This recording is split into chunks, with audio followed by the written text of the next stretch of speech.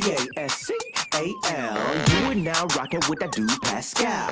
We be going wild, Haitian in the building, so original. Got the haters catching feelings. Get your hands up to the ceiling and keep them held high. Cause St. Louis isn't ready. Forget about it, goodbye. Hold on, we just saying hi. Five somebody, rise up. Weekdays, catch us live. Somebody, let's go. Happy Election Day! It is on, baby.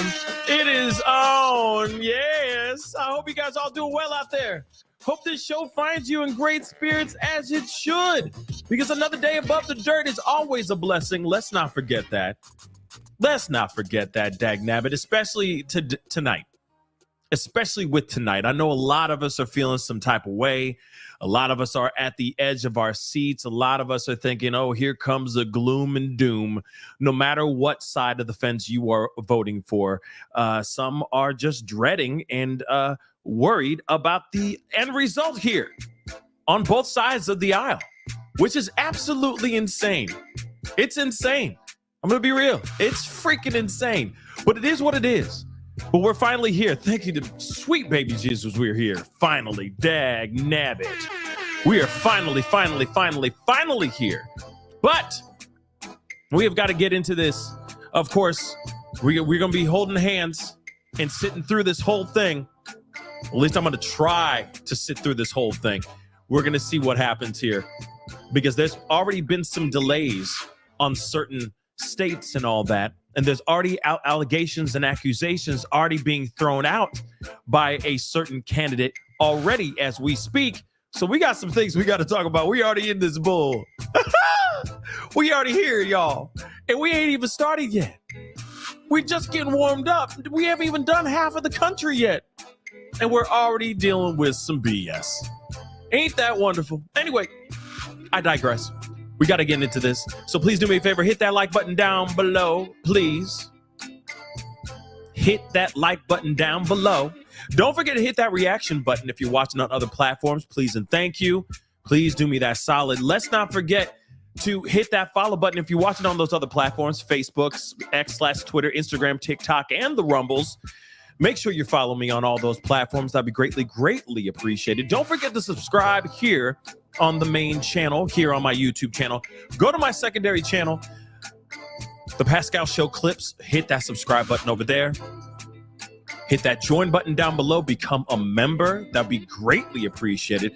Check out my locals and my Patreon. Patreon.com/The Pascal Show and locals.com/The Pascal Show. Of course, check out my merch page, pascalmerch.com. And of course, I got that GoFundMe going on still as we speak, raising some money for this holiday special that I am putting together right now as we speak. So please, I'll put the link in the chat here in just a little bit. But the GoFundMe the link is in the description box down below. So go check that out if you can. All right, guys. Oh boy, here we go. Hi, hope you guys are all well. We got a lot that we're going into, and I know that a lot of people are very, very concerned, very nervous about everything. But guess what? Today is Election Day. I know some of y'all are like, oh my God, this couldn't have come faster. Couldn't have come fast enough. I am tired. I am wiped out. I am at my wit's end with all the BS that's been thrown in our faces since the dawn of this election, since this whole campaign run on both sides. It's been really wild. Trump almost lost his life 2 times, potentially 3 times. That story is very weird about the guy who tried to bring in a pew pew and all that stuff, which is absolutely insane. But we'll talk about that another time. He almost lost his life 2 times that we know of. Biden was running. Then he backed out. And then Kamala Harris takes over. It's been a very interesting election. It's been very stressful. I get it that there's been a lot of people very, very angry about things that have been going on the Democrat side, and then of course there have been a lot of people that have been very upset about things that are going on the Trump side as well, or on the conservative side or the Republican side as well. It's been absolutely insane. It's been a roller coaster ride, to say the least. But at the same time, it didn't. It wasn't boring. Let's just say that. It's been an interesting ride. And there's been a lot of stuff, a lot of finger pointing, a lot of BS, a lot of stuff on both sides. Like I said, I'm sitting on the fence here. Who you vote for is who you vote for. I don't care who you vote for, to be honest.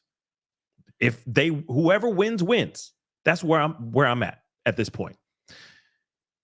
I know some people are going to be like, no, whoever wins. Either side is going to be screaming to the heavens and saying, no, not 4 years of this ish. I get it. Both sides suck. I said it. I don't care. And whoever you're voting for, hey, I'm happy for you. Who you voted for, be proud of it. And that's it. But it should not be a thing. And of course, I'm going to keep saying this until I'm blue in the face, but it should never be a situation where it should divide us as a people. It shouldn't. That's the one thing. For me, that is the main concern I have revolving around this whole thing.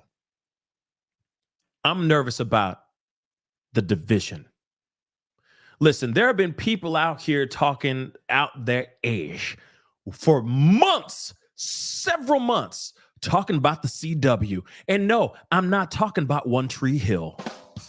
I'm talking about that other stuff, the C-dubs, the division of the country because of someone actually winning over another person. That is my concern, that people will feel some type of way about this ish, that it turns into a fight within our own country, within ourselves as a country, as Americans. That is the concern I have. Now, there's been people out here fear-mongering like a mother lover, and that's BS in my personal opinion. Absolute BS. I will say that because people like to get their clicks, so they'll talk all day long about, CW is coming. Get ready, brothers and sisters. The war is coming right to your doorstep. Shut up. That's what I think about that. All I can do is hope and pray that this country takes it on the chin like an adult. Does that make any? That sounds weird, but you know what I'm saying. We become adults about this and not just have some weird, strange temper tantrum like we're a toddler in the middle of a sandbox because little Ray Ray won't share his red fire truck with you. We're adults here, aren't we? And we should act as such. Period. So whatever side wins, wins. And we need to move on. And let that person do what they need to do. Let's be really clear on this. If he wins, okay, let's see what he do. If she wins, let's see what she do. Step back, let her cook, let him cook. And hopefully the theories and the BS that's been out here like crazy as of late with, if he gets elected, it's all over. Or if she gets elected, it's all over. Hold on. That's all rumor. It's all divisive BS so that you won't vote for that person, that particular candidate. But if they do win, all right, let's step back. You know what I'm saying? And let them cook. And if they start doing crazy illegal-ish, then hopefully the powers that be know how to suppress or take that person down. Trust. There's got to be a way of controlling even the person at the top of the totem pole. I mean, that may be wishful thinking, right? That may just be wishful thinking. And if it is, then boo-hoo. But at the same time, let's let them do what they do. Let's see what they do. All I hope is for a better future, a better country, better pizza, better ingredients, not Papa John's, but you know what I mean. Just a better time, because it has been pretty crappy. And I think we can all agree on that too. It's been tough. And I will say this too, near the end of the other term, 45's term, wasn't so great either. We were locked up because of the Rona. Let's not forget that too. It was bad. So, like I said, it's still going to be an interesting transition on whoever ends up running this country. And don't worry, it won't be Jill Stein, and it definitely won't be that Kennedy. So, it's up to two people, and two people only. Trump, Harris. It's about to go down, or it's going down. And we will find out very, very soon. And of course, of course, it's your election and you can cry if you want to. I bet you're doing that right now, just doing this, singing that like this. Like some old 1960s, just like, you would cry too if it happened to you. You know what I'm saying? You got people in the background doing the dance for you. I'm playing, T. You know I love you, man. You know I love you. If you got time to hop on, you are more than welcome to come on to the show. We won't be on for a minute, T. So if you are still listening, if I didn't insult you too badly with that joke, you are more than welcome to hop on for a little bit if you want. Love to hear your thoughts on everything that's been popping off. How what's been percolating out here in these streets. So let us take a look at this. We got a few things to take a look at. Now, there's obviously a, like a poll going on, or, like a polls watch thing, elections watch thing throughout the entire country. Of course, we are nowhere near on the other side of the West Coast, or some of you guys like to say the left coast of the country. We are not there yet. Obviously, polls are still open as we know it. There are some things that have been going on. There's been a little bit of, oh, that's fine, T. Do your homework. Do your homework, T. But from my understanding, there's a situation going on in Pennsylvania, which I think is going to be very interesting. And allegedly, there's already allegations about the polls in Pennsylvania. Hold on. Let me just pull this up, because, of course, we need to pull that.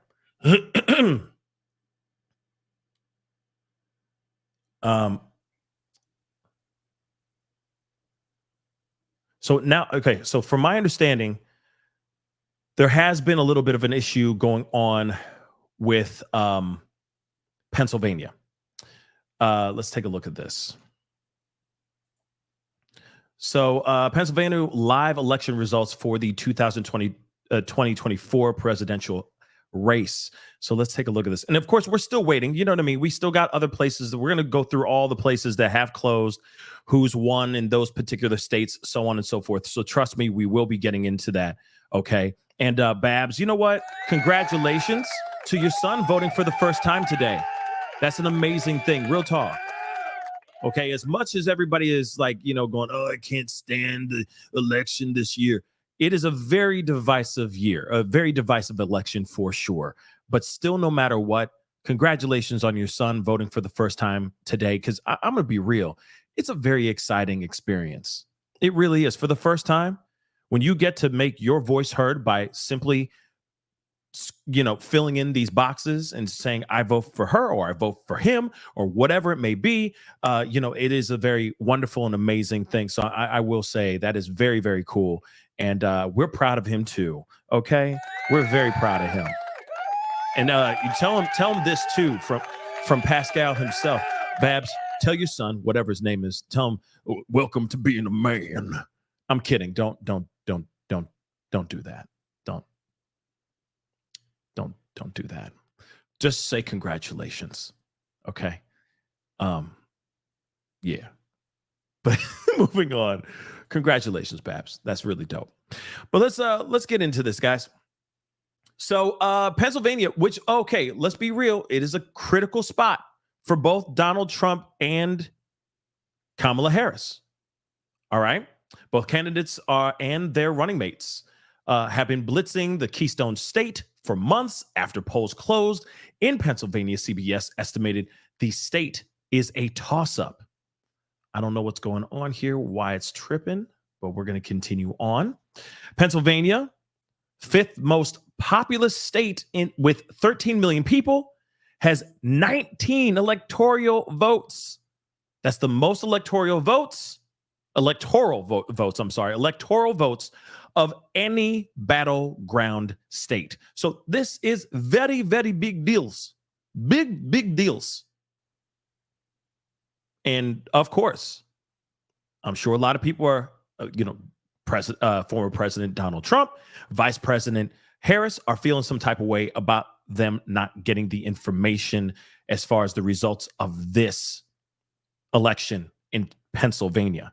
Now, there's been rumors that Trump is saying that the mess up is to try to screw with him.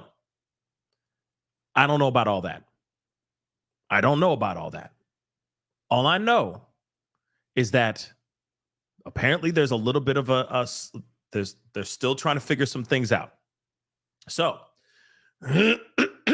they're saying a winner won't be known quickly in Pennsylvania. So results in Pennsylvania likely won't be known on election night. What the fuck? Do you realize how bad that is? Hold on. What? So they may not know until what? When? So Pennsylvania law doesn't allow the early processing of mail-in ballots. Well, then why do early mail-in ballots in California if you don't even have that allowed? That's so stupid, which dragged out the state's 2020 ballot counting process. Pennsylvania election officials are bracing themselves for conspiracy theories and protests. Duh! So you mean to tell me, cabrón, we won't know until tomorrow who the winner is? We're going to be up all night just sitting there going like, okay, who is it? You know, everybody's wearing the MAGA or their Harris hat, just sitting at the edge of their seat, and they're going, we won't know until tomorrow. What? That's whack. And I can see why there's a certain candidate right now feeling some type of way about this. Duh. Let's keep it a buck. I don't blame him, but we've heard his song before. Let's be real. We have heard. You got to understand, any opportunity to give any of these candidates any room to think that there's foul play within this situation, the last thing you want to do is give them even an inch, because they're going to turn it into, you give them an inch, they turn it into ancient aliens abductions and stuff like that. They will take it to a whole nother level. And then next thing you know, if, let's just say, because allegedly he is claiming that there's something going on, that there's some muckery going on. It's coming from him, allegedly. Now, if he loses, and we find out first thing in the morning, where they go, the results have come out and electoral votes have come in and all 19 go to Kamala Harris. He will instantly sit there and go, corruption. And then we're back to what we dealt with 4 years ago. You realize that, right? So in other words, he needs to be out here and win. Landslide win. Without thinking twice on this situation before they even do the counting for Pennsylvania. Think about that. We'll be back to the same BS all over again. And I'm going to be real. I don't really want to go back. I really don't want to go back to that BS again. I really don't. That's the part where we can't talk about certain things.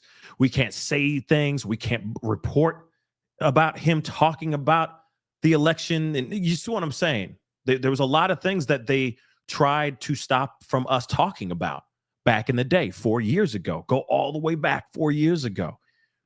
He was very upset, and he made it very clear. And YouTubers, political pundits on YouTube, content creators that cover these things couldn't talk about it, couldn't even say the words. Literally, we couldn't say the words. Like, remember Rona? We couldn't talk. We couldn't even say the word back in the day. We had to use code words. And I don't want to go back to that BS again. Come on. So elections in Pennsylvania have never been more safe and secure with a voter verified paper ballot record of every vote that's cast, whether you vote in person on election day or you vote by mail. This is Al Schmidt, a Republican and the state's top election official. This is what they told 60 Minutes in October. Okay. Now, okay. So there's that, which is trash, in my personal opinion. Hold on. Trying to get a few things for you guys.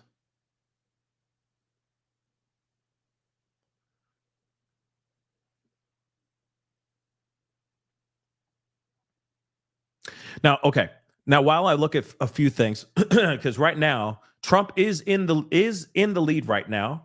There is a ABC News thing that I had, but I'm going to pull up something else really quick. Pull up NBC right quick.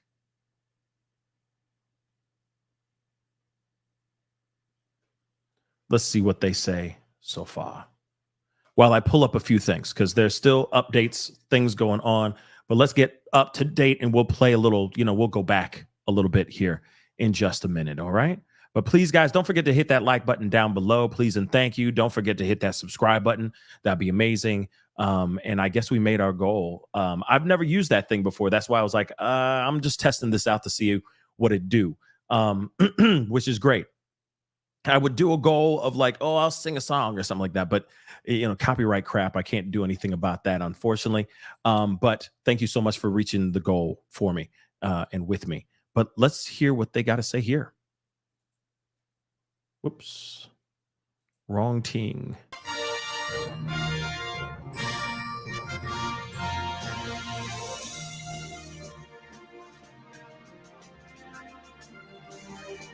I'm pulling it back, though. Let's hear what they say. Why does it sound like... Sounds like the theme music to a video game or something. Like a Captain America Nintendo game.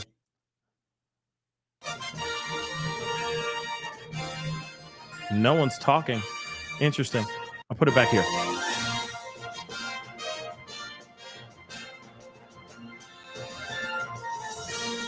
That's what it feels like.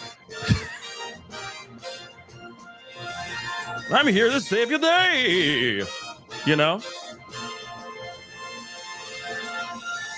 Like old school. This makes me think, hold on. Okay, whoever's seen The Rocketeer, think Rocketeer and then hear this music.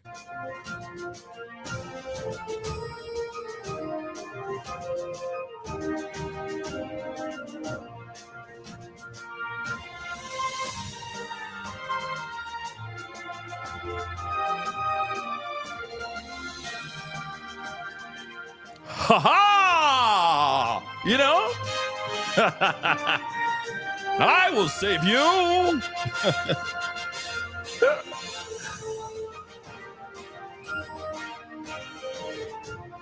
Captain Underpants, will you save me?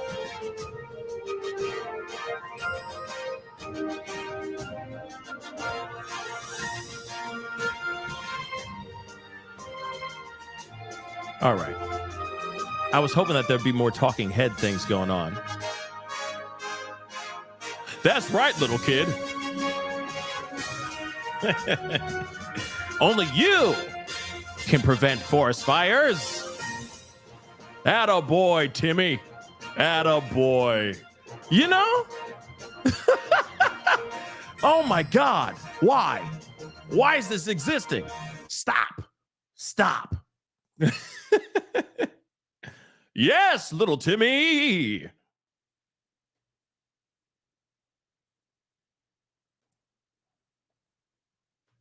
I'm pulling ABC back up. That was just trifling. That was just trifling. Let's see if they got people talking. Before fetal viability or when necessary to protect a patient's health.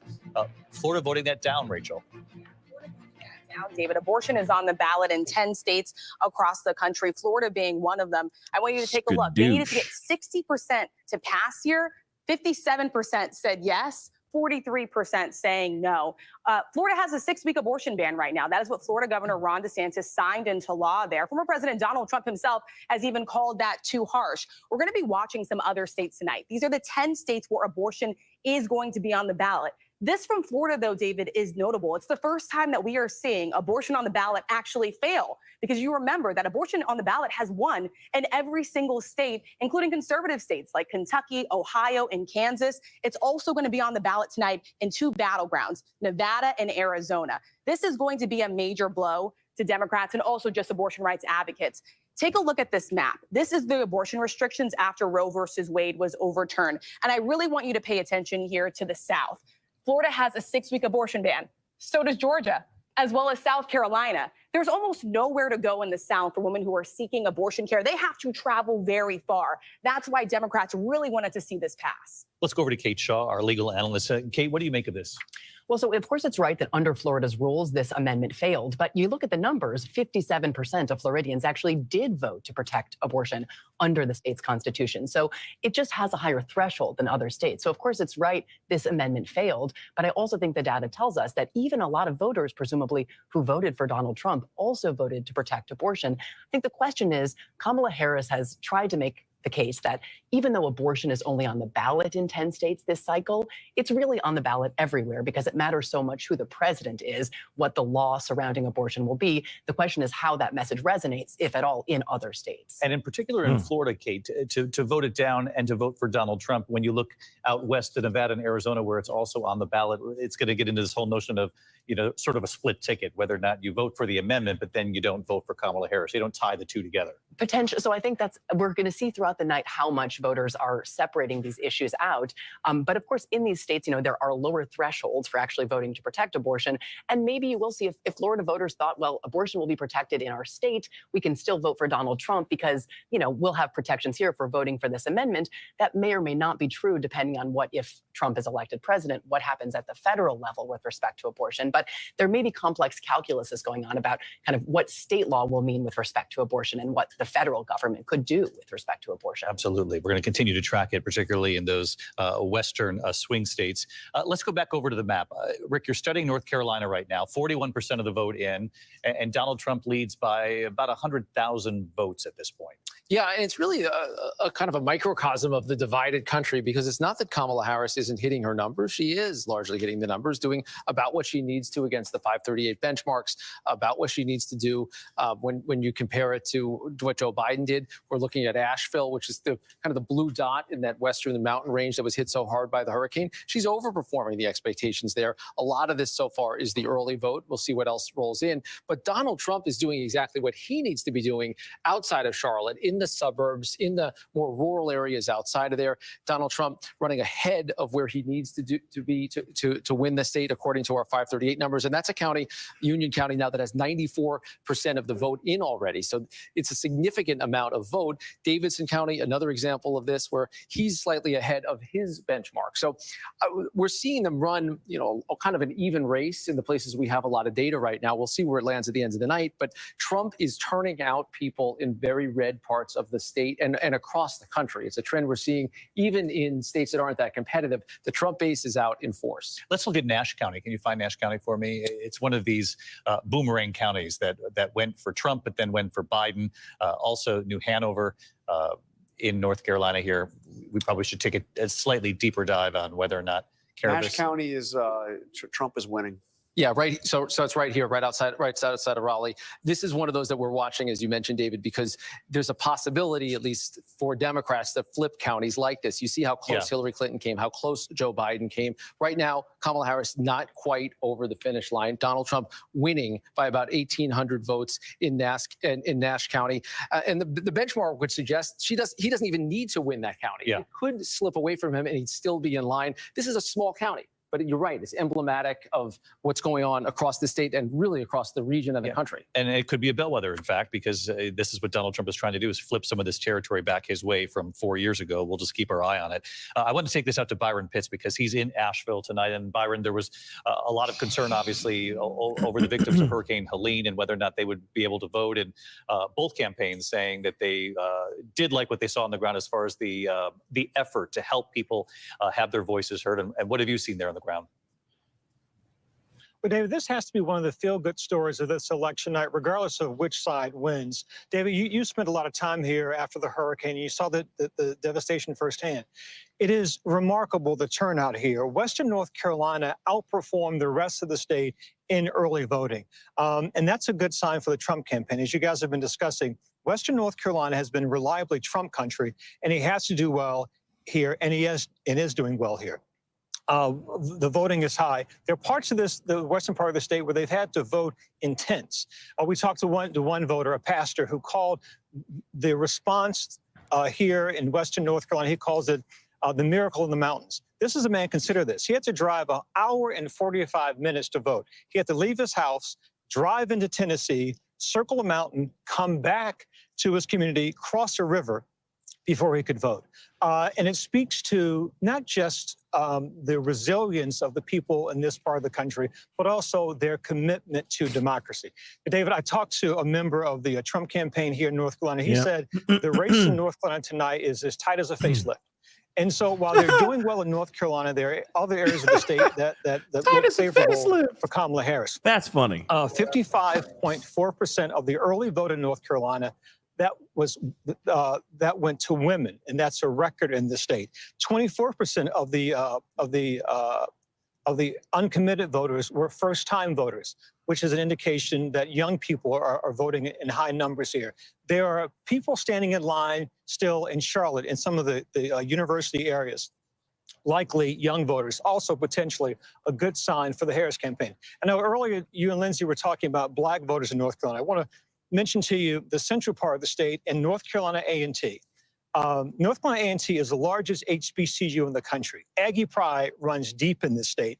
And so expect Harris to do well in that state, that part of the state, and also in eastern North Carolina, where A&T has one of its largest alumni chapters. So there's a lot going on in North Carolina, still tight, and both camps see reason to be optimistic at this point. Byron Pitt. You can see they still have so much work ahead of them in the cleanup of the aftermath. I mean, I'm going to say this. I think as far as this disaster that happened, the disaster that happened in Tennessee, North Carolina, those areas and all that, due to the hurricanes and everything, I think it was a bad thing for the Biden administration and bad for Kamala. That's what I truly think.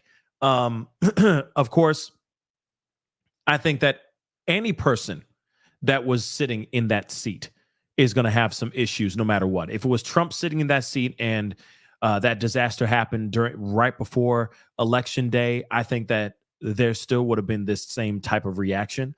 It would have been Trump's fault about him not doing enough and so on and so forth. I mean, like I said, I feel like a lot of these disasters that happen right around the time election starts, it tends to shame. It tends to have people shift gears a little bit, and they're like, "Well, the leader that we had during that time didn't help us, so shame on them. I'm voting for the other guy this time." You see what I'm saying? So I think that that's one of those things that turned into a decision maker for a lot of people, and possibly in North Carolina and Tennessee. Now, let me share this, though. Let's take a look at this here, because we do have a few more.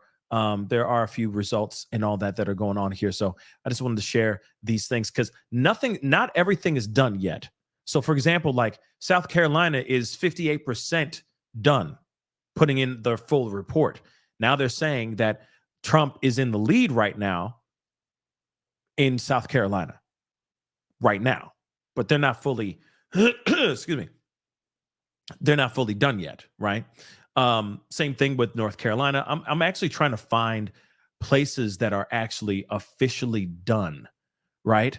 Somebody just said, where did it go?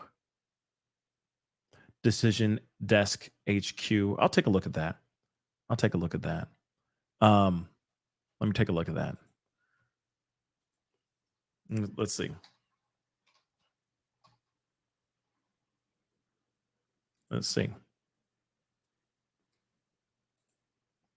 Explore the latest results. Take a look at this, guys.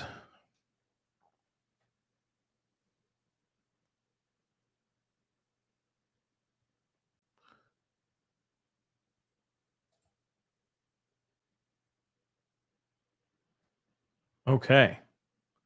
So this right now,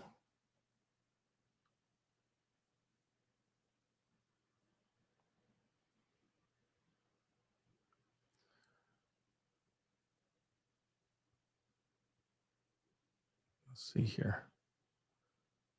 Have the state below for detailed results. Okay, so for example, let's look at Illinois. Harris. But see, votes counted in 32% right now. So she's in the lead right now, but it's not done yet.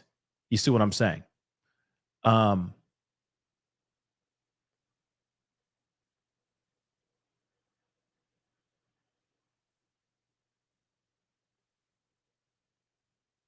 Emily Parkinson. Yes, you're right. I'll read that super chat here in a second. But it is interesting, right? Again, like New York isn't even done yet. We haven't heard anything or seen anything about New York yet. Same thing with Maine. Let's see, Pennsylvania. I mean, they're saying Pennsylvania right now is Kamala Harris, but it's still not over yet. Only 19% in. And then, of course, they were also having issues with things that were going on with their election ballots as well. So, which is also annoying as all get out. So let me read that the comment here. Emily, thank you so much for the super chat. And I'm going to read some of you guys' super chats for sure too. But they love putting these maps, but the electoral votes determine the winner. Abso-freaking-lutely. Definitely. Now, is it, and I'm reading some other comments here, but that's very, very true. But it is good to know about the popular vote, right? About what we vote, who we vote in. So I'm actually interested in what the people say too, which I do think that we need to rid of the electoral college. I'm going to be real. I really do think that we need to be rid of it. Let the people be the ones who actually make the decisions on who is actually making decisions for our country and all that. That's what I truly believe. But at the same time, it's very interesting, right? So let me see something, because here's the thing. Right now, all the solid is not done yet. Because some of you guys are saying, I just read another comment while I read that comment saying, oh yeah, the solids means that it's done. When actuality, it's not. For example, Texas ain't done yet. They got 60%, 63% in right now. Trump's in the lead, but still, they only have 63% done. You see what I'm saying? Same thing with, and I'm still looking to see if there's any of them. 95% are done in Florida, which I already knew that Trump was going to get Florida.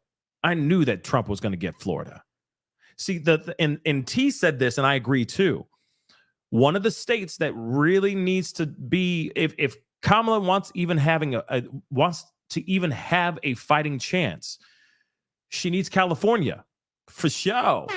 California all day long. She definitely needs California.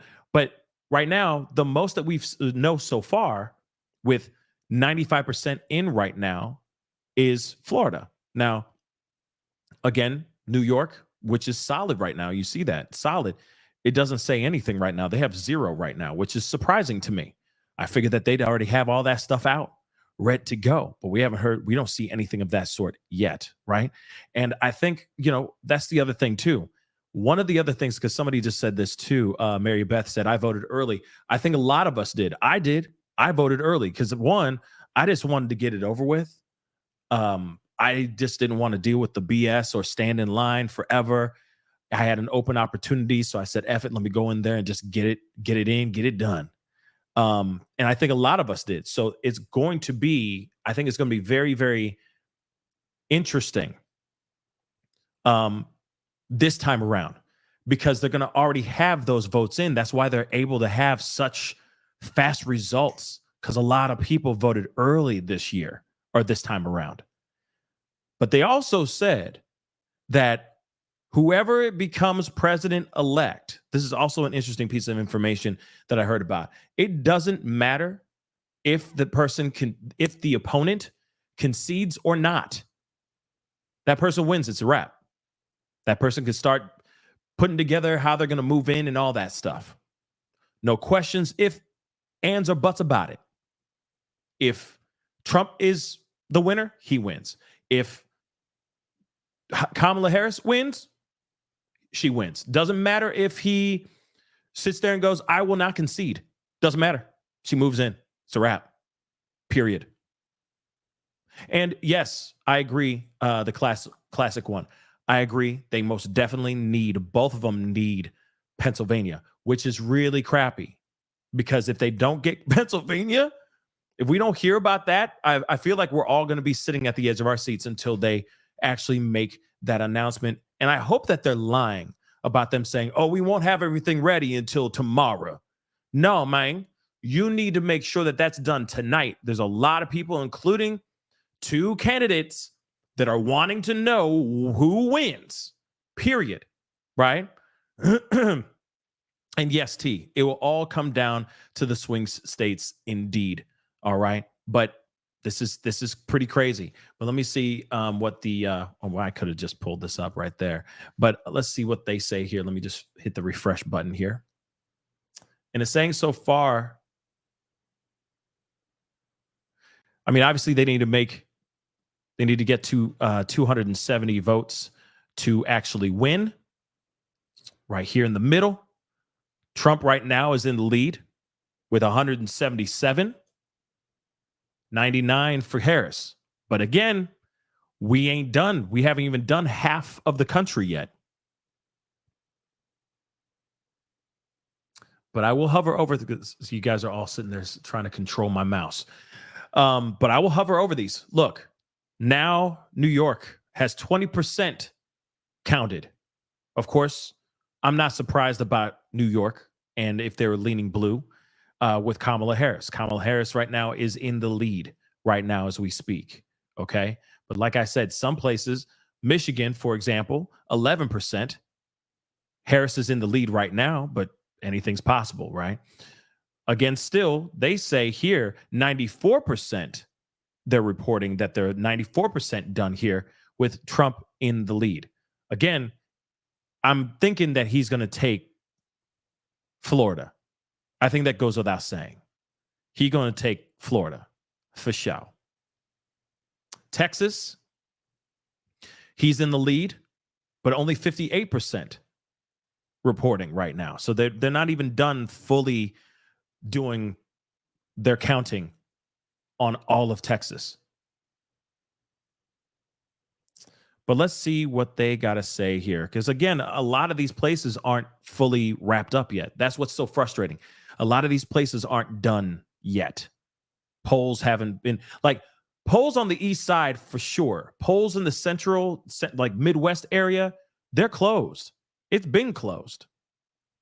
But they still haven't gotten over here yet, which of course, for example, in my timeline,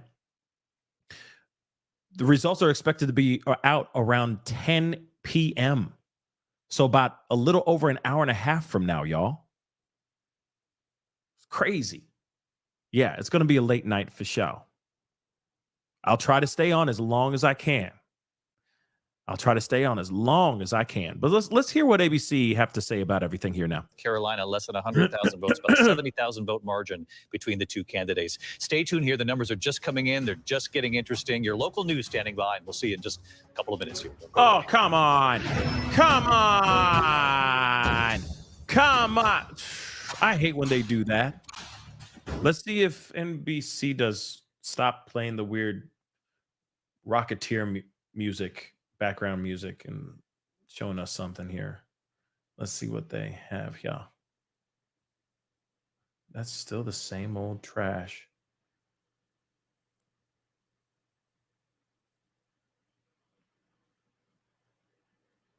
Boom. Let's try this one instead. Let's see what they got here. Leading now with over 100,000 votes. In Iowa, Kamala Harris, Donald Trump, that is too early to call as well. Let's go over to Tom Yamas right now, who can give us a little bit breakdown on the pass to 270. Clearly, at this point, they're both wide open. Yes, still very early so far. No big surprises. If you're watching at home, you can find your state here. We've already given some. We've projected some states for former President Trump, some for the vice president, and still so many, the bulk of states right there in the middle, and still so many people still voting along the West Coast in places like Hawaii and Alaska as well. Let's remind you and walk you through the paths that each candidate hopes to take to get to the White House. Let's start with Vice President Kamala Harris. We'll click her in here, get to 2024. This is the predetermined map of how the states voted in 2020, and then the 7 battlegrounds that will be decided tonight.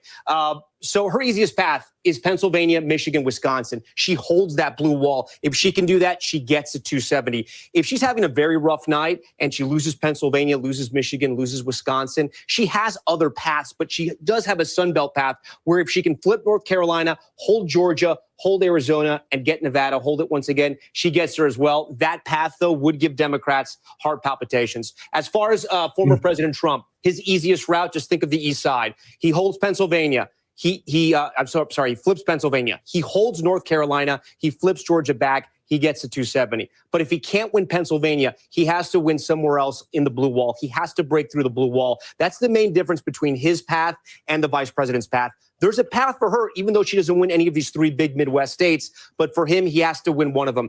If he wins Michigan and he flips North Carolina, holds Georgia, he can win any of these 2 out west, either Nevada or Arizona, put him over the top. But if he can only win Wisconsin, I'm going to take Nevada away. He has to win Arizona to get to 272. So you can see it's going to be a long night for us. But every state sort of leads to a domino effect, if you will. And that's one of the reasons why we were watching Ohio, because if he were not to win a state like Ohio, which he won the last 2 presidential elections, his whole map changes. Guys, back to you. Well, right now, so far tonight, we haven't had any big shockers. Yeah. But let's talk about Pennsylvania. There's a reason that the campaigns spent more money there, spent more time there. It may well, at the end of this night, or perhaps it will be Saturday morning, like in 2020, it will all come down to Pennsylvania. It very well could come down to Pennsylvania. 19 electoral votes. It is the biggest battleground prize out there.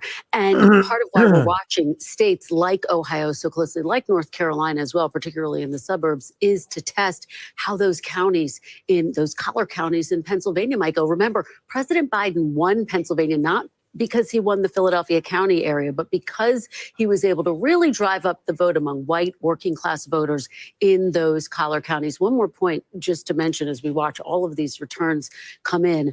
When President Biden was at the top of the ticket, a state like North Carolina was out of reach for Democrats. The fact that we're talking about it right now, the fact that there's been so much play in North Carolina, that former President Trump spent so much time there in recent days, underscores the fact that they have tried to open up more paths, and we'll have to see if that was effective. I want to ask a little bit about Michigan. We haven't really talked much about the Gaza war in Gaza and how that might affect the vote, in Detroit and in parts of Michigan. Are we getting any read there at all? Well, it's going to be something that matters, right? Because we saw that uncommitted vote. We know there's an Arab American population in largely Wayne County. It's only about 2% of the population, but it could be potentially significant here. You saw Vice President Harris, as she was on the campaign trail just in the last few days here, begin her rally speech, one of them in Michigan, by referencing, of course, Israel, Gaza, what was happening. She doesn't typically start off her campaign speeches, her stump speech that But she's way. been tackled at times. That's right. She has again and again, she has faced down protesters who heckle. She typically says something along the lines of, "You have a right to be heard, so do I," and I'm speaking now, which is a line that she's become sort of known for at this point. But the other piece of this too, when you look at this, Michigan is a place, it's going to be critical for her, as Tom has just laid out in the map. It is also the place where she started this shift in the last few days on her closing argument, moving away from this idea that Donald Trump was sort of looming large as this threat to democracy, this ominous shadow hanging over America, and shifting away from saying his name at all. He took calling him Kentucky, the other guy, allegedly. trying to make him seem small, unserious, Lester. All right, we have another call to make, and this is a pretty big one. The state of New York, and not necessarily a surprise, but NBC News projects that New York will. Kamala Harris is the projected winner. I'll get this out. Projected winner in New York, and there you see the vote difference: 845,000, 33%. Projected winner in New York. The map to show us where we are on that road to 270. That puts Donald Trump out front with 168. Harris with 62 now. Let's continue this conversation about Michigan, about young voters, because this issue that you raised, Gaza, Israel, this is a very potent issue with young voters, with the many. Sorry, I got to pause this. I know this is live. Don't worry. I'm going to continue playing it. I promise. Somebody promise this. But here's the thing. I'm not okay. I really think she's going to take Michigan. I think a lot of the southern states that are traditionally red are going to vote for Trump. I think that's already. I think the traditional reds and the traditional blues are going to sway with their respective presidential candidates. That's what I truly think. So when it comes to like New York, right? Let's just go back to this here really quick. For them going back, like, for example, saying that she's the projected winner in New York right now, I'm not surprised. So when we look at, say, Pennsylvania, who is known for being blue, from my understanding, we'll still be on the edge of our seats, because I've seen a lot of Trump supporters and a lot of Republicans in Pennsylvania as well. So it will be very interesting to see what happens with Pennsylvania. But we may already know the end result before we even turn to Pennsylvania. You see what I'm saying? So we will see. Now, again, places that are traditionally red are going to lean red for sure. But the places that are traditionally blue are going to lean blue. But I think there will be one or two states that will be a little bit of a surprise. Will they be a huge move, a huge change for the end result? Like I said, they're all trying to get to the first person to get to 270, right? Will those states that may change color, those swing states, are they going to help Harris or Trump get over and get closer to 270 for the win before we even look at Pennsylvania? Maybe, but then maybe not. We may have to sit here, not us, but I mean, they may have to sit overnight and wait for the end results from Pennsylvania. But I really don't know if Pennsylvania is going to be the factor, is going to be the make or break of this situation. I think that we're going to know way before Pennsylvania. That's what I truly think. And it will be shocking, whichever side. That's what I'm predicting. I could be absolutely wrong, but wilder things have happened in these on election day. Remember last year? There's a lot of things that happened last election. Crazy stuff happened at the very, very last minute. And then, woo, you know what I mean? Boom, it was Biden wins, right? So this will be very interesting, to say the least. So let's listen to this. Students, and we see Kamala Harris struggling with that. We've seen ads by third-party groups in Michigan trying to bring up that kind of dissent that is going on. It's very interesting. In the primary, there was an uncommitted vote, sort of a protest vote against President Biden. 100,000 people voted uncommitted in the primary. the margin in 2020 was 154,000. So this is a constituency that very much matters. Absolutely. And with young voters right now, we just had Hallie, you brought this up on the data wall a little bit ago. Trump is leading young voters. And again, that gender gap is playing out right here. It's large with voters under 30. Of men, 59% going for Trump, 39% going for Harris. Women, 54% Harris, 44% Trump. He's continuing to close those margins. The other thing that's interesting about Michigan, of course, there's a 52,000 person campus, University of Michigan. Back in 2016, Trump only won by about 11,000 votes. On that campus, I actually anecdotally heard students energizing other students by saying, if only a fifth more of this campus were to have come out, it could have made a difference. So what does that look like right now? Who does that mean did better on those campuses if we start to see those margins be eat away at? And you'll recall back in 2016, sorry, Hallie, you'll recall in 2016, Hillary Clinton, when she did the postmortem of her campaign, the criticism was she didn't spend enough time in Michigan. And so what we've seen from the Harris campaign is she has been there. And Trump has certainly been there as well. He closed out his campaign there. And so the Democrats have tried to learn from the mistakes of the past. Trump has been very focused on that area as well because he knows he's got to. Well, just to demonstrate how complicated politics is, Harris is on defense to a certain extent over her stance with Gaza and Israel, the Biden administration stance in Michigan, but then also losing some of the Jewish vote, for example, in Pennsylvania and Florida. We've heard about that anecdotally as well. It's about the bottom of the hour.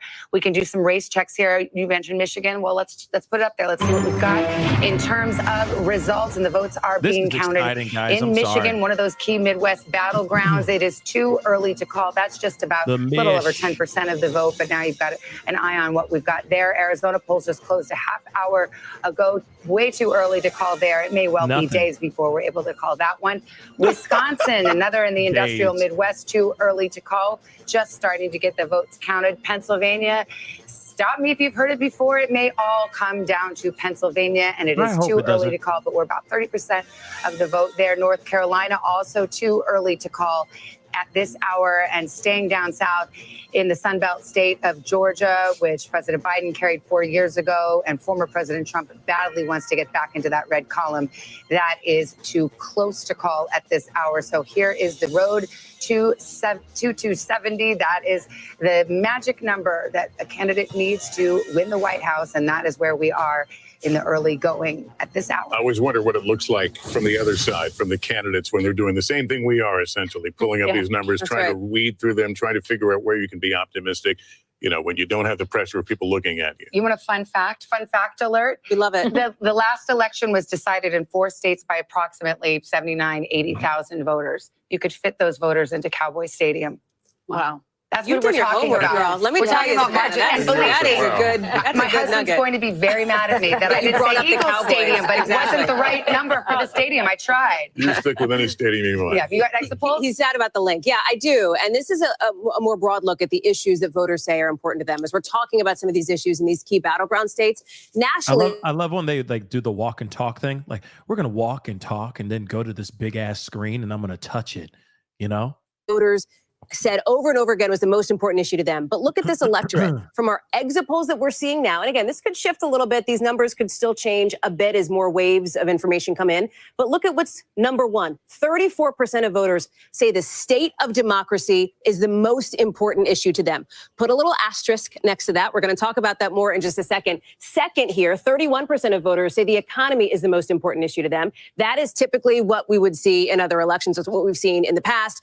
I would also note that just because a candidate leads on the top issue doesn't mean that they would win the election. Abortion is right there at 14%. Immigration trailing at 11%. And why do I bring that up? That was key to former President Trump's close. When you look at the vote breaks for this, which just means who people supported when they said this was their top issue, on state of democracy, voters broke for Kamala Harris. So she leads on that issue. More people who said that democracy was their most important thing backed Kamala Harris than did Donald Trump. She is also leading on abortion as well. It's the flip when you look at economy and immigration. More people who said that the economy or immigration were their most important issue backed former President Trump. That is not altogether shocking, right? Those issues, economy, inflation, immigration, it largely tracks with what we had been seeing over the course of many months since Kamala Harris got into this race in public polling. But here's what's interesting, and let me walk back to the desk with you to talk through some of these democracy issues here. Burn those This calories. is a funny question, state of Go on, democracy, girl. because there are Republicans who believe that the state of democracy is an existential threat.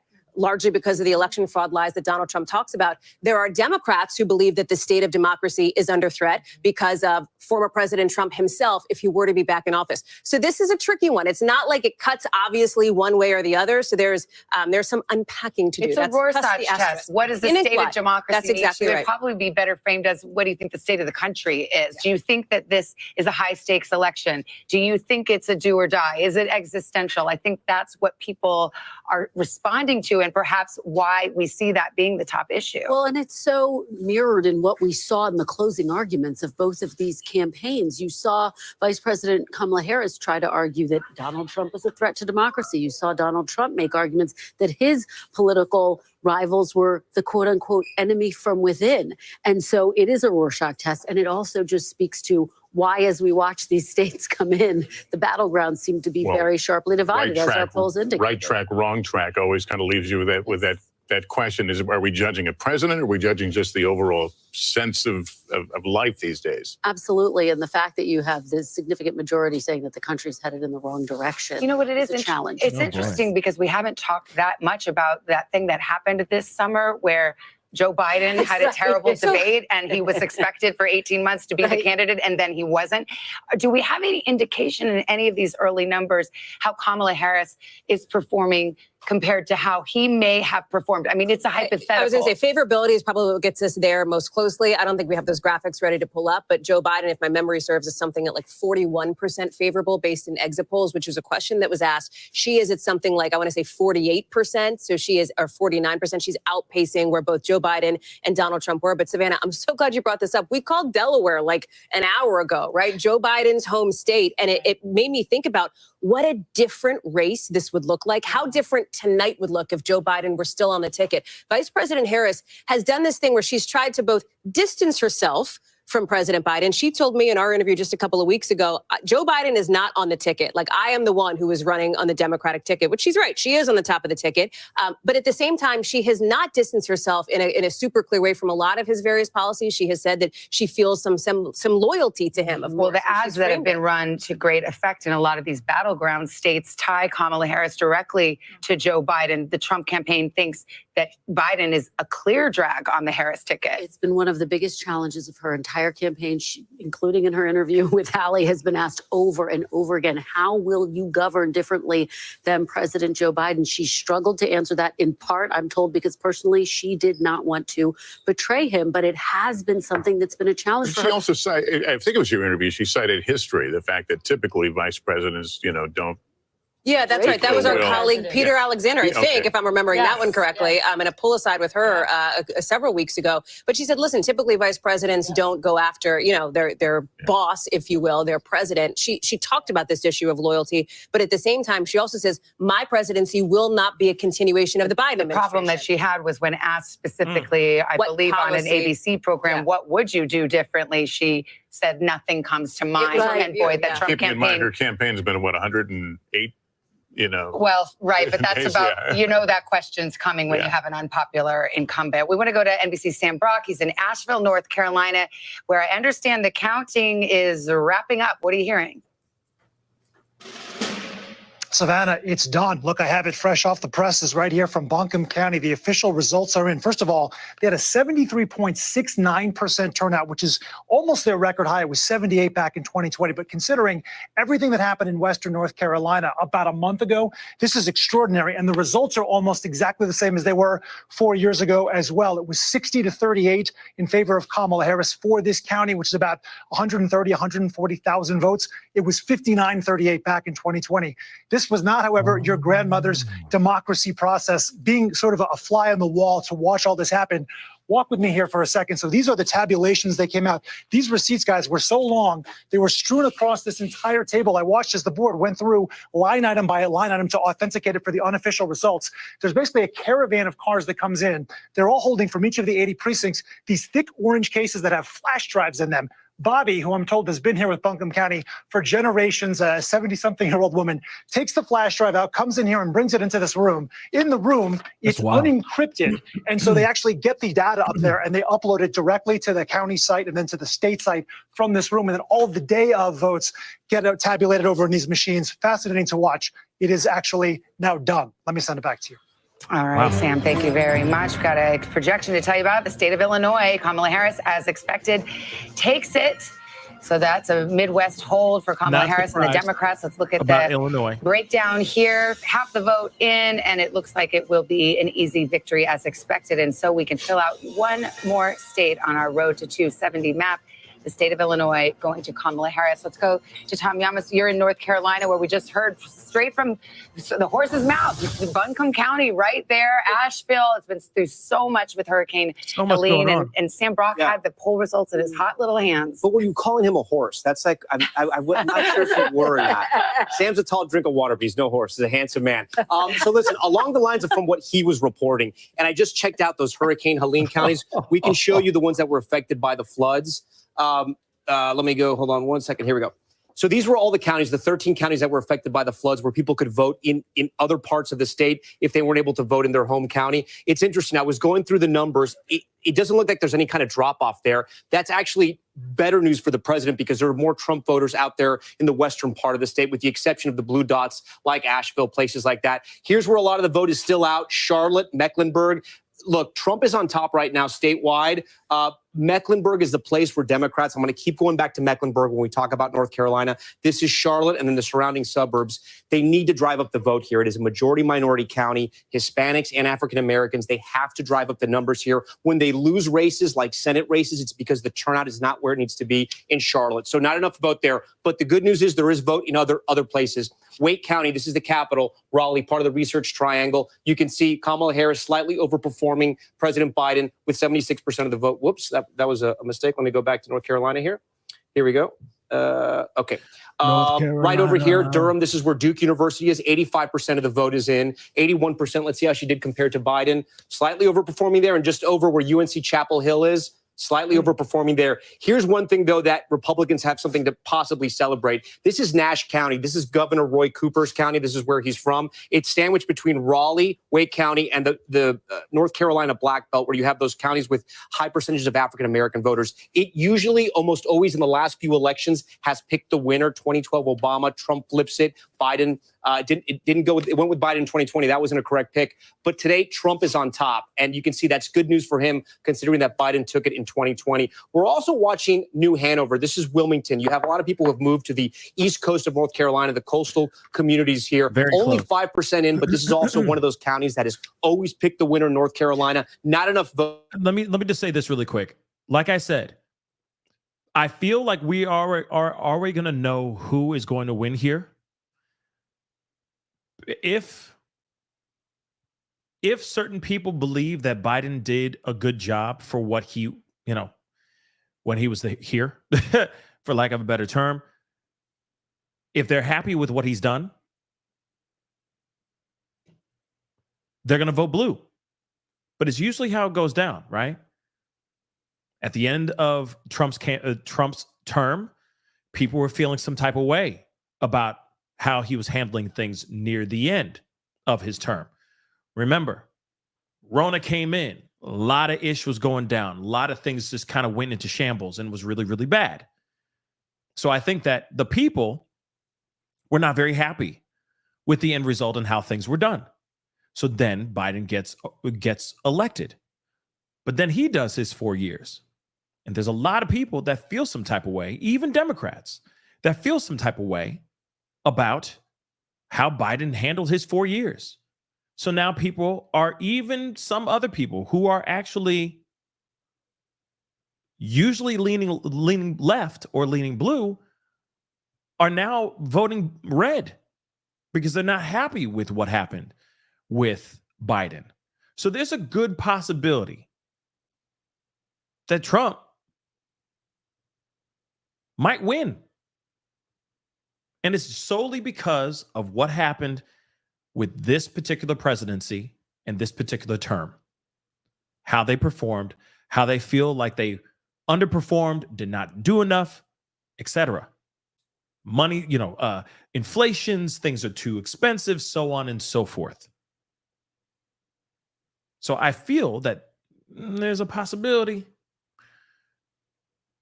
that the people are going to talk, at least as the popular as at least as the popular vote goes. Now, I know that might not be something that everybody wants to hear. Some people some people love that. And yeah, and here it is though, Emily.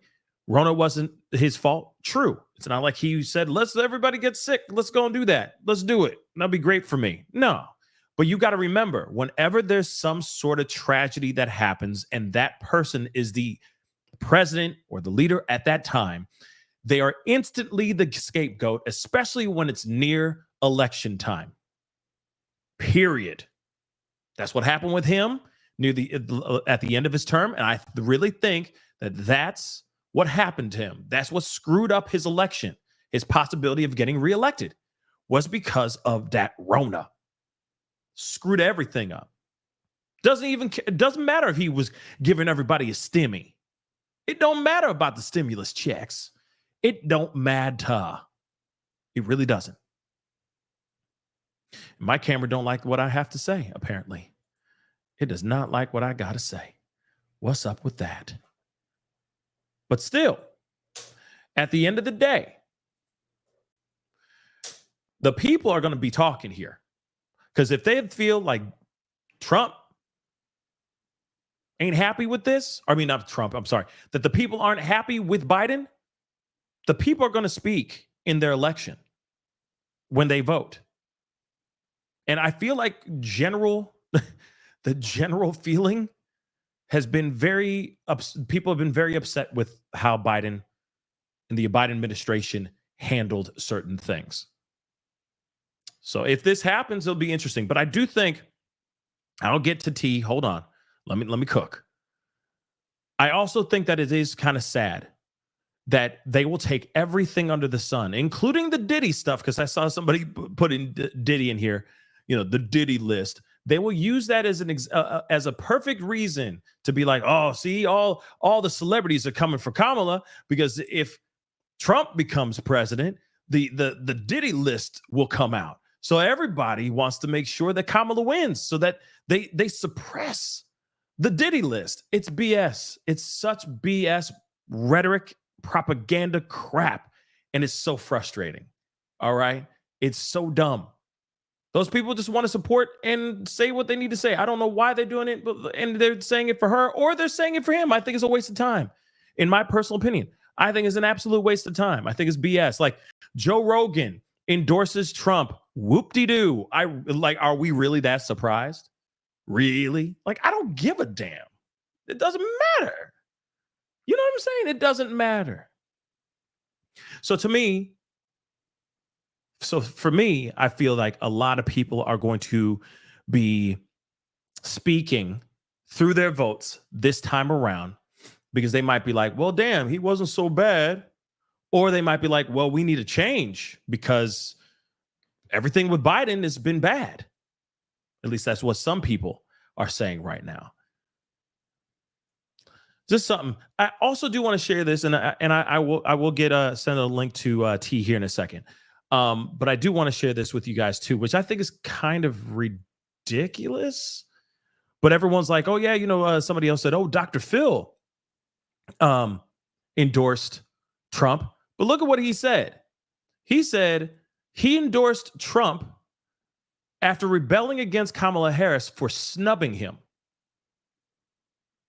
What is that all about? Why did that happen? Snub, that's kind of whack. You snub me, I'm going to go and endorse Trump. Which, by the way, I don't care who Dr. Phil is voting for. Now, I'm going to vote for Donald Trump. I don't care. I don't give a damn. But at the same time, people are all sitting here saying, oh yeah, it needs to be, we need to endorse, because that's the cool thing to do. It's going to change people's voting, because Taylor Swift says she's going to vote for Kamala Harris. It's not going to change anybody's vote. It's not. Maybe some people who are cuckoo for Cocoa Puffs. But other than that, Joe Rogan, which I do appreciate, I will say this too. Joe Rogan did not endorse until later today. He didn't endorse 3 weeks ahead of time and say, everybody go vote. And I'm not sitting here saying that I'm a Joe Rogan fan. I'm just saying I appreciate the timing.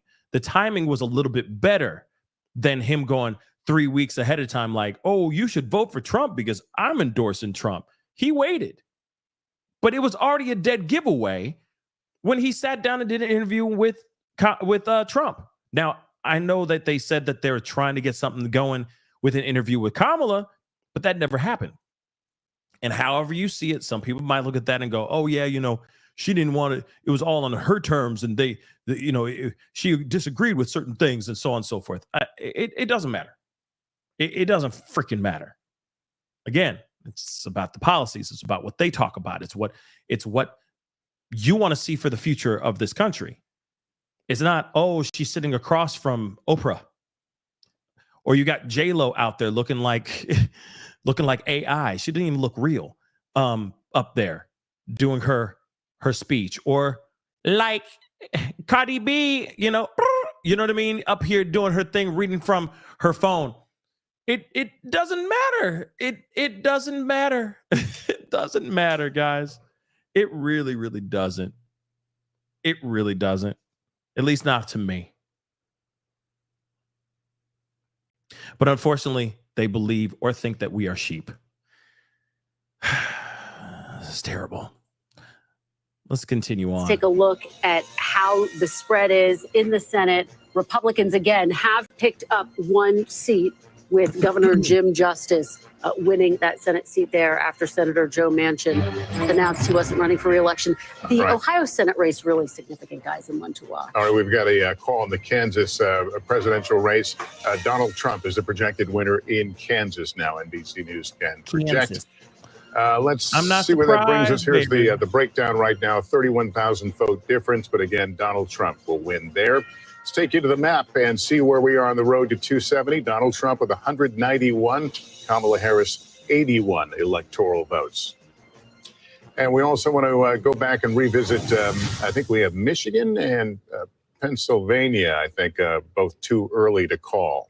Too close to call at this hour. There we go. Yeah, we'll pause there. Let some of our other stations catch up with us as we show you the road to 270, the map filling out, but we got a lot of work to do.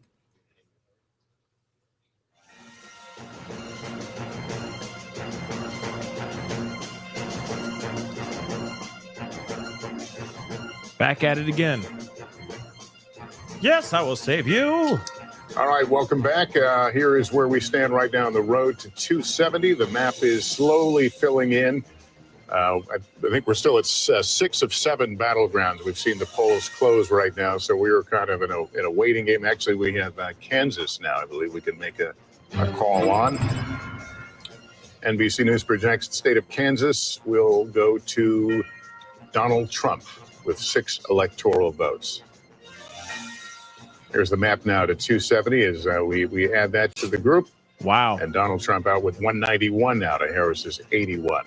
Ay, caramba. You mentioned we have 6 of 7 presidential battlegrounds to get to. Nevada will close here at the top of the hour. But let's look at Michigan. Too close to call right now, just 15% in. We could be up all night and perhaps beyond. Michigan didn't get called till late the next day in 2020. Pennsylvania, need I remind you, we were here till Saturday waiting for its results. But officials think they will be able to move a little bit more quickly. But at this hour, it's much too close to call. Pennsylvania on dial-up. Difference of 48,000 votes. So we will see how that shakes up. About 9:53. We've got more polls set to close soon. Candidates hoping to strike gold in the silver state, Nevada, rolling their dice. We're heading into the final stretch. More poll closings across the West, including another battleground state. Nevada and its 6 electoral college votes could be critical. Nevada, get out and vote. Nevada, ours is a fight for the future. Both sides going all in, trying to win the state by targeting its large population of service workers. No tax on tips. We will continue our fight and eliminate taxes on tips. We're moments away from the first results from Las Vegas and the rest of the state as our decision desk gets ready to make new calls on the road to 270. And that brings us to NBC's Steve Patterson, who's in Reno, the biggest little city in America, and a key swing county there. Hey, Steve. Nevada. Hey, Savannah. I have some bad news if you like to sleep in this state. We're maybe about 5 minutes before the polls close, or do they? And I say that because the lines are still ridiculously long. I'm in Washoe County, as you mentioned, in Reno. This is the Washoe County complex. It's like where all the government buildings are, the county clerk's office, registrar of voters. If you come this way, you can see this line snakes beyond the county recorder. That county recorder means you have 40 minutes to go left if you've reached this point. Meanwhile, though, we're hearing about lines that continue to be long all across the state, southern Nevada. There's a place called Nye County where we're hearing lines that are up to 3 hours long. They don't have enough machines per people in that county. What that means is, unfortunately, because they cannot really release the data on how many people have voted, who has voted, some of the returns until the last person in line across the state has voted, it means numbers are going to be very slow. They can obviously tabulate sort of in person. They can tabulate the early voting. They can tabulate the mail-in ballots, but they can't release any of that data until the last person has left the line, which means it's going to mean a lot more coffee tonight for people that are trying to watch the vote. Sure. Also, one thing to keep track of, the nonpartisan vote. That's the reason why we're in Washoe County. This is an incredibly purple county. People vote the issues. They vote their feelings. They don't vote party line, which leads us to talk about nonpartisans. It is a third of the electorate in this state, higher share than Republicans, higher share than Democrats. These folks, we're not sure which way they're going to vote, which has been confounding pundits. And it's been really tough for people trying to read the tea leaves and what exactly the numbers mean. I've spoken to both campaigns in the state. Both seem to think that they have a Trojan horse. Of course, Democrats seem to think that nonpartisans are younger, a little more racially diverse. Republicans seem to think that they're going to skew more conservative. And so we will see. But unfortunately, I think not anytime soon. It could be a minute before we get any sort of results here in the Silver State. Savannah. All right. Well, Steve, stand by. Nobody sleeps in Las Vegas, maybe not in Reno either. We know you won't be sleeping tonight. Tom, let's look at Nevada. This is a state where Republican fortunes have risen since the last presidential election. Yeah, you are completely right. They have a Republican governor there. Let's talk about Nevada here. Right now, no vote in. Obviously, it's still too early for us to even start to get data in right here. But let's go to 2020. Both elections, both in 2020 and 2016, the winner were Democrats. Clinton in 2016, obviously, and Biden in 2020. The spread, though, was only 2 percentage points, a little over 2 percentage points. That's why it's a battleground for us. It's one of the reasons why we're watching tonight. I'm going to give you a primer on Nevada. What you have to understand is a lot of Nevada is Clark County. It's Las Vegas here. This is 3/4 of the electorate here. If Democrats can turn out their voters here, there is no way that Republicans can catch up. Between Las Vegas and Reno, which is Washoe County, this is the battleground county here. About 15% of the vote here. The vote in Washoe actually is more reflective of the entire state, much more than Las Vegas is. It's reflective because it's a mix of both Republicans and Democrats. Democrats have been able to hold Washoe County for a couple of elections now. If they can hold it tonight and do well in Las Vegas, it's game over there. But look at all of this Trump country in the middle. It's not a lot of people, but it is rural desert. With the exception of Elko, you have some population centers there. And this is where Trump hopes to run up the score. Something else we have to understand. Nevada.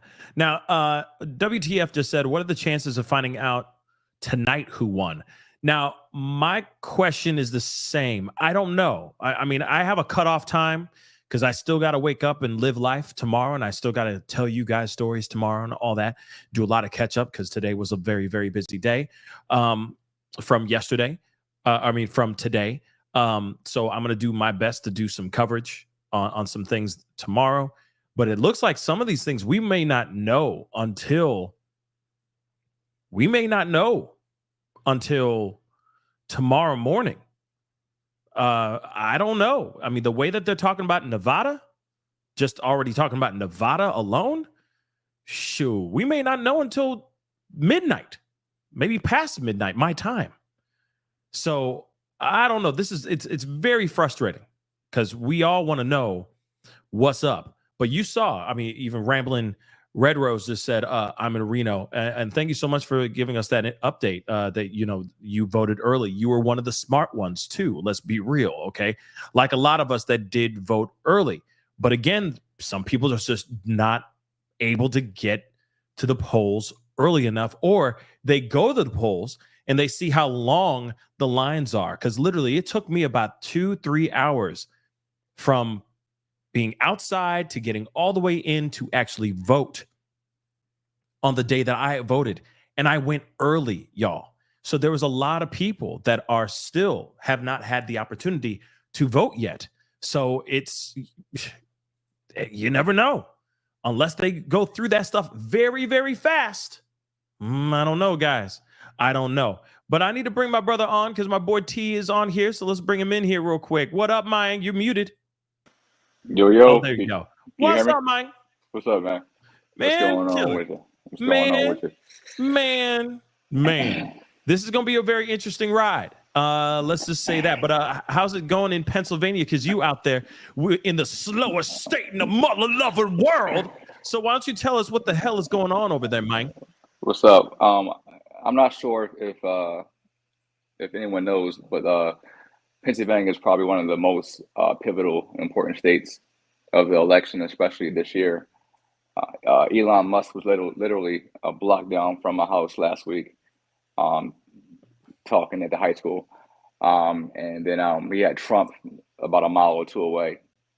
And then Kamala was right at church where I go here and there sometimes as well. But so I mean, they're all trying to get as many Pennsylvanians as they can, because there's always been a mix between red and blue here.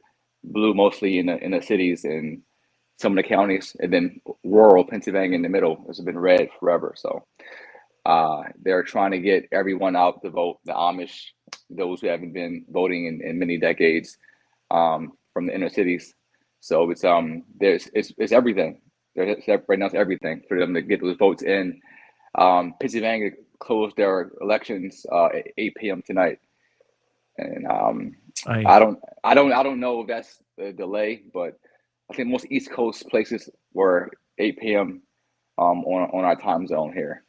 But as you see from the map right now, the West Coast is about 3 hours behind, and it's going to be a midnight or post midnight, decision for sure. Yeah. Okay.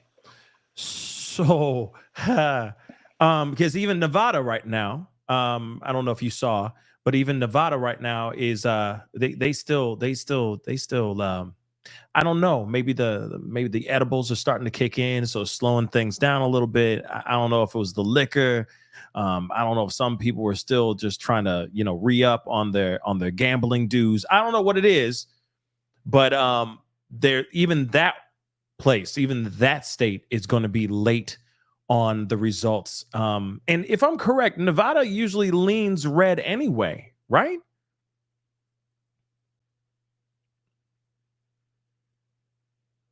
You're muted, bro. Outside of Vegas, yeah. However, over the last, I would say, decade or so, a lot of Californians have moved east to Nevada. So a lot of those liberal votes are now going to be in Nevada. So we should see with that.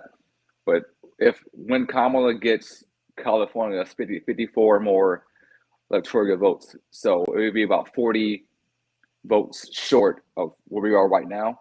Hold on. So you're saying if she gets Pennsylvania and what else? What other place? Well, California, if she gets those two, because I think Pennsylvania is 20, California is 54, so that's 74 right there. When she gets those two, she's right back in it. But right now, yeah.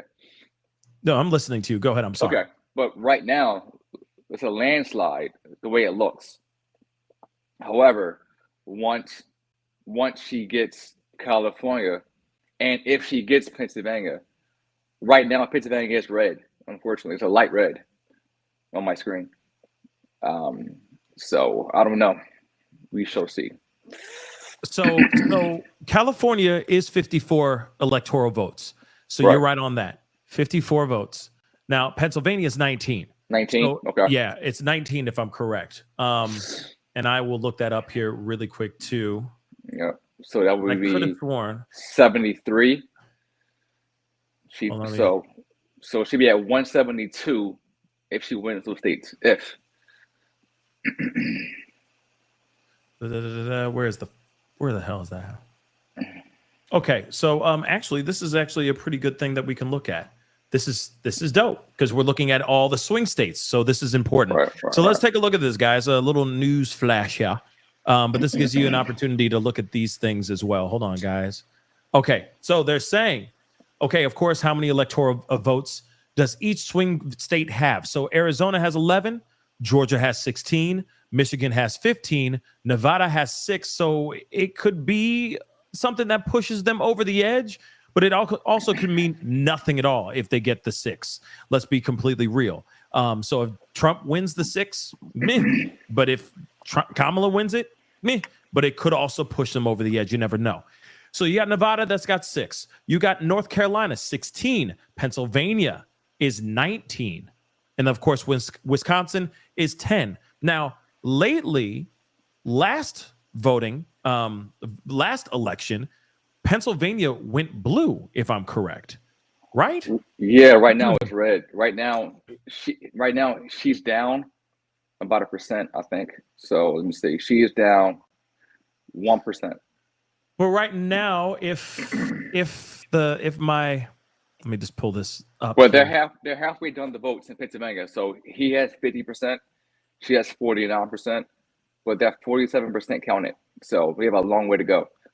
So that could swing back to her. Hell yeah! I mean, anything's possible at this point. Anything's possible. But just so you guys know, yeah, they haven't even done 50% of the counts in Pennsylvania. Let me show you guys this too. They haven't even done 50. They've only done 47% of it. Now, yes, he is in the lead right now, but anything can happen. Anything can change here very, very shortly with Pennsylvania. But again, it all comes down to the big ones, right? California, which has 54. Everything. If she gets that, which she probably should, that's typically a blue state. She's back in it, and she has to also knock out Pennsylvania, which is also very, very important as well. And I mean, every vote counts. So if she gets Washington State, Nevada, then it's more neck to neck. So if she gets Washington State, Nevada. Yeah, so I think Washington right now, Washington, I think it's 10 or 12, I believe. Maybe it's 12. Yeah, it's 12. And then that's for liberal as well. And then Nevada would be 18, plus Pennsylvania is 19. So plus California. So she'll be right back in it. If she gets it. If. There's always a big if. Yeah, because you got to remember which states have already, which one of these swing states have already been like kind of locked in. They're locked in. Georgia is almost locked in, I think. I don't know. They had a flood, right? So I don't know. That flood delayed them a while. So, but they 81% counted in Georgia. 81%, and Donald Trump is in the lead. About 5%, right? Yeah. So that's almost a lock there. So anything's possible here, guys. This is going to be. It's going to be a nail biter. A nail biter around 1 a.m. Yeah. Unfortunately, that I will be resting my weary little head around that time, because that's getting late. And then of course, be back up here to give you guys the news. I mean, obviously this is going to be a long night. This is going to be a long night for everybody, for sure. Everybody's going to be at the edge of their seats for sure. But this is crazy, man. What are your predictions? What do you think? Where do you think this is going to go? Where, you know what I mean? Do you think it's going to go blue? You think it's going to go Harris, or do you think it's going to go Trump? It's hard to tell. This whole election has been polarizing, and both sides have spent millions of dollars trying to convince people who have not voted on their side to come over to their side. I mean, even where I am now, it's pretty split. You have signs, live long signs that are Harris and Trump side by side. It's tough. It's going to come down to the wire, I think. It really is. Yeah. This is definitely going to be. This is going to be a wild one. This is going to be a wild one. Pascal, I mean, the biggest question is this: is America ready for a president who is a minority in several ways? Female, right? Female minority, Asian minority, Black minority. So that's the question right there. If America's ready for that to happen, then it will happen. Period. And I will say this too, and I think this is going to happen on both sides of the situation, both sides of the both sides of the. I just think that this is going to happen on both sides of the realm or both sides of the aisle. People who are out here going like, I'm voting for him, and then they go in there and they actually vote for her. And then people who say I'm voting for her and they actually go in there and they vote for him. That's what I truly think too. Because they'll have a split second decision of like, nah, I'm not for it or whatever side. I do truly think that. Now, I'm not saying that everyone does that, but I think that there is going to be a handful, and that's a very big handful because you got to remember this is all Americans we're talking about that are going to sit there saying one thing to please the people out there, but as soon as they get in there, they're going to change their ways. They're going to change their vote. That's just what I think. Yeah, not everybody, but I think there's going to be a small gathering of those people. Then I also think it's interesting. They go in and getting the Amish people. They're going and getting all these people who have never voted. Like, come on, get the people who are half dead. Just bring them in, just roll them out in the gurney, and just make them just fill it out. They don't have to be alive. They can be halfway gone. Just make sure that they vote. That's all we give a damn about. And I think that's I think it's hilarious. Honestly, I think it's very, very hilarious. But I think this is going to be very interesting, nonetheless, how this whole thing, how everything wraps up. But again, I will say this too. We may find out before we even wait for Nevada to finish what they have to say, or before we hear anything about Pennsylvania. You never know. We might hear he might win by a landslide, or she might win by a landslide like super fast. You just never know. It's just so crazy because when you look at stuff like this, when you look at what the results are right now, it's definitely leaning one way. But then at the same time, let's be real. California could be everything for her and nothing for her at the same damn time. It's pivotal. That's a slam dunk really for her. But I'm looking at. But that doesn't change anything the though. Swing states. Just because she gets 54 votes, which great, mazel tov. But at the same time, that doesn't change anything. That gives her that gets her in the 160s. That doesn't change anything. If he goes and he just wipes everything clean, right? If it's a landslide like that, it's a wrap, son. Right? It's a wrap. She wouldn't even need Pennsylvania. She has to win states in conjunction together. If not, then this is over. Yeah, it's a wrap.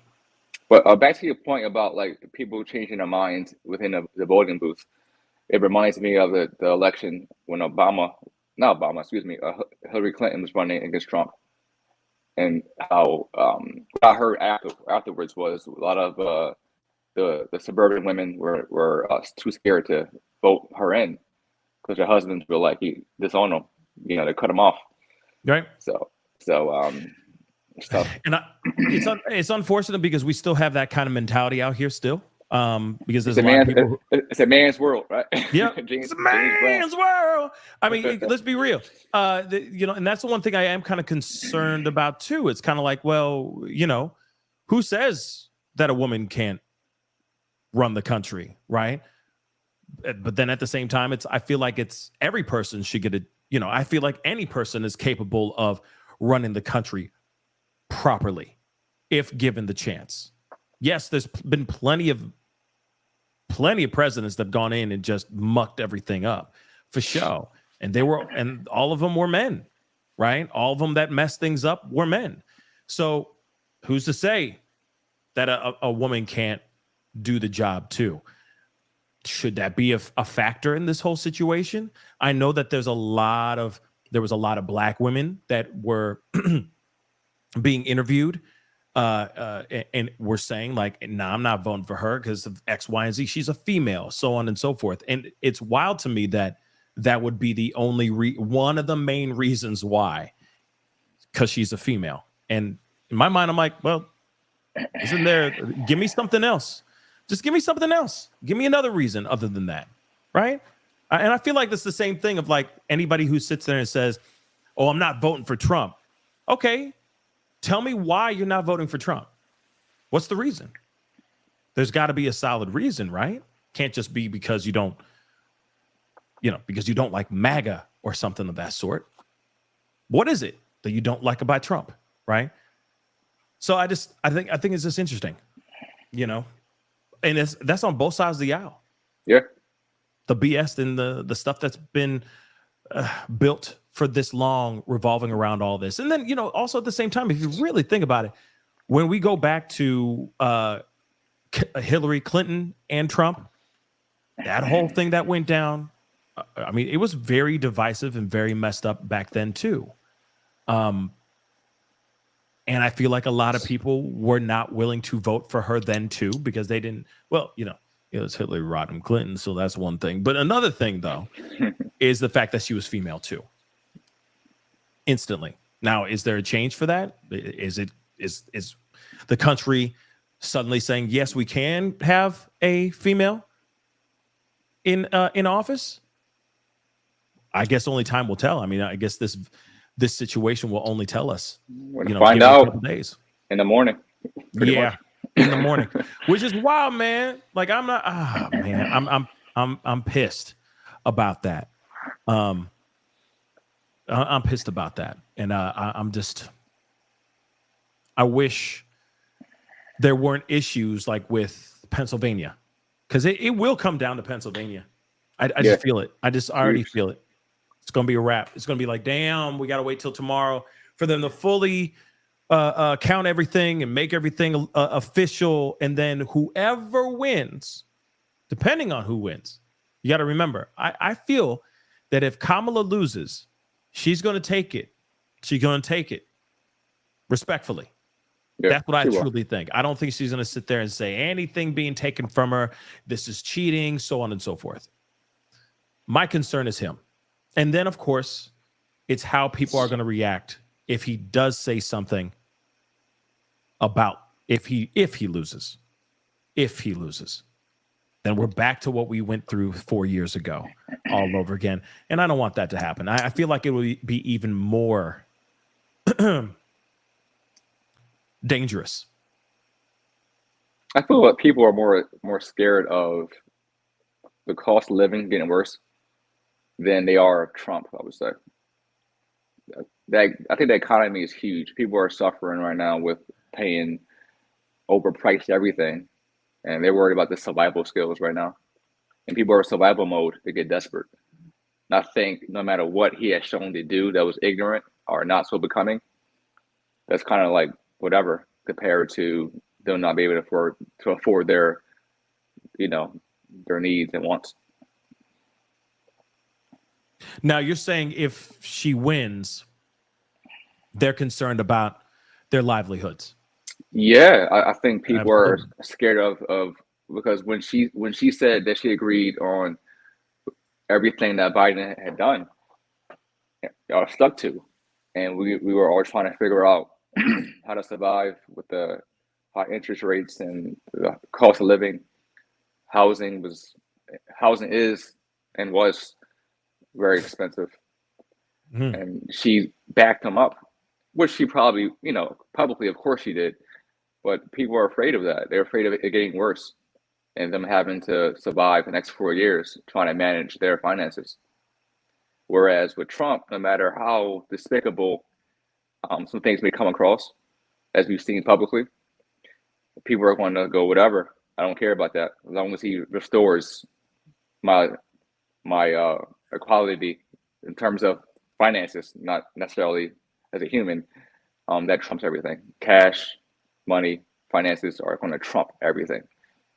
Right. I guess.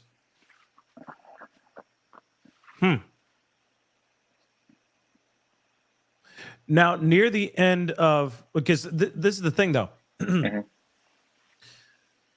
One of the things that she has been saying out here was that, because I remember her doing an interview on Club Shay Shay. Right.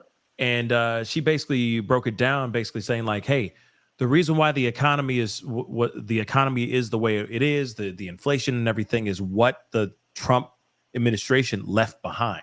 It was inherited by. Yeah, I know that. I heard of that before. Right, But and we've heard that a million times before in other candidates too. Right? Are people going to really like listen to that part? Are people going to do their research and figure out and fact check what actually is going on with the economy? Because we're being fed propaganda nonstop. I mean, the commercials, the text messages, the phone calls, the emails, everything comes in through, this propaganda machine. And the citizens must go and research every little fine line because we're hearing things repeated to us over and over again. But is it true? On both sides, right?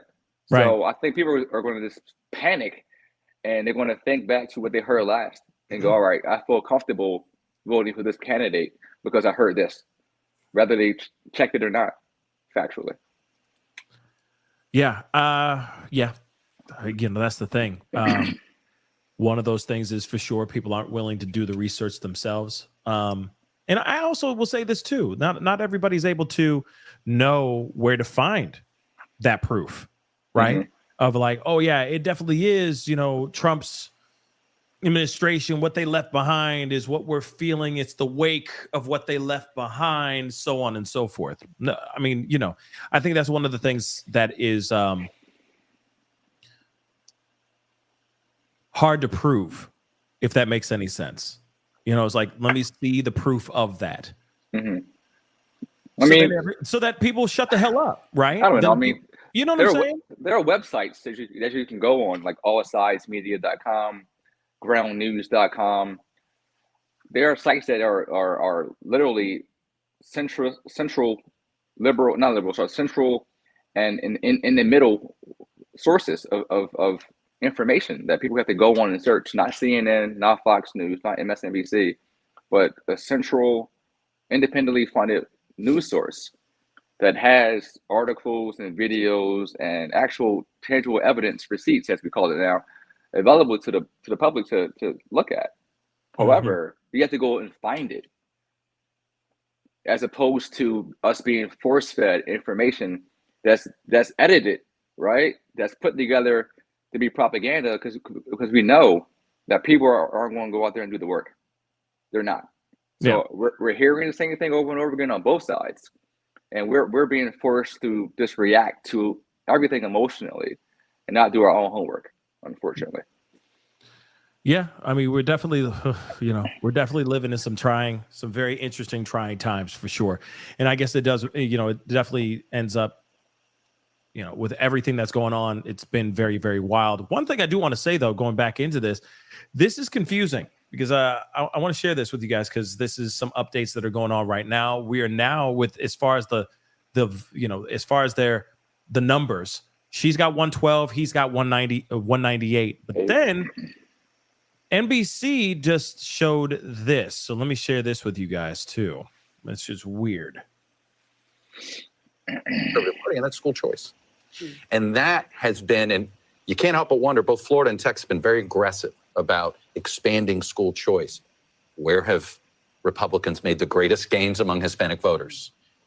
Florida and Texas. So education, the economy, those issues, bread and butter issues, and that is how they talk to them. I'm not saying Democrats weren't, but for the sort of the cultural issues don't play as well with Hispanic voters as they may with college-educated whites or even African. And we saw the Trump campaign hammer some of those issues in ads over and over again. Take a break right here. Coming up next, things are heating up. The votes are rolling in. We've got the latest on the battleground states, and we're inching closer to that 270 mark. Stay with us. Election night rolls on. So look at that. So 91 to 207, and I'll refresh this to make sure. And it hasn't changed. That's a big difference, Pascal. Look at that. That's a massive difference. Yeah. Unless NBC is doing that to just keep everybody at the edge of their seat, that's a huge change. That's a huge change. So make that make sense. Make that make sense. The internet, or at least Google's giving us this. I'm on AP News right now. And I'm Yeah, good AP here. News. Let's take a look at AP News. Hold on. It's the same as yours. 112, 198. That doesn't make any sense. AP Yeah. News. Let's see what they got here. Yep, same doggone thing. Take a look. I mean, it's really small down here, but 112, 198. Where was it again? Boom. 112, 198. So where's NBC getting this 207 and 91? Because that's inaccurate as full, right? Yeah. Yep. And then them sit there going, oh yeah, they're projecting win. So they're just adding things up and saying that that's what it is. That doesn't make any sense to me, right? Yeah. That doesn't make any sense. But, interesting indeed. But here it is, just a little bit of a break. I just want us to see this because it just matters to me. So let's take a look at this. Did anyone see this? Whenever it plays. Anytime now. Let me tell you something. Women have to work 10 times harder, perform 10 times better, and still people question us how we got to the top. They be like, how she got there? Hold on, let me warm up. Yeah. Let me tell you something. I can't stand a bully. But just like Kamala, I always stand up to one. All the time, I'm ready for him. Yeah. And I'm gonna be real with y'all. I wasn't gonna vote this year. I wasn't. But Kamala Harris joining the race, she changed my mind completely. I did not have faith on any candidates until she joined the race and said the things that I wanted to hear, that I want to see next in this country. All right? I believe in every word that comes out of her mouth. She's passionate, she's compassionate, she shows empathy, and most of all, she is not delusional. Yeah. Kamala recognized that this country is at risk, that the economy needs to get stronger, that the cost of food and the cost of living is too high. Damn, it's even high for me. I believe her when she says, under her, buying eggs and milk won't break the bank, because she's gonna pass a ban on price gouging on groceries. And she told me that in my face. So she better not lie to me in my face. Yeah. Okay. I believe her when she says she will make housing more affordable by providing Americans with $25,000 in down payment assistance. Yeah. Hold on. I got more. It's like she's working on a stand-up. Hold on, I got a couple more jokes. Hold on, guys. I got a couple more jokes. Hold up. Let me get some of this water. All right, and then I'm gonna say more jokes. Eek. Okay, I think we've had enough of that. Let me see. Does it get any better? Let's see. Possible. Shout out to the single moms out there, but it's hard.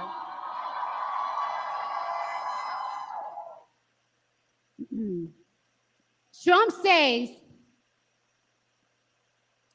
he's going to protect women whether they like it or not.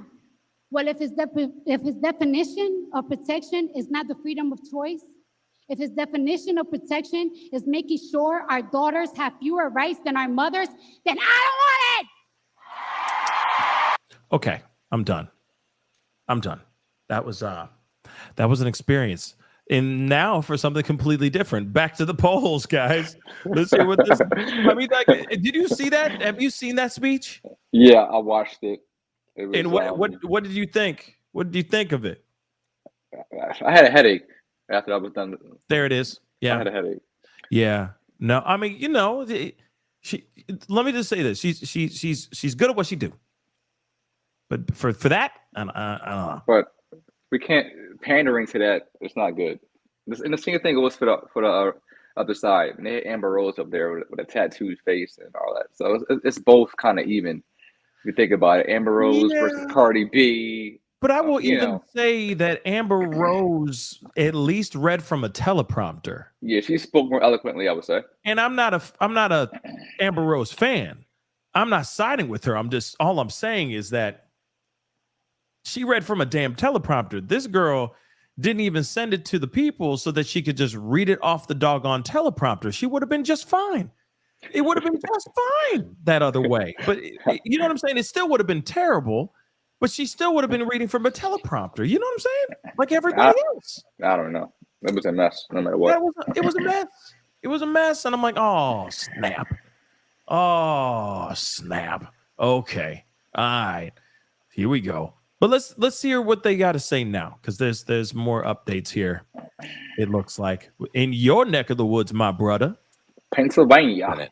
It's early, but I mean, it seems like what we're gleaning from exit polls and other data is that the Trump campaign is overperforming, doing very well with Hispanic voters and young men. That Joe Rogan army appears to be real in a lot of these places. Is that what you're seeing, Mark? No, absolutely. I think they're very excited by that. And they also see that they're overperforming in rural areas. I think they're trying to cut their losses in the urban areas and in some of the suburbs. It's not always working, but I think in some of these key battleground states, it's panning out right now. Claire, what are you hearing from the Democratic side? Well, first of all, I think there's a lot of people on the Democratic side that are paying a lot of attention to what's happening with Sherrod Brown and John Tester right now. How about that? Yeah. Because the fact that it's been called for Trump in Montana and it hasn't been called for the Senate race gives you an indication. Same thing in Ohio. And I think everybody needs to remember what Lester just said is true. It's a 50-50 country. Let's assume for purposes of this conversation that in fact they take the Senate. And let's assume for purposes that Trump wins the presidency.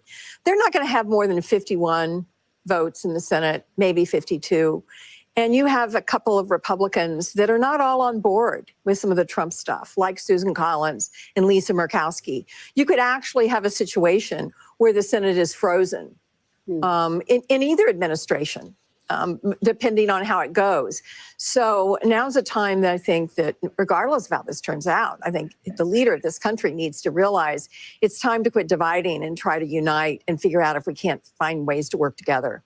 We have a divided Senate. I mean, already the status quo is, essentially tied with Democrats having control with the tie-breaking vote of Vice President Harris. We haven't even talked about the House, possibly because it will be weeks before we know. But Democrats are hoping to take back control of the House. They only need to net out 4 seats, so those races will go. But once again, I mean, you just look at a country, to Lester's point, that is very divided, and this is what the pollsters were showing. And right now, so far, that is what the results are bearing out. And I will say, we're sitting here, it's 10:30 Eastern time. This is kind of a little bit of a strange moment. We have some data in, but not all. We have a lot of exit poll data in, but not a ton of vote count yet. We still have a ways to go. We haven't called a single key battleground state yet. So this is an interesting moment in the evening. And I think it bears having this conversation, because when you look at the strategies from each of these campaigns, the vice president did something very specific. She looked to once she got into the race not too long ago, she looked to cast Donald Trump as a danger to democracy, but she also looked to make the positive case for herself and why she should get another 4 years.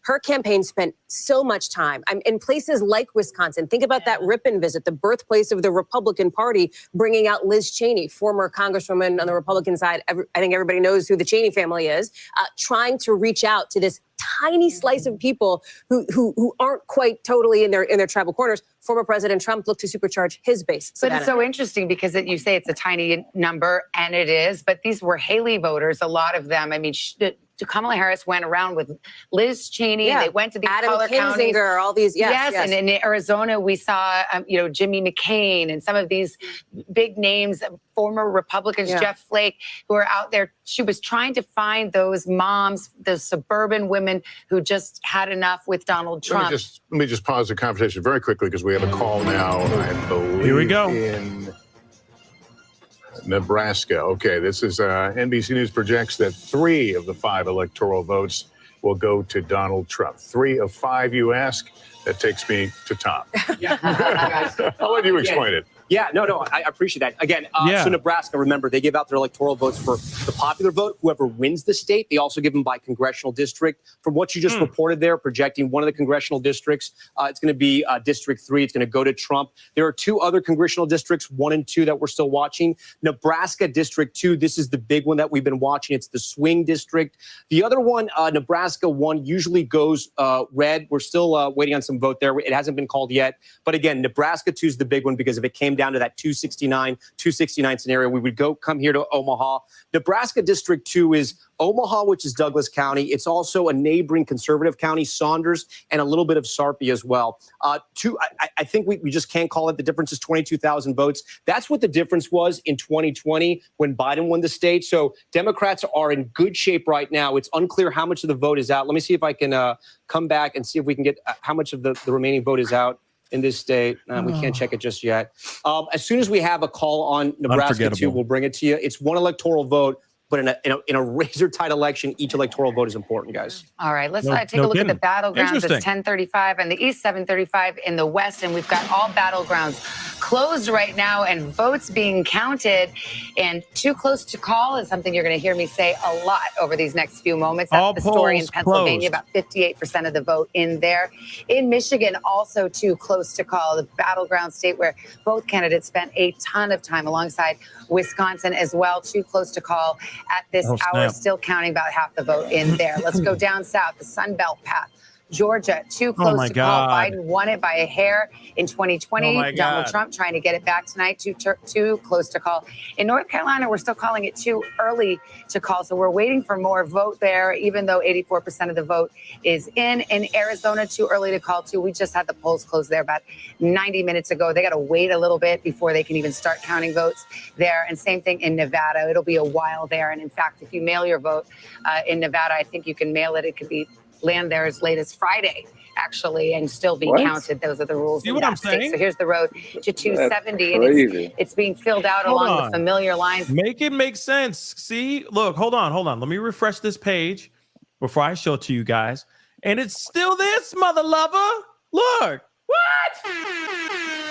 So what's going on here? And then let me look at Associated Press there, love. It's the same thing. It's the same bloody thing. What the hell is going on here?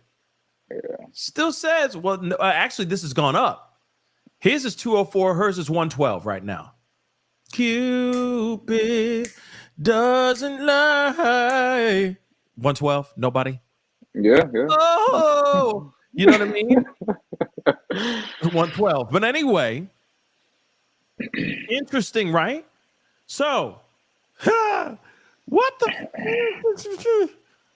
hell is going on? Okay, so yes, bang. Now I will say this though. I feel that the Daily Show and like SNL and all them are just hoping and praying for Trump to win. You want to know why? Tell me why. Because it's easy content. Are you kidding me? Are you kidding me? Some of the best content that they made was over during the height of the Daily Show, for example, blew up. Like their show blew up solely because of what they were talking about with Trump. And there was never, ever a dull moment. And he makes headlines. Oh yeah, for sure. Let's keep it real. He definitely keeps it interesting. I'm sure you saw the microphone gag, right? Oh wow, what was that? I'm just saying, right? What was that? What was that? But but at the same time, I mean, even so, CNN is probably sitting there going, "Ooh, I hope he wins." You know what I mean? I'm hoping that they're sitting there probably at the edge of their seat going, "Please win, dag nabbit." You know what I mean? So this is going to be very interesting to see what happens here. But wow, let me play a little bit more. My Lord, Well, there's still a lot out there. I'm just saying all of these things start to add up. It's like death by 1,000 cuts. And so if you drop 40,000 votes in this state, maybe 6,000 or county, this 6,000 in another, next thing you know, you run out of options. I'll leave it to the brilliant minds in the decision desk to figure it out when that happens. I'm not nearly that good at math, but it's starting to look a little more encouraging. And when you see the Latino vote come in, when you see some of the closing of the gap with the young voters, it's starting to add up. Well, let me just jump in on that because there are several places, and we're starting to now at this point in the night get some trends across battlegrounds when it comes to exit polling with all the necessary caveats that you have heard by now. And there's a few places where former President Trump is making improvements from his performance 4 years ago. It is Latino voters, as you talk about, Mark. It is voters under 30, as you talk about. It is independents. He doesn't mean he's winning them, but he's doing better than he was 4 years ago. Here's where her improvement is, and this is interesting. It's with seniors. It's with voters over the age of 65. And we're starting to see that trend for her. You pointed to me when you said no, seniors. oh my gosh, Savannah. And I just want to let everyone know that we noticed. It deflected off your shoulder.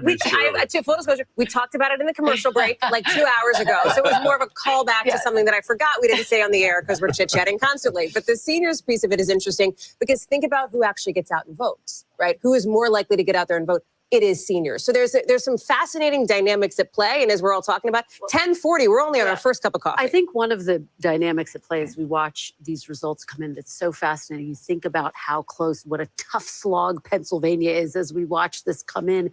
And you think about that decision that she made to have Walz as her running mate, as opposed to Governor Josh Shapiro. So as we watch this come in, and even on the day that she made that announcement, a lot of people questioned, what would Pennsylvania look like with Shapiro on the ticket? And Governor you have Shapiro, to think folks are thinking well, about I mean, that. if she loses Pennsylvania, you can guarantee that story is already being written. I mean, Senator McCaskill, Josh Shapiro has, even in pretty red counties, is a very popular governor.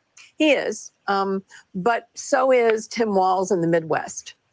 And I think what her decision was, one of judgment, where she looked at somebody who had a resume just like hers, and she looked at someone who was much different. He wasn't Ivy League.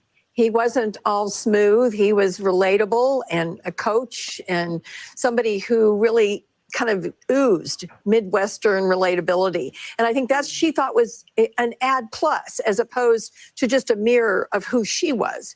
And, I don't know if it was the right call or not. I think they're both terrific people. Either way, they're going to be around. Shapiro's not going anywhere. You may see him on a ballot in the future. Yeah, I'm just going to call it out. You sound like you see the end here. I don't. I do think that, obviously we're disappointed about North Carolina and Georgia because there was a real feeling that there was such a good ground game compared to what the Trump And to be clear, we haven't called those. No, we haven't. But I'm looking internally at the numbers, Sure. and they're not as hopeful as I would like them to be. I still think we have a path, obviously, in the blue wall states. And I don't think anybody knows how Nevada is going to turn out. And I think that is another one. We could have 4 states that determine the presidency that are all decided by less than a half a point. Yeah, okay. Thanks for that. That's so 2024, Senator. How's that? Let's go to NBC News right. correspondent Ellison Barber now in Gwinnett County, Georgia. Thanks. Ellison, how are things going? And that helped us in no way, shape, or form. He's like, that didn't answer the question, but thank you. That's 2 points total. I mean, come on, whatever. Yeah. I mean, if it is what it's looking like right now, oh dear God. Like, I'm just saying, as far as like, if you're looking at it on the Democrat side, all right, and if these numbers are really what they are right now, and they continued with this kind of lead, I mean, yes, let's be real. California, she got it, unless something changes. California, she got it. But from what we understand so far, I mean, Pennsylvania is at 50.8% Trump, 48.2% Kamala. now let me just say this. Let's just be real. I think this might be a wrap, son. I really think this might be a wrap. I think the next hour is very important because in the hour we'll see all the polls on the West Coast will mostly be closed by then. And we get some results in some. And the count should be finished on the East Coast by then. And Pennsylvania is at 62%. So Pennsylvania, we now are understanding Pennsylvania ain't going to be done tonight. Yeah, it's but I going to don't be think slow. it's going to. But I don't think it's going to change a dumb thing. I don't think it's going to change a dumb thing. I don't. I really think this is going red. This is leaning red. Period. I think Trump got it. Michigan. I think it's a wrap. I think it's a wrap. Michigan is also a swing state, and they are neck to neck in Michigan right now. He's about 1% higher, but they're only a quarter through their voting. So that's also a big state, Michigan. Don't forget that. Yeah. Chelsea D just said, what's it looking like, y'all? Let me just say this. And I mean, this is just me. This is me shooting from the hip. Okay. I could be completely wrong. Anything can happen in the next 2 hours. But I will say this. I think Trump's going to win. I think it's a wrap. I think it's going to go very, very red. But I also think that it's not only because of the campaign for Kamala. I think she did everything she could at the, being thrown into it at the last minute. Really, it was kind of the last minute. I think she did everything she could. But let me say this too. There is still room for me to be absolutely mother-loving wrong right now. But the way it's looking like right now, Trump is making some serious strides. We are not, but I will say this too. Just a quick reminder. They haven't even done the West Coast yet, all of West Coast yet. So anything is possible. But, and yes, we got to lean on the states that are known to be green, that are known to be blue. And then, of course, lean on the ones that are known to be red. We can't forget about those swing states too. But at the same time, and that's true, Marcus G, and it's true, Esther. Okay, she's like, it's not over. I know it's not over. Okay, and Marcus G, you're right.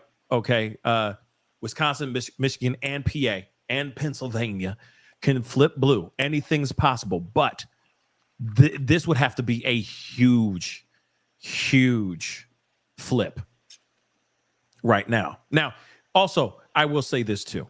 The numbers are deceiving because not everything is done. They haven't done everything yet. The numbers are very, if you are on Kamala's side, it is a little bit deceiving. You're going, damn, is she going to make any strides here soon? Maybe.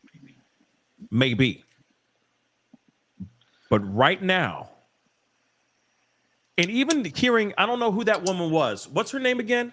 Barb? Was it Barr? Barr? I don't know. Was that Barr? I think it said Barb. I could be wrong.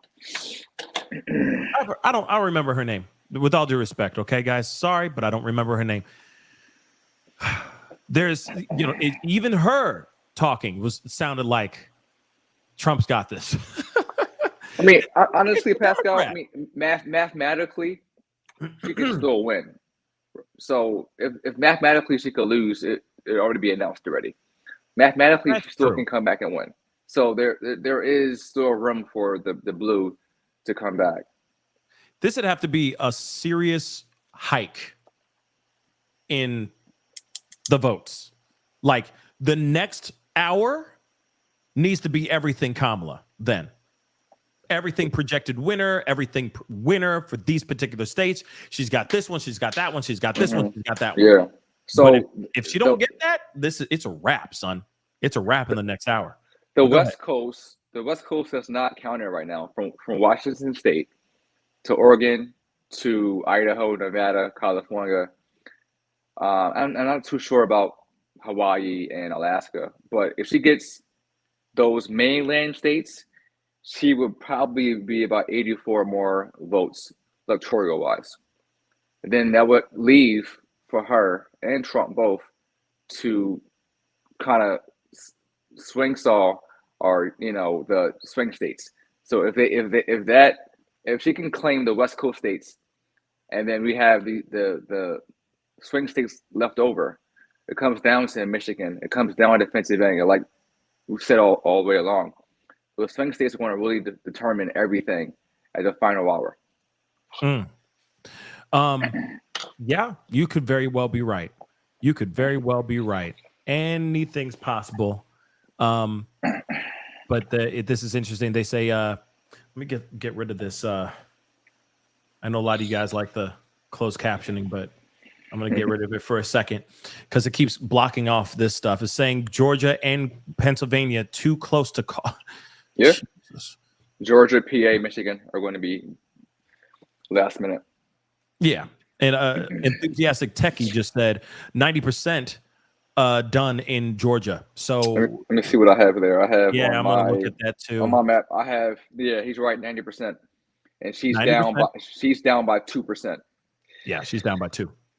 And again, anything's possible. But And 90%, he probably took that. You know what's funny? Not funny, but like the independents, like those who are voting independently, right? And I have in the past before, honestly. It matters. It shows that Georgia is 0.7% independent or the main two parties. If that went to Kamala or went to Trump, like those third party votes definitely do matter. And I know the slogan always says, if you vote third party, you belong to throw your vote away. But it's definitely going to matter. Definitely in terms of mathematics, it's taking it away from somebody else that possibly could have a closer margin or not. I mean, to me, what matters, I agree. I think that when you're voting independent and you just vote for somebody random, like a Jill Stein or a Kennedy, Robert Kennedy, I honestly feel like that is just, I think that's just literally throwing a vote away. That's what I truly believe. That's what I think. Unfortunately, we don't live in a world where a third party actually becomes the main focus or, becomes one of the main focuses. I wish there was that so that we can have other options out here other than just 2 people, that, either just have Trump or have Kamala. I wish there was a prominent third party that would hoist a particular candidate on their shoulders and champion them through. But unfortunately, we don't live in that world. So to me, when you vote for a third person, I think that is kind of throwing away your vote. It's like that, and that's a damn shame. You've heard enough from these 2 people. I'm sure there's something that you agree with on one person against more than the other. That's just my thoughts on that. But nonetheless, now they're saying, sorry, go ahead. No, I agree with you. It's unfortunately the system is designed for 2 parties only. Yeah. I would love a strong third party candidate. I would love it, but so would I. Because I feel like, at some point we are now at that place where a Democrat has to be such a way and a Republican has to be such a way to the point where the box is so shut tight that you can't even get out of that box. Because as soon as you think outside of that box, you get in trouble, right? If you're a Republican and you are for women's, reproductive rights, then suddenly you're getting shunned. You're getting side-eyed. And I know that's not every Republican, but I'm just saying, I hate that as a loose example. You see what I'm saying? I hate it. Or if you are a Republican, you have to be, you can't be black. God forbid. If you're black and you're Republican, that's an oxymoron. The hell you came from, And it's like, nah, we live in a different time now, and we now are noticing that. Now I'm seeing that more than ever. Especially with this particular round, more and more black Trump supporters are stepping forward and basically saying, like, I'm voting for him. I don't give a damn what y'all think. And now it's breaking that stereotype. It's a lot. Which is great. I think it's great, in my personal opinion, because I think that it needs to be at that place where we vote for who we want to vote for, not just because, you're black, so you're definitely going to vote Democrat. No, we need to think for ourselves. We're not a monolith. As we've talked about and said a million times in the past. Yep. Okay. So I do like that certain people are thinking outside of the box, or at least thinking for themselves to a certain extent. Right. That's just what I think. Now, with this is going to be wild. This is going to be wild. I'm wondering what other polls are going to be put out here so that they can actually close some of these things up, because there's still a lot of states, still even on the East Coast, that have not been wrapped up yet. And yes, I know some of these electoral votes aren't as big, but they are still important because somebody like Kamala Harris can still make some moves up here with her electoral votes. There could be some changes here very, very soon. I'll just bring this back up again so you guys can see this. And let me refresh this too. Also, I want to say this too. Now, as far as the House goes, elections for the House, they have right now it's leaning very red, by the way. Yeah. And I'm going to tell you this: if Trump wins and the House is red, holy God, and the House is majority red, holy God, this is going to be a wild time. I'm just going to say that it's going to be a wild time, because I don't think I've seen that before. Usually it's like a Democrat wins the presidency. For example, a Democrat will win presidency and then the House will be majority red. Or it'll be Trump wins, but the House is majority blue. I don't think I've seen it be red. It's been a while. It's been a while. Right? It's been a while. So this is gonna be interesting. It might go back to Reagan. I mean, not Reagan. It's not Reagan. I think Bush, the first Bush, possibly. But I have to look it up first. Yeah, this is crazy. But I mean, if Kamala wins, think about that chaos, because it's going to be a red House, a red Senate. So think about that. So we've seen that you know. Oh, was it Obama's second term? That was Obama. Yep, Obama. Second term was like that. His second term was all like majority red, and he was like, "I couldn't do a damn thing. I couldn't get anything passed." Well, he dropped the ball in his first term now because it was all blue then. Right, and he could have had that opportunity. So that was on him. That was on him. So that part still trivial. Yeah, I know a lot of people feel some type of way about Obama. It's like, oh yeah. Yeah, you know, he's a smooth talker, but he didn't follow through. But isn't that all presidents, though?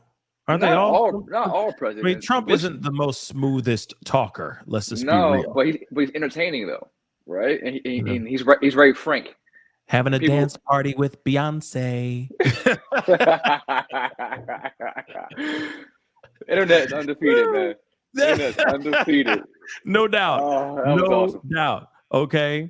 But man, interesting stuff. Let me pull up some of these comments here.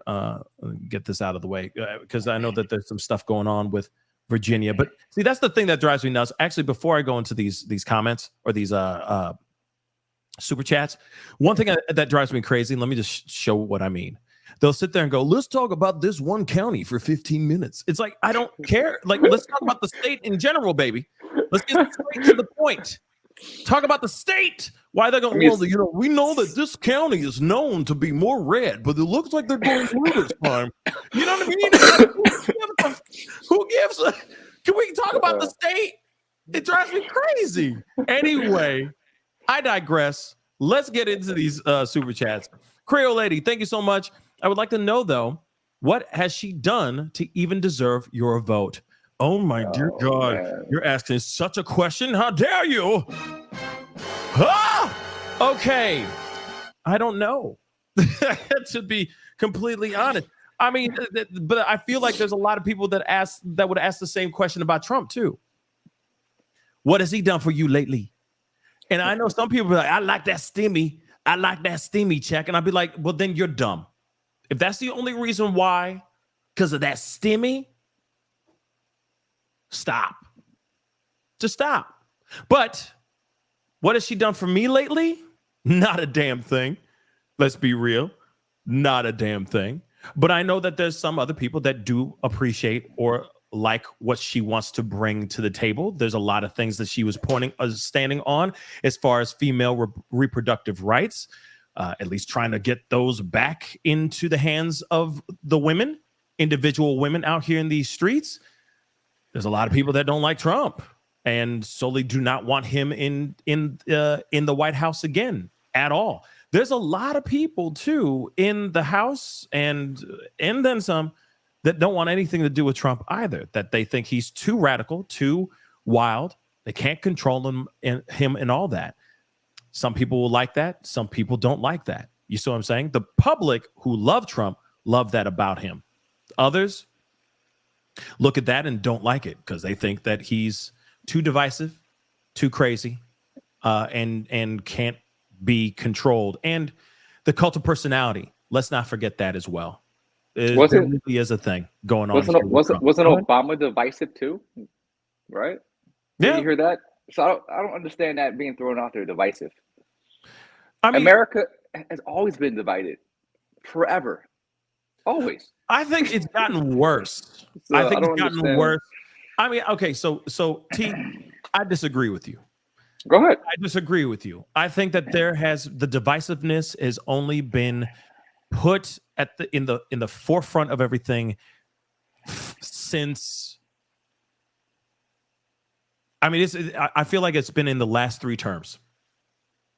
I think that when it comes to the MAGA and the whatevers and everything being so one side or the other, you can't just be in the middle and just listen to both sides, if that makes any sense. You are either red or you're blue. You can't be nothing. You can't be neither. I think that it has turned into something that has been very dangerous for a lot of people. And then also on top of it, I mean, if you think about it, look at all the things that we've seen, even after the last term. And of course, this sounds more like, me going after, the Republican side. Just time out before y'all get all in your feelings. But I'm just trying to point something out. It has been very crazy. When Obama won his second term, did we see people lose their minds like that? Sure, people lost their minds, but they dealt with it and they moved on. And as of the last few terms, it has been very, very volatile and very divisive. But then you also see both sides of the aisle using divisive rhetoric to go after the other side.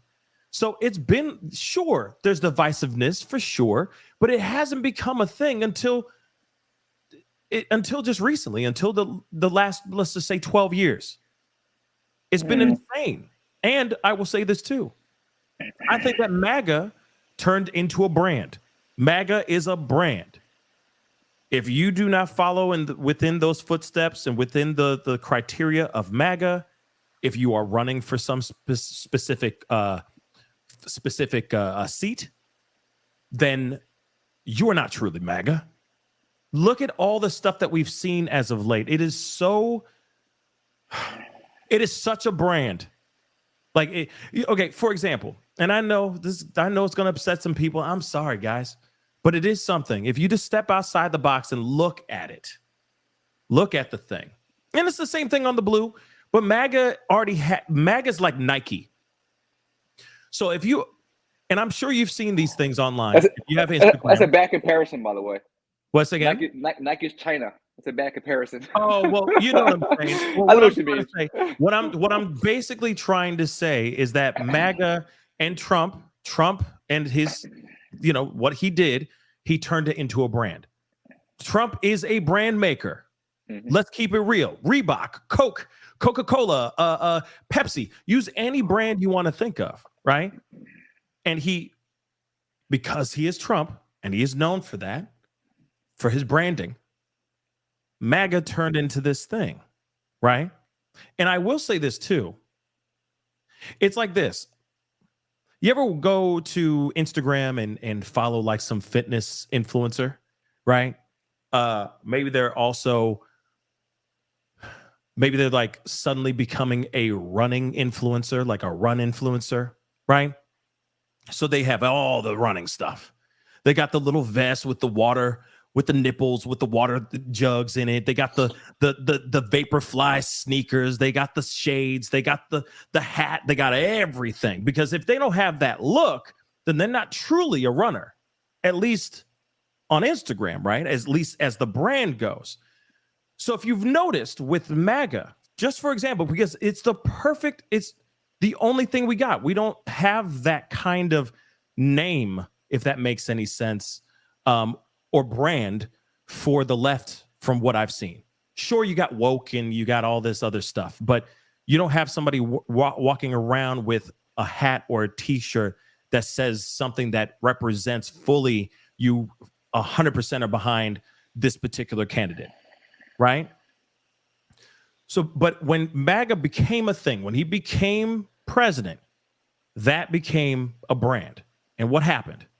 You had the Marjorie Taylor Greens, you had the Lauren Boeberts, you had all these people that were coming forward basically saying, I'm MAGA, and they would be wearing the MAGA hat or the t-shirt, holding their AK. You see what I'm saying? It just turned into a full-on brand. Now, I may sound crazy, but at the same time, I truly think that when it comes to those things, there's a certain look and there's a certain brand that exists within MAGA. And if you don't follow that, it's a different awning underneath the awning of Republican. And if you're not going on that side, if you're not in that under that bracket, it can be very hard for you to get a vote. Very well said.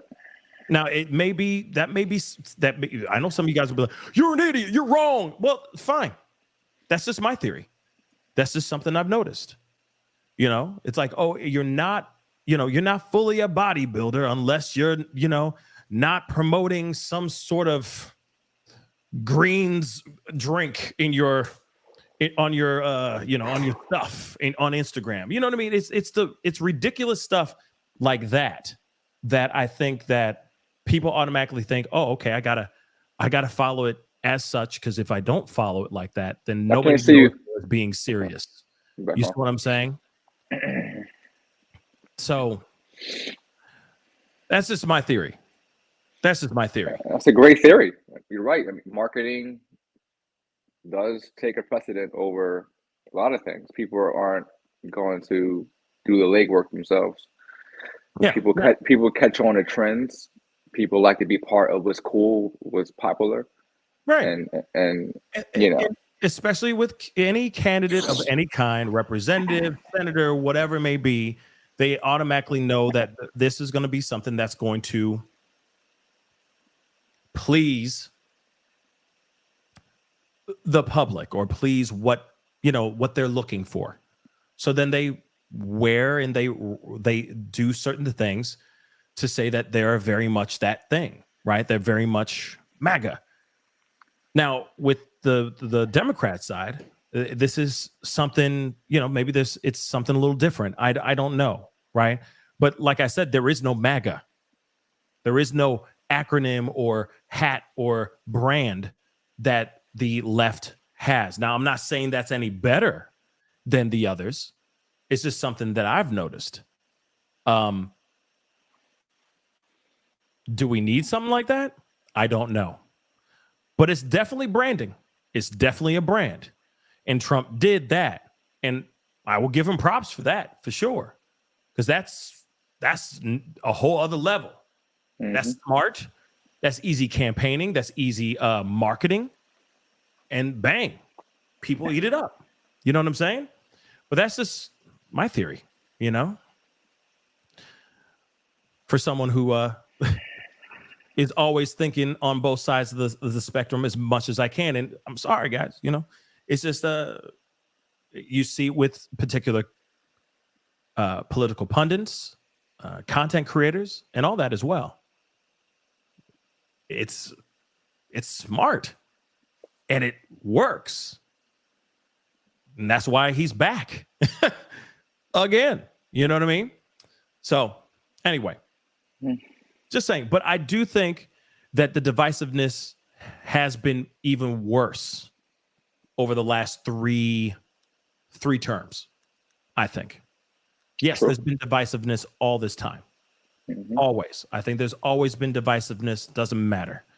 But I think that there was a time where presidents or presidential hopefuls were not so combative. It was more, I mean, I remember some debates back in the day that were different. You know, it was more, I'm not sitting here saying that they were all just wonderful and cordial all the time, but I feel like there was a certain level of respect that was there rather than just pointing blame or saying things that aren't true or saying things that are wild and out here. But that's just what I think. You know? Hold on one second. Update on the map. Yeah, there is an update. Let me share this with you guys. And I'm sorry, I'm keep clearing my throat. I'm just getting over a cold, so I'm still like, you know, getting some stuff out of my. But let me share this with you guys because this is interesting. You know. Okay, come on. I definitely want to go see a Jelly Roll. I'm totally kidding. Right here. So 179 now. She has gone up considerably, and it's because of California. Is it California? Yeah. Let's find out. Is it really because of Cali? Come on. The West Coast, Washington State down to California. 179, 214. Now, here's the thing. Let's see. No, it says reporting 0. Well, now. Well, the color blue at least, but it's not counted for, I guess, within that. And then they say 11% in Washington right now, and that's 12 electoral votes. So her getting Washington and California, if they're projecting her win for Washington and California, then that's a big deal. That's clearly a very, very big deal. So that is interesting as well. But let me grab some of these super chats so that they don't all disappear. Nicole B, thank you so much. Testing, laughing my ass off. Yeah, I was testing out this goal thing earlier today earlier this show because I haven't done a goal thing on here. So it was something I was trying. Thank you, S-Dubs, for the test. Thanks for tonight and covering the votes. Of course. Thank you so much. Rianne, thank you so much for the love. I appreciate it. Thank you. Also, thank you so much for gifting. I think you gifted 2. Thank you so much, Rianne. I appreciate it. And whoever just got gifted, because I know some other people got gifted some memberships as well. Please be sure to pay it forward. Okay. Doesn't matter what happens tomorrow morning when we wake up and if we get Harris and she wins, or if Trump wins, it don't matter. What matters is that you pay it forward and you wake up with a smile on your face and push some positivity out here in the world. Okay. Maura, thank you so much. I'm very worried. I think a lot of us are very worried. Okay. Let's keep it a bean. Emily, thank you so much for gifting 1 membership.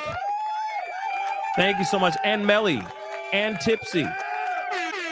Thank you so much for both you guys individually gifting 2 memberships. Thank you. And Emily, Thank you so much. Pay it forward, guys. Just pay it forward. Whoever became members. Welcome to the family, Kitty. Kitty Cent. I see what you did there. Thank you so much. Emily, famous people are paid to entertain, not give political views. I don't care who they support. Damn right. I agree. I think it's absolutely ridiculous in my personal opinion. I don't like it. But T, what are your thoughts on that? Hearing celebrities go up there and go, okay, like I'm voting for, you know what I mean? Like, do you like that stuff? Like, is it something that's going to be like, ooh, I'm just going to, I'm voting because T Swizzle says she's voting for her. You know what I'm saying? Mm-hmm. What are your thoughts on that? Nothing new. We can go back 60 years to Malcolm X. Malcolm X called out entertainers in the 60s that they were just propagated in front of us just to persuade us, and that we voters were the pawns in a game of chess on both sides. So this is nothing new. The tactics of politicians never change. No, this never changes.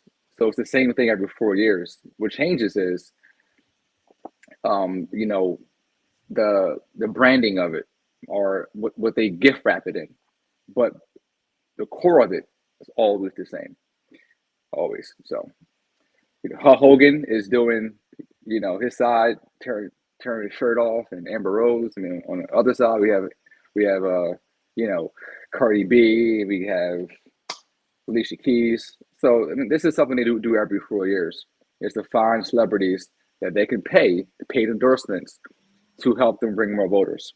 The question is, for the American people, if it takes a celebrity to persuade your vote, then we're all screwed, because you didn't decide on your own anyway. You just waited to somebody that you liked did something, and you were like a sheep, and you followed right behind them. What matters is those who are really critical thinkers, for those who are really doing their research, because our votes do matter. Our votes should not be up for sale. Our votes should be held, in my opinion, until either side or either politician can really authenticate what they're saying and back it up. No doubt. No doubt. I mean, I agree with what you're saying here too. I don't think we're that dumb, but then at the same time, they keep treating us like we're that dumb. It like what you said earlier, it's the same ish. It's just a different candidate. It's a different celebrity. It's a different term, election time, right? I agree with you 100%. I think that it's pretty ridiculous to think that we are that, what's the word? Persuasive? That we're that easily swayed, but they still do it. And so in my mind, I'm like, why does it even matter? Why does it even matter? Like, I don't give a damn. Somebody just said F Hogan, but it's like, I don't care if Hulk Hogan comes out. What you gonna do, brother? And then rip his shirt off. I don't give a damn. But at the same time, like you just said earlier, and I've said a million times on this show, we need to think independently and critically for ourselves, that we're not sheep. And for those of y'all who are just going with the flow, maybe try to unplug yourself from the matrix and start thinking for yourself for 5 seconds. You'd be surprised what you figure out. You'll be surprised what you see, because that stuff is ridiculous. I don't care, and we shouldn't care if Joe Rogan votes for whoever, or if Harrison Ford suddenly says, "Well, I'm voting for Kamala Harris, and get off my plane." Like, I don't care. I really don't care. And we all shouldn't care, except for finding out what they have to say, what these candidates have to say, and then vote for them, right? That's just what I think too. And this is a nice little comment for you, T. It's T, not Lee, but it's okay. Lee Williams. His name's Lee Williams now. But I'm playing. Going down the wormhole. Thank you so much. I love this dude, T. Williams, Mr. T12. He's very intelligent and understands the way the electoral votes go. This man thinks deep and very careful. Thank you, Pascal, for all your hard work. So I'm just chopped liver. He's intelligent, but I ain't shit. Oh, I see. Come on, Pascal. That's not what he was saying to you, he's man. Great. He's great. Think what you do, but he's brilliant. I'm kidding, guys.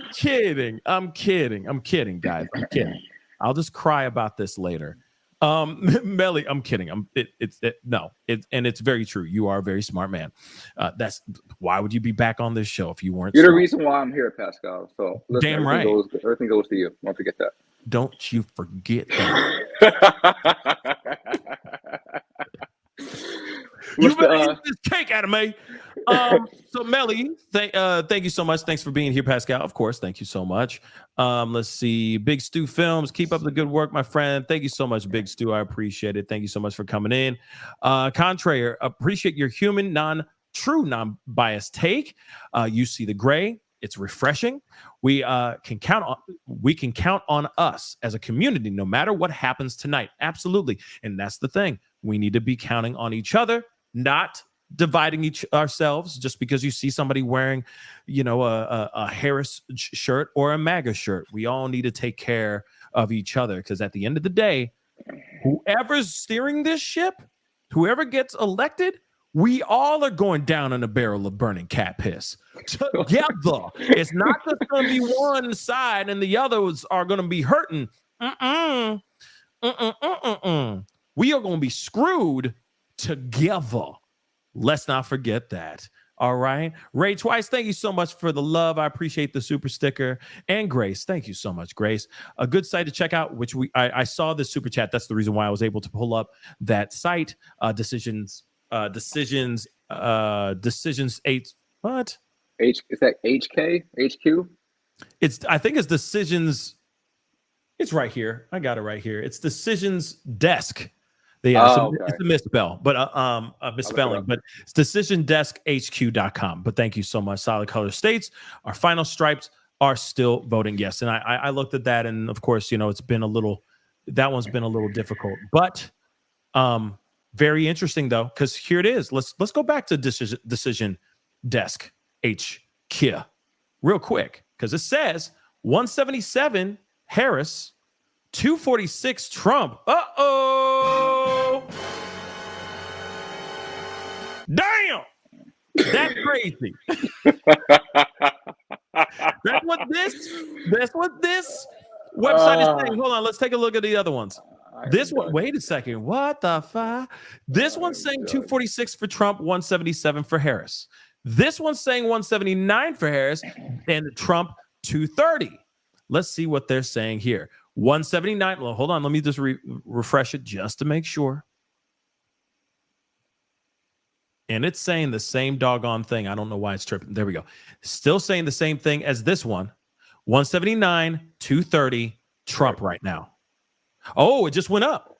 187. Your love is a 187. Anybody remember that song? Anyway, moving on. That's a throwback. That's a throwback. But 187 allegedly on Associated Press. And 230, Donald J. Trump. Woo, boy. It's coming down to the wire. This is getting thicker than a snicker. Oh, my dear damn. Oh, my dear damn. Okay. Cut your pearls. My damn. Yeah, some of y'all clutch your pearls. Some of y'all pooping your pants right now. Little poop coming out. Little poop pellet. Boy,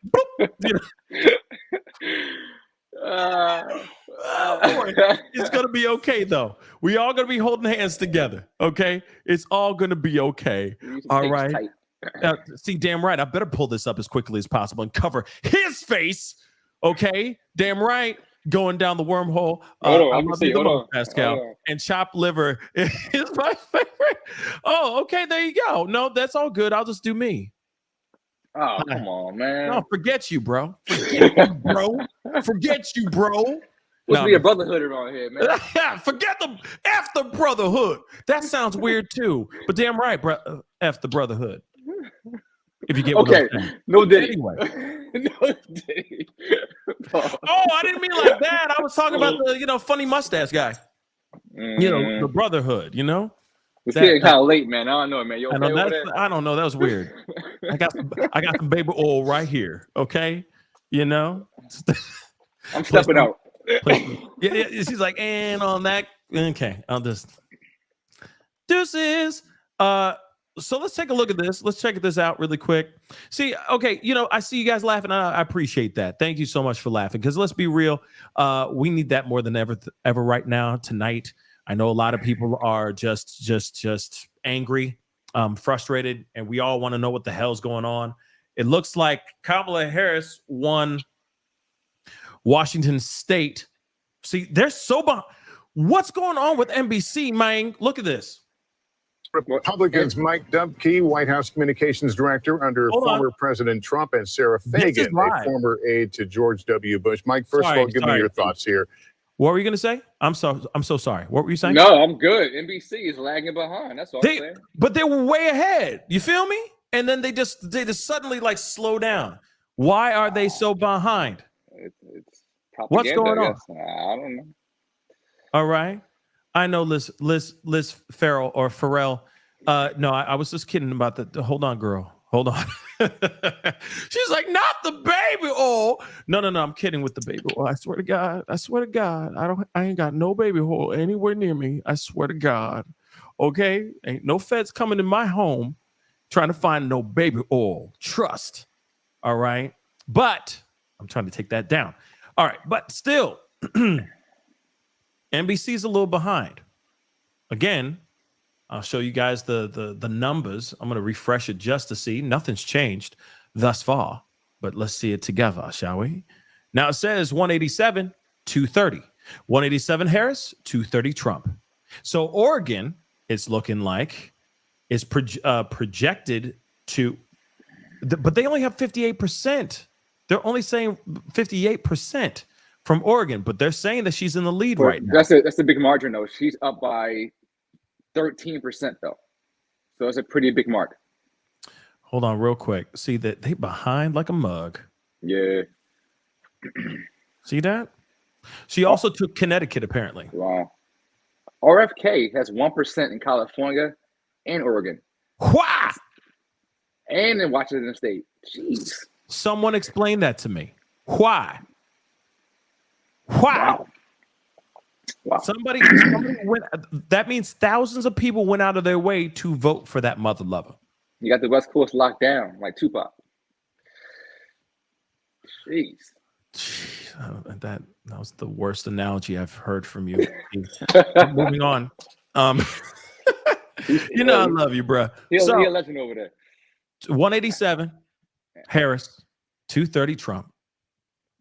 Oregon, so far it looks like Oregon is projecting her to win with 58% tallied up.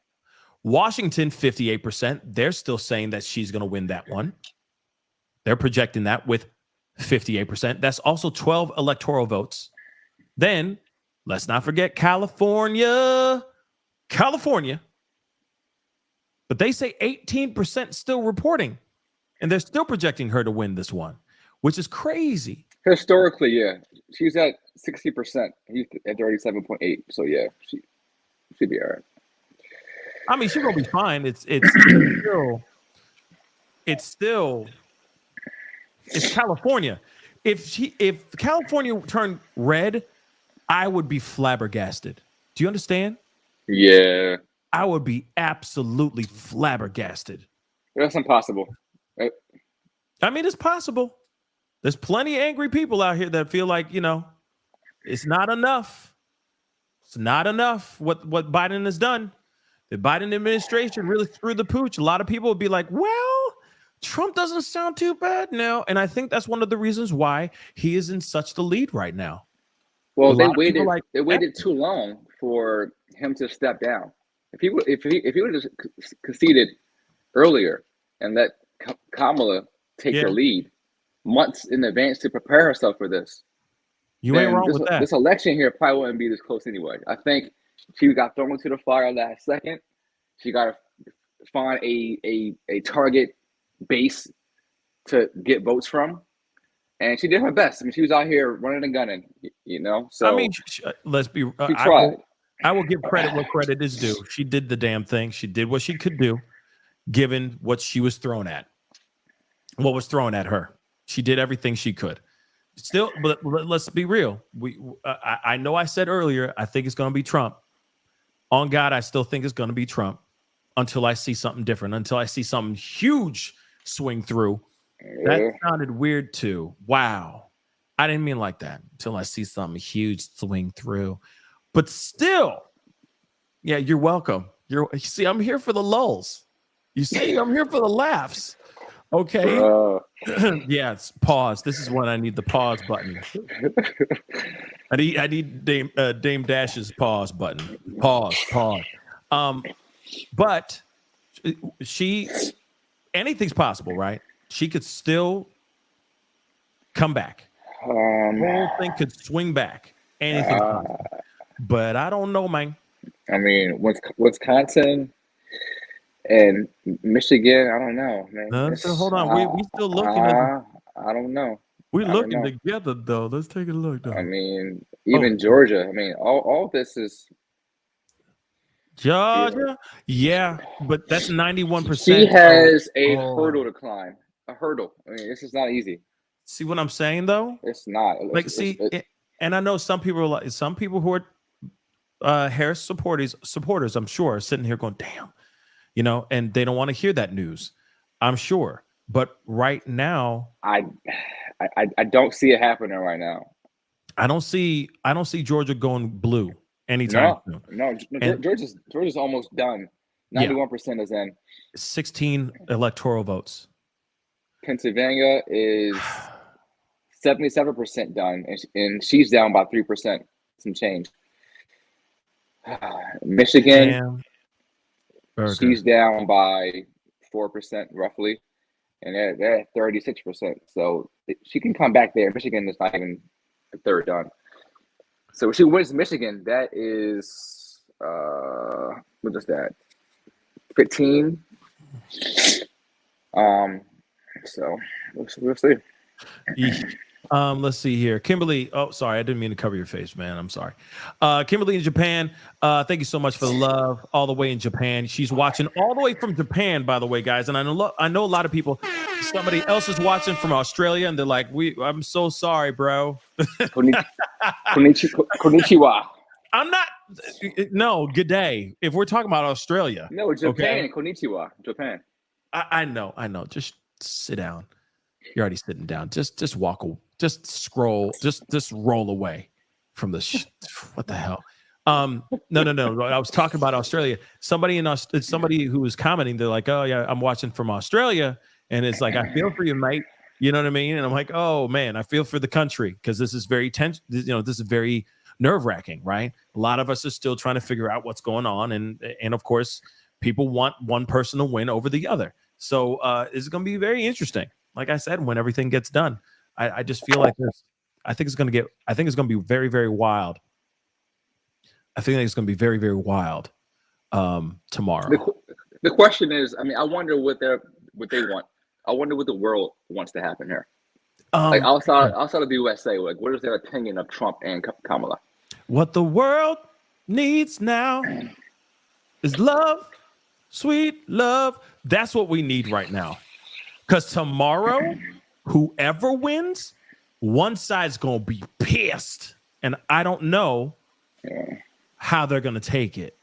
I don't know how they're going to react. It's going to be a very visceral reaction tomorrow, I think, to be really, really honest. Will it be a physical reaction? I don't know. But I hope not. Please not again. Please. Kimberly in Japan, thank you so much. I didn't get a chance to read this, but she's watching from Japan. A lot of people are watching from all over the world, and I really do appreciate it because, yeah, we are all in this together. And honestly, the world is going through this too. Real talk. We are all, because, whoever's running the country is running this world too. Remember that. Just saying. If you really think about it. You're onto something there, Pascal. You're onto something. Sorry. I know some people are like, hey, man, you're wrong. But hey, let me cook because sometimes I have a point. Now, Kimberly, again, thank you so much. Pascal, you just loosened the tension, and I'm loving it. Also, thank you, T. What the hell happened? Okay. Sorry, I hit my space bar and something weird just popped up on my screen. That was weird. You're going to die in 30 seconds. Moving on. Also, thank you, T, for keeping it cool. So how's he the cool one and I'm not? You're silly. I would say that. You're more silly than cool. Wow. I would say that. That's not a bad thing. Wow. It's not a bad thing at all. Wow. Thank you for that. We finally got the truth here, guys. Now this is what he thinks I'm just silly. Okay. That's a good thing. Okay. Moving on to the next one. Francis, thank you so much. Thanks for the coverage, Pascal and T. Not the baby. Oh my OMG, Pascal. Yes, we're here for the laughs, guys. We're here for the laughs. Okay. And yeah, damn right, enthusiastic. Silly is the new cool. There we go. Damn right. Damn right. If I can't be me, this would be a boring ass show. Do you understand that? I This would agree. be boring. Watching T all the whole time. Cool is boring. Okay. Cool is boring. Let's get back into this. Let's see what's going on in here. North Carolina. That's going to be a Oh real my disappointment for the Kamala Harris campaign. They had hoped that if North Carolina could be clawed back into the blue column, perhaps that would open up other paths for them out west, a Sunbelt path. It is looking like blue wall or bust. That is where it stands right now. 172 electoral votes for Kamala Harris and Donald Trump in the lead right now. Let's go to Tom right now and talk about now what this does to Kamala Harris's paths to victory. Yeah, let's show you real quick how Trump wins, right? How we project that he wins. Robinson right now, 64.9%, 30% in. You can see how Trump's overperforming here. As we go along these rural counties, you can see Trump's numbers are increasing. 63 4 years ago, 66 tonight. We'll keep moving along counties here. for me, bruh. 53%. So Lester, you asked, how does this affect him in the race for president? Let's go back out to our big board here, the road to 270. When we started out tonight, right, the paths to victory here, Trump had 10, Harris has 9. That's because we just called North Carolina. We can't even remove it anymore. This number before we called North Carolina, Harris had more paths than Trump did. But this is essentially where we started the night. This is the way it ended in 2020, right? He won North Carolina. President Biden had won the rest of the battleground states. But this gives the Republicans and former President Trump some hope. We now move to Georgia. We're going to be looking at the vote in Georgia. But as Chuck mentioned, very, very close in Georgia. And we're going to be waiting on that vote, the full vote to come out of Atlanta in those ring counties right now. But a big win for former President Trump. It's the first battleground we're calling tonight. All right. It's a what if. Thanks very much. Remember, there was some late polling in the state that came just over the weekend that suggested that perhaps Kamala Harris was surging in North Carolina, that maybe she was making gains among some of these voters. That is clearly not turning out to be the case. That said, you've seen the reporting from her campaign that they are looking at the all-important blue wall. Of course, the question is, if Georgia goes, and you and Chuck were just talking about Georgia, but if Georgia does end up in the red column, it is Pennsylvania, Pennsylvania, Pennsylvania. Well, to that point, the Secretary of State in Georgia, Brad Raffensperger, who people are familiar with from the last election, has said on the record that Trump has an insurmountable lead in Georgia with the number of votes outstanding. So he's the Secretary of State. I think he knows what he's speaking of, but we will continue to watch. We've got another race to call, another presidential call. This is in the state of Virginia. This call coming a little later than many people might have expected, but Kamala Harris will win the 13 electoral votes in Virginia. There's the breakdown right now, 134,000 vote difference, 84% of the vote in. That, of course, goes into the Harris column. Well, that leads us on the road to 270. Trump with 230 now, 40 from his goal. They're so Harris freaking with behind. 185 electoral votes. Okay, let's They're very behind. I have her at 192. Yeah, exactly. 92. Yeah, exactly. He hasn't moved much. Now Arizona this is slim, yo. They're halfway through the votes now. She is 0.2 behind him. Damn. In Arizona, though? Arizona. Isn't Arizona known for being more of a red state? I could have sworn it's more than a red state, right? Outside of Phoenix, yes. So that's interesting. That's 11 votes right there. Damn. So if she wins that, but they're neck and neck there. Let me. That's crazy. Now, again, let me just show you guys the numbers right now so far. 192 according to Google's, election results. Let's look at same thing with Associated Press, which I like Associated Press. Yeah, I do. And that's very interesting, right? It's very, very interesting. This is gonna be wild, dude. This is gonna be wild, man. And I'm here for it. But are they doing this just to F with us? I feel like that's what they're doing. You know what I'm saying? I feel like they're like, we're gonna keep just creeping it out for the ratings. You know what I'm saying? Yeah. If he wins Pennsylvania, it's probably over. But she has a slim chance if she gets Michigan and Arizona and Nevada and somehow can get Alaska and Hawaii possibly, maybe. But Pennsylvania right now that's his ace under his sleeve right now, and he's winning that right now. He's winning it right now. Wow. Yeah. By like what 200,000 subscribers. I'm sorry, 200,000 votes, just about. A little more than that. It's a little more. Yeah, almost. Yeah, almost it's about 200,000. it just changed that quick.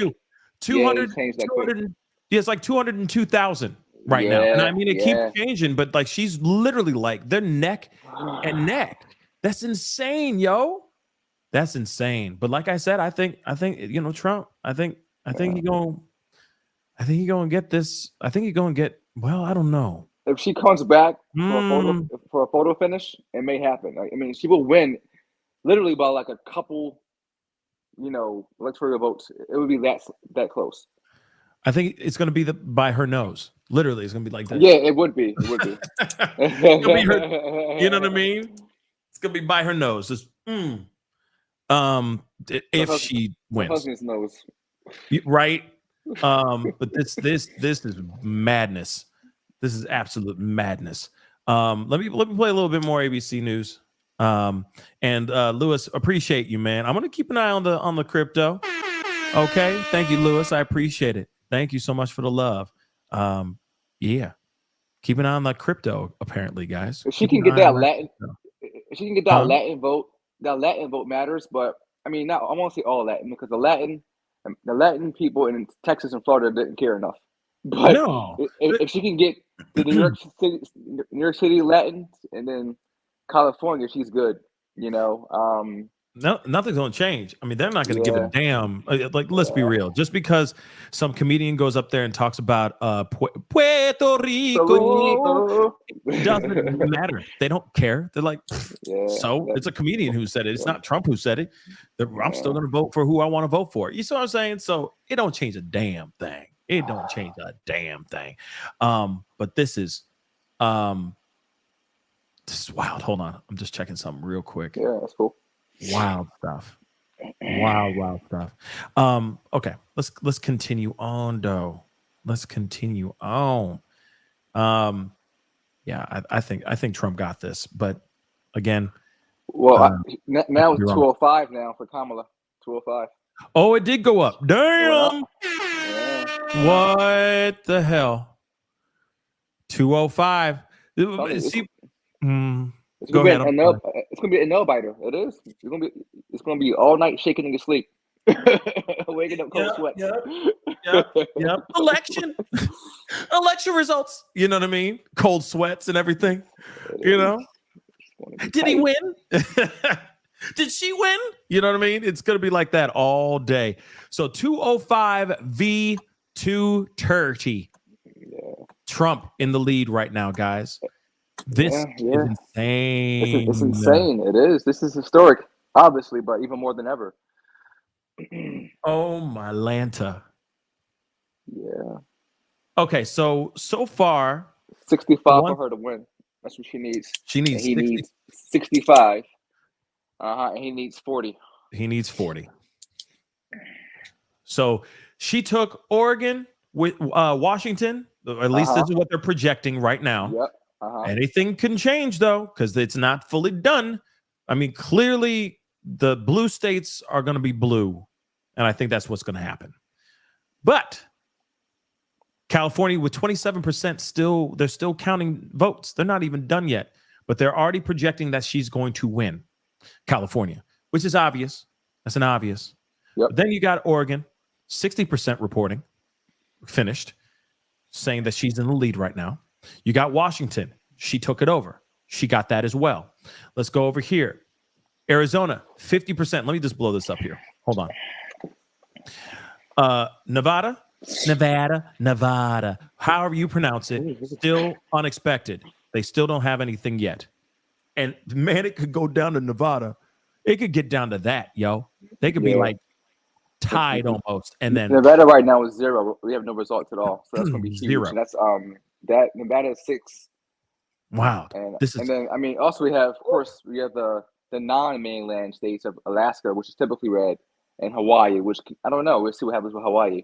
But those 7 together, plus Nevada at 6 is 13, plus Michigan is I believe is 15.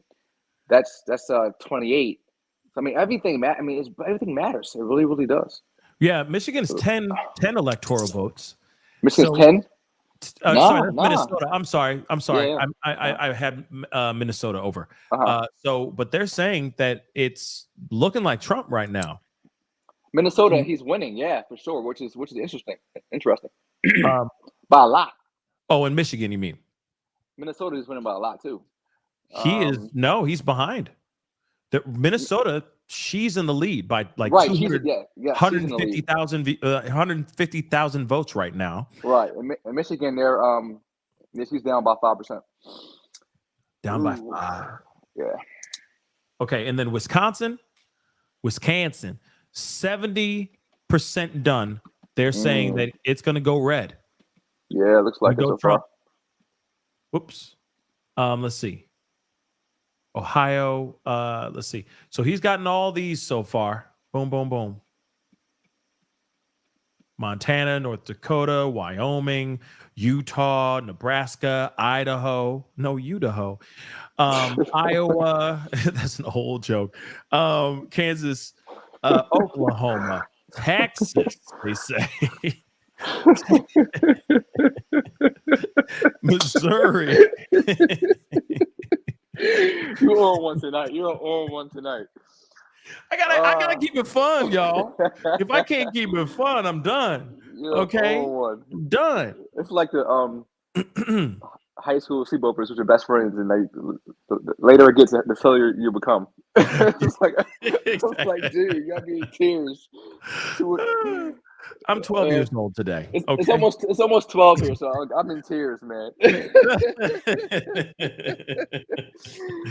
Oh boy, are you getting like the day off tomorrow because of this election thing, or not? Today was kind of off, but I was still in the building. And tomorrow is a half day, so I can kind of get through it pretty easy. Damn. Oh, that's hilarious. Half a day. All right. Yeah, half a day. So they're saying right now, Minnesota's too close to call right now, as they're saying. Let's hear it. Senate, the United States House of Representatives, also up for grabs tonight. We've got Kristen Walker keeping an eye on that. We just in the last hour or so made a crucial Senate call in Ohio. I know you've got some results. Absolutely. So we called Ohio for the Republican. Let's head over to Pennsylvania.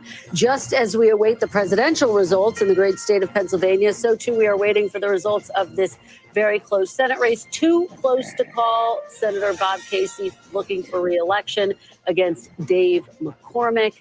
81% reporting right now. Now let's head over to Wisconsin, where we have Tammy Baldwin looking for another term. She is trying to fend off a challenge from businessman Eric Hovde. Let's head over to Montana now. Michigan. We're going to go to Michigan first. Alyssa Slotkin trying to win a Senate seat against Mike Rogers. This race also too close to call. And now let's go to Montana. This is one of the seats that Republicans are eyeing as a potential pickup. John Tester looking for a fourth term against Tim Chee. This race too early to call. Let's take a look at the map. Really? Overall, again, Republicans have now picked up 2 seats, which is a very good night for them, potentially putting them on the path to take back the Senate, Savannah. Well, if everything holds and they had a 2-seat net gain. I do also want to say something here too. I think all of this, even like when it comes to the Senate, some of these elections and all that, especially in these particular states, I think that it's going to be very telling on what we should expect as far as who's going to win, because people tend to lean blue if they're voting for one particular candidate, like a presidential candidate. They will tend to lean more blue. They'll go, okay, blue, blue, blue, blue, blue, blue, blue, down the freaking roster. Same thing with red. It'll be like, okay, I voted for Trump, red, red, red, red, red, red, red, right? So I think that's what we're seeing right now, because I think Pennsylvania is going to go to. I'm going to predict that now. I think Trump is going to get Pennsylvania, guys. Yep, that's what I truly think. I think he's going to get Pennsylvania. The only way he wouldn't get that if they're holding off for Philadelphia last account. Then that would be a huge swing. But Philadelphia, I mean, they may hold it. If that's possible. If Philadelphia is not counting right now, then let's see. I can find that on the county map. Yeah, I really think that Marcus G just said this, and I agree too. I think it's going to be a red wave. I really do think that if Trump wins, it'll be majority House, Senate, and President. Yeah, I think this is going to be. I think that's where it could be marching down. We could be wrong though, but what I'm seeing right now, especially with the House quickly becoming majority red. The Senates, even the senators and that are trying to get reelected that were Democrats, now those guys are getting beaten out by new incoming candidates as well. And of course, the votes aren't done yet, but how it's looking, yeah, it's looking like this could go very red. And I don't know. Is that a good thing? Is that a bad thing? It depends on how you look at it. Because I know some people get really worried about, Project 2025 and all this BS, right? Yep. There's a possibility that if Trump goes in there and wants to get certain things, certain bills, certain whatevers moved, it might be a lot easier for him to do those things when you have the House majority red. So this is going to be very interesting. So this is going to be very interesting. Pascal, Go ahead. Click on, if you go to the AP. Yeah, map, I got you. Click on Pennsylvania. Hold on. I'm adding it to the stage. Okay. Click on Pennsylvania. Uh-huh. Well, I mean, on any of these boxes? Any dot, anyone. Okay. Scroll down. All the way down? Right there. Yep. Okay. That's the state. So that bottom right, Southeast Pennsylvania is where I live, right? Like I said before, Pennsylvania is very divided as far as like you have the Pittsburgh and Philadelphia area are liberal cities. Yeah. If you hover over Philadelphia, that big blue on the bottom right hand corner, 71% counted. See that? And then if you go down to Delaware County, 68% counted. So I mean, they're still counting over here. So I mean, if they can swing those blue states, those blue counties to go red. Well, really, if it stays blue, if they finish counting and it goes up another 10%, 15%, whatever's left over, it may make it closer than not. That's my point. Wow. It's still not over yet. I mean, it's definitely not over yet, but mathematically, there's still a chance. That's my point. This is going to be crazy. It is. It's going to be crazy. And then if you go over to Arizona, same thing over there. You click on that, they're neck to neck. Look at that. It's I thought it would have the state and all that, but yeah, it's there. Go down some more. Maybe it's not there yet. It's not there yet, but still, yeah, look at that. Yeah. But look at that though. Yeah. He's up by 7,000 votes. And who the hell is Chase Oliver? I ain't never heard of that mother love in my life. He's Libertarian Party. He's new. Yeah. But yeah, still. So in Arizona, Phoenix is all blue, and so was Tuscan, and so was Pima County. So and so was, I guess it's Coconino County as well. Okay, so it does matter for sure. He wins North Carolina. Apparently, he has won North Carolina, but it's still. I mean, that might be old news because it hasn't changed. It has not changed his number at all. Just so you guys know.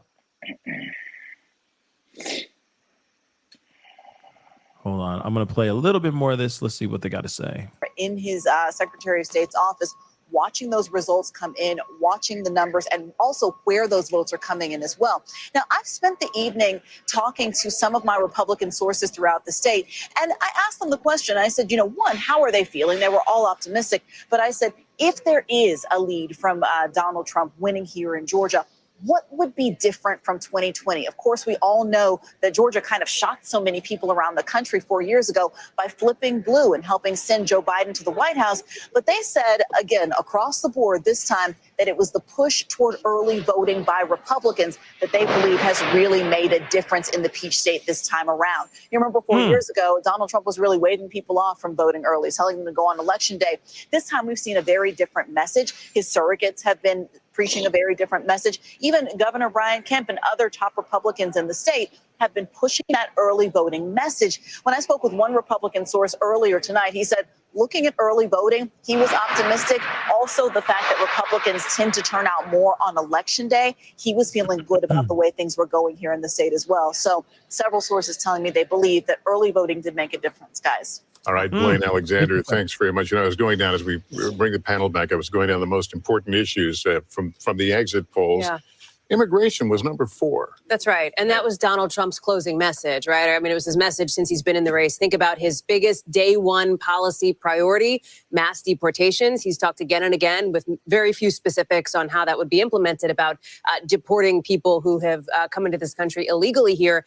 It's always been a big issue for him, dating back something like 8 years now, 4th on the exit poll list. But look what was up there at number 2, the economy. And remember, just because a candidate were to win on the top issue, which this year, based on the exit polls now, is state of democracy, doesn't mean they're going to win overall. And state of democracy is complicated as the top issue because Republicans and Democrats see it different ways. Yeah, I mean, both sides think there's a threat to democracy for different reasons. Can we go over to Tom Yamas? He's been pacing over there by the Georgia map. Because it's interesting. I mean, we have the Secretary of State, Brad Raffensperger, a Republican, but who has certainly shown his independence, saying that Trump has an insurmountable lead. I believe you and Chuck have said there's still some vote out there. It's not over yet. What do you see? I'm going to give you point counterpoint. First off, let's see where that remaining vote is so far. Again, the giant bubbles, that's where the vote still needs to be counted. It's all over the Atlanta metro region. This is where Democrats are going to run up the score. This is where their base is, where they've been able to expand. So I'm going to click on a county here like Cobb County. I'm going to bring it out to compare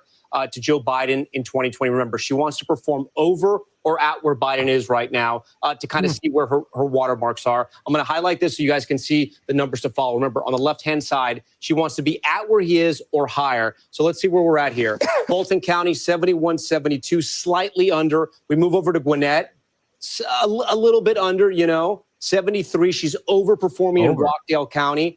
We come to DeKalb here, a little bit under.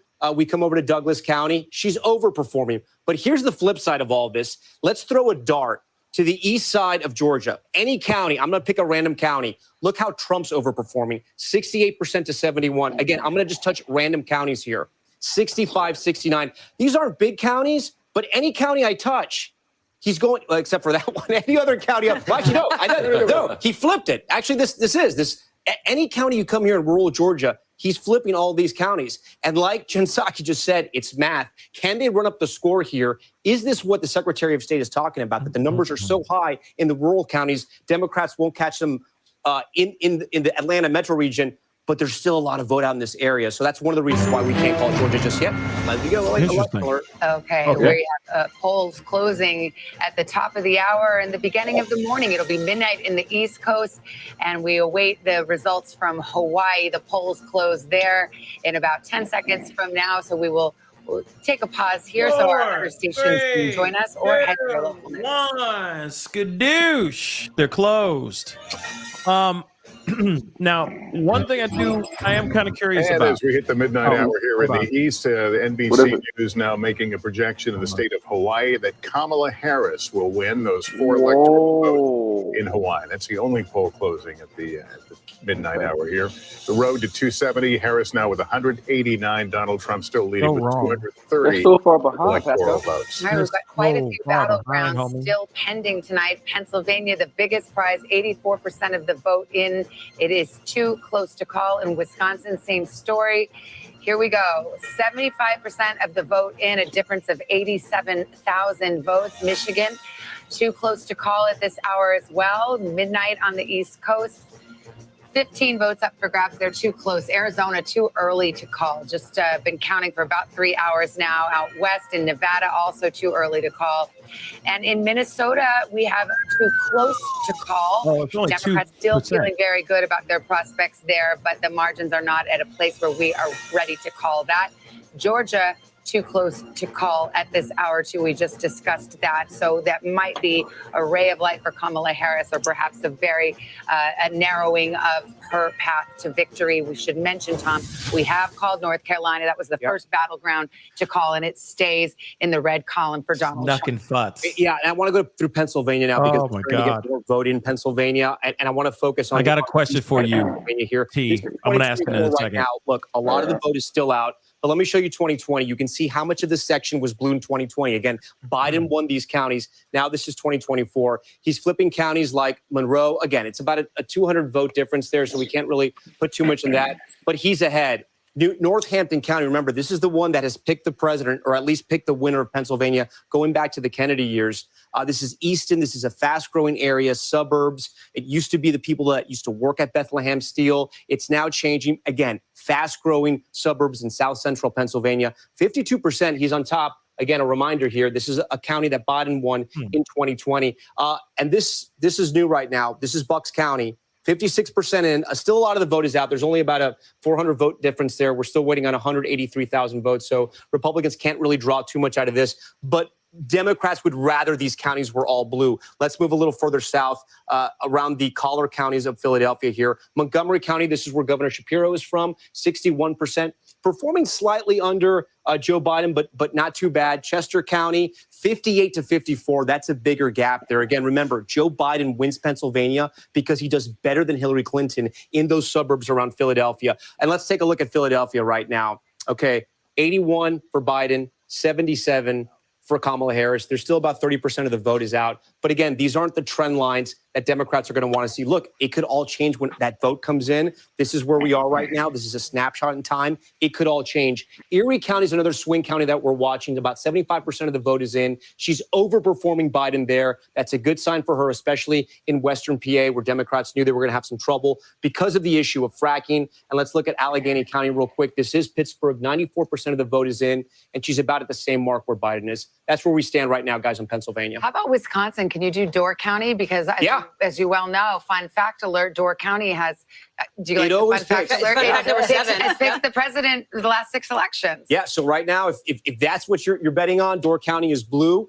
Democrats are on top there. But look, guys, this is a very small number. Door County is not a big county, but it's one that all the political watchers look at because it usually picks the winner almost always of the statewide race in Wisconsin. Right now it's blue. That's a great sign for Democrats. I'm going to look at another one, like I mentioned, Sauk County. This is another one that usually picks the winner. Trump is on top here. Biden won it in 2020, so he's really overperforming, going from 48 to 52.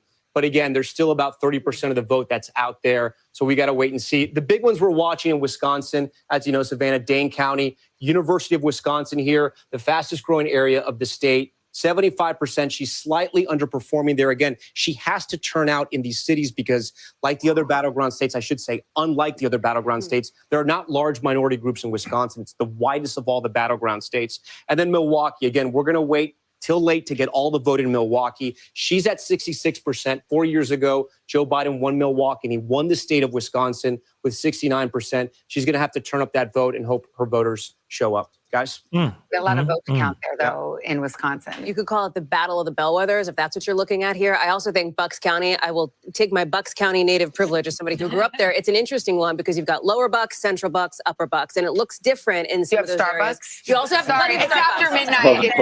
Here it comes. I love it. I know. Get the M&M's ready. They got time today. They got time Delaware tonight. County demographically here, and I was in touch with a good Republican source there who thinks that Donald Trump is going to do better, and we're starting to see it in some of these numbers in Bucks than he did in 2020. That said, remember, this was a +4 county for Joe Biden back in 2020. It is represented by a Republican in Congress, so it's one of these places very, very swingy, and a place that a lot of folks are watching. And I see you nodding your head, Jen. Yeah, well, I did not grow up in That's Bucks so County. close. I spent a lot of time thinking about Bucks County over the course of many years in politics. you know, looking at county, as Tom was going through it, one of the things that we're seeing over and over again is that she's underperforming where Biden was in 2020. It doesn't mean that's where Biden would have performed, where he's still the nominee, but it does, and that's not just in Pennsylvania, where you're seeing it in Wisconsin, you're seeing it in other places. One of the things as we've watched this results that I've been thinking about that Democrats will have to think about, depending on what happens here, is there's been a realignment of states Democrats focus on. And, you know, Georgia and North Carolina are in many ways like baby blue. And I mean that because they've only been blue for one cycle, right? So they've done that because of organizing on the ground, but they're not reliably blue. And the problem is Ohio and Florida are gone. Well, in the case of North Carolina, it was baby blue in 2008 and not since. It hasn't been since. So that's, I don't know what color it is. It's lavender.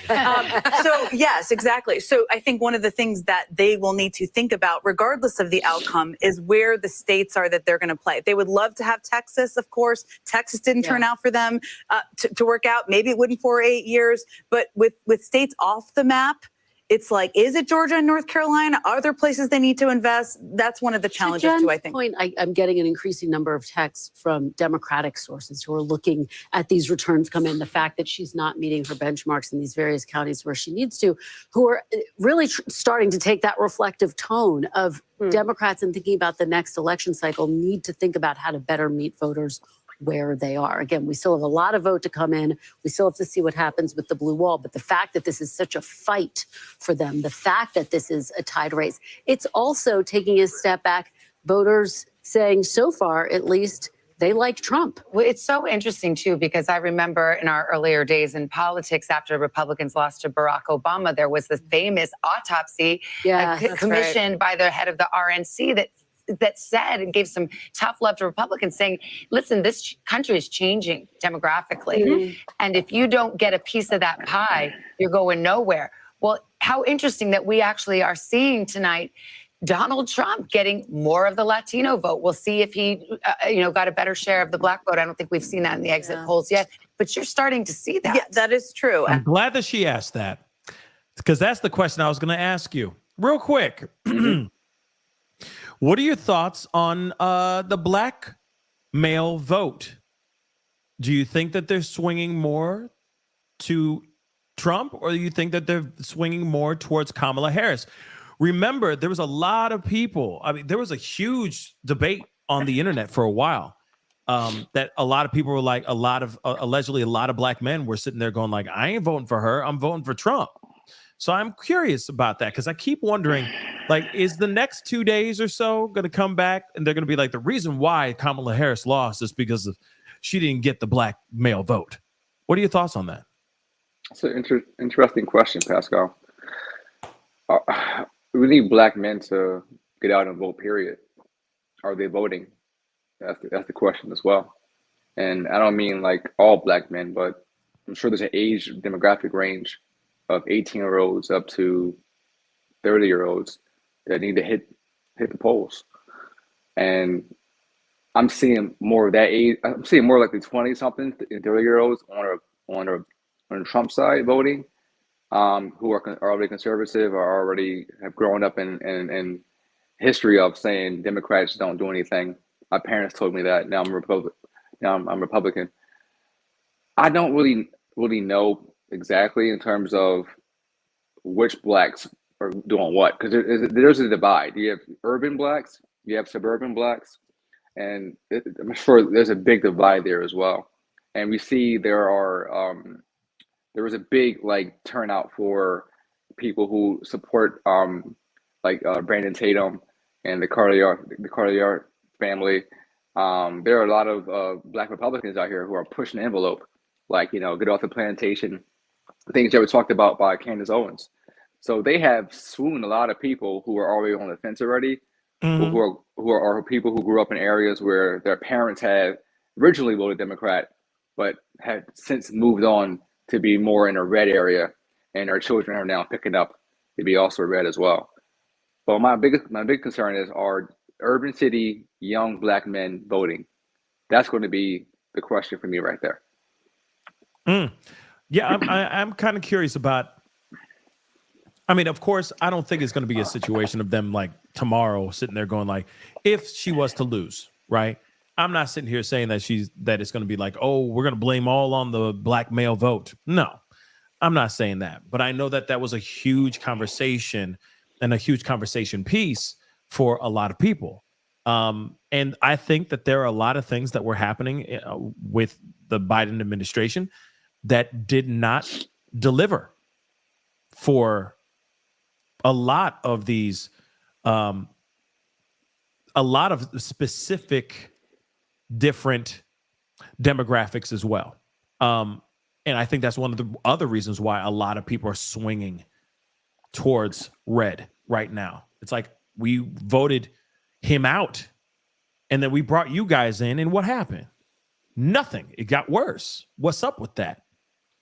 Do we bring Kamala in to do this again? Are you really going to change things?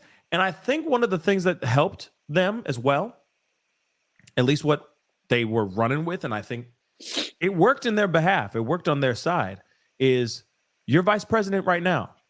You've been in there for 4 years or 3 years. What have you done to change anything in those 3 years? Right? And I think that was one of the things that's not fair because people's. No, I know. No, I'm vice saying is presidents this is don't the have much rhetoric power. that they were saying out here. No, I know that. But what Yeah. I'm saying is people are hearing that. That's what they're hearing from from Trump's campaign. Basically, like she's already in the seat. propaganda She's already machine. in the propaganda machine. So they're listening to that and they're going, oh, well, he's got a good point. She's already in there and it's gotten worse. What's up with this? Should we vote for her and it's just going to be the same thing? Mm-hmm. And I think that's one of the reasons why a lot of people have changed their thoughts on voting blue this time around. That's just my I thought. hear you. So Nebraska has. So do you recall about an hour ago or so? Nebraska has a different system where they have districts that can decide vote separately. Yes. So that district number 2 is all blue. So Kamala earned one more vote there. She's at 210 now. Yeah. So she's been moved up. So now it's 210 So right now. so it's 20 points or 20 votes, electoral votes apart. But again, we're going to go down to the wire, as we were saying all night, to those Arizona, Georgia, Michigan, Minnesota, PA. We'll see. Yeah. This is getting crazy. It's going to be crazy. This is getting crazy. Let's see what's going on. And shoot, NBC behind though. Yeah, you got to move on from them. I mean, yeah. Let me see if I can find something better. Unless they want the drama, the sensationalism on purpose, which is part of ratings. I'm honestly thinking that makes sense to me. I'm honestly thinking that is their motive, to get people to keep watching and they're still at the edge of their seat, kind of thing. You know what I mean? Like, oh gosh, what's going on? Who's going to win? Blah blah blah. You know what I mean? Yeah. So and shout out to your fans in the West Coast, Pascal. They're up right now. A shout out to the people in the West Coast. The West Coast, because they out here still watching. Yeah. I appreciate y'all because it is insane right now. Let me see what ABC. Yeah, because I was watching NBC. So let's see what ABC has to say now. Hopefully something good. Maybe they're a little bit more up to date. Maybe they're not. You never know. They might all be doing the same approach. Yep. They're behind too. They're behind too. What the flim flam filth? Take a look at this. Wow. Redder shift this election. Well, it's a red shift. It's really a Trump They're shift. way behind. It's a remarkable thing he's accomplished, win or lose, and it certainly looks at this hour like he's going to win. But what he's done is he has continually expanded. Someone said that News Nation is ahead. Populist movement that he ignited the moment he Yeah, came someone out said that in the chat. 2015. News Nation is ahead. I'll take a look at that. Yeah. News Nation. I wonder who's hosting it over there now. Yeah. I wonder what Fox News has as well. I wonder. They're a big red network. Oh, wait. Hold on. I'm going to look at that in a second. Let me see what. Because apparently Kamala Harris said something. Said it was too close to call or something crazy like that. On certain states, not the whole thing. Yeah, I don't see any live coverage on YouTube. I don't see any live coverage. So But Fox News has Trump 232 and Harris 216. oh dear Lord. Yeah. Oh no. It's gonna be like that. It's gonna be like that. I'm already feeling it. Fox News will announce that he wins, and then it'll be CNN that announces she wins. It's gonna be something crazy like that. But let's take a look at the 2000 election with Al Gore. That's how that was. right? Won that? Yeah. That was crazy too. Let's take a look at this. Quite a bit. Every trip I was out there, you saw activity that she was in the state or had just been in the state. Yeah. So just to explain it. Now, one of the other things I heard about people talking about Michigan is everybody in the media, all you talk about is the Arab American, Muslim American vote, but really the issue in terms of a big size, a bigger chunk of votes is white working class voters, union voters, because the Trump campaign ran ads slamming Harris's position on electric vehicles, EVs. And that is actually going to be more significant. This is Fox. Ultimately, that was, this is just their projection, than the Arab American, Muslim American vote. Is there any way we can gauge that, how well or poorly she did compared to Biden when it comes to white, non-college educated union voters? Hold on. At the exit polls, Oops. look at union households. That's a question. Didn't mean that. Hold on. Let me because that's ridiculous. Hold on. We're still just looking to see what other places are saying. But a lot of them are still kind of behind. Let's see CNN. Somebody just mentioned CNN. So I know some people will be like, boo, tomatoes, tomatoes, tomatoes, CNN. But let's just see what they are doing. Let's just check it out. Same thing, I think. Same thing. Look at this. This is weird, yo. Spending the GDP has Same to be number under control. Yeah. And that's So- before we get to the issue of the So I social guess their which is tactics are all the ultimately same, gonna is to kind run of out of sensationalize I everything. can't hear you. What did you say? So that they're all doing the same thing, like the more left leaning media, NBC, MSNBC, CNN, they're behind on purpose, and they're more trying to sensationalize everything. So if she does come back for a win, it's more like on edge of your seat. That's Oh, my yeah. guess. Yeah, Whereas they might be Fox holding. News and News Nation are ahead because they're more right leaning and they're Right. dominating in their eyes. Well, I mean, even so, like, yeah, CNN, NBC, ABC, Fox News. Fox News is already showing the people getting ready. That's what we were just looking at. People the getting champagne? into the, yeah, Pop the it's like they're champagne bottles. yeah, like they're Bottles already up. getting like showing up to the speech, his winning speech type thing. But still, I mean, anything's possible. But right now, she's at 210. Let me just refresh this. She's at 210 according to AP News, Associated Press, and he's at 230. So it's still very close. Yeah, he needs 40. She needs 50. She needs 60. Wait a second, you lying, Orelli? Really? You lying, right? What's He won? going on? I'm not surprised. Ted Cruz won. Okay.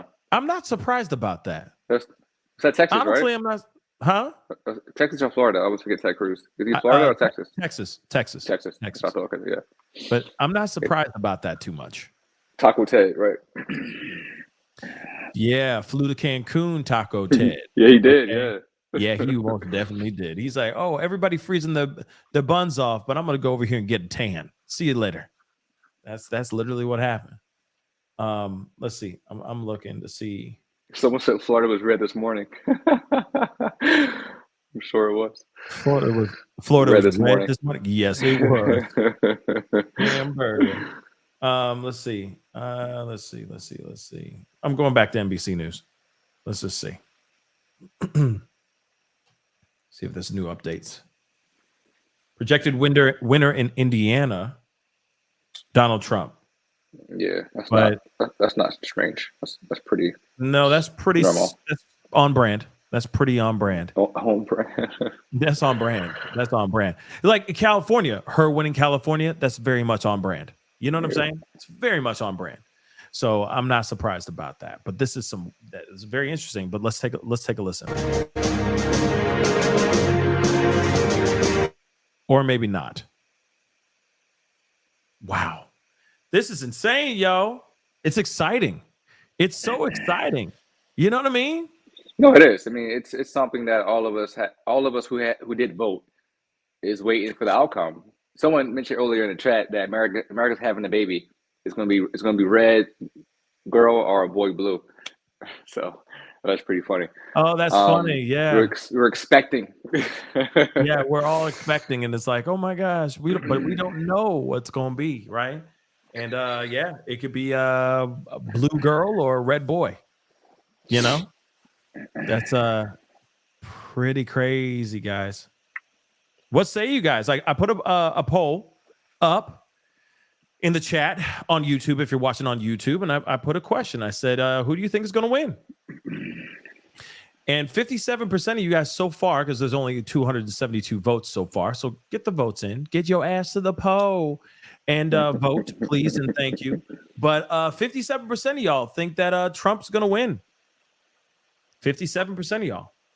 I mean, anything's possible. Anything's possible. Here's something I also wanted to share with you guys that I think is very important while they're on this commercial break. This is from when he was running against Hillary Rodham Clinton back in 2016. Now, he tried. He tried and he won. Remember, he tried and he won.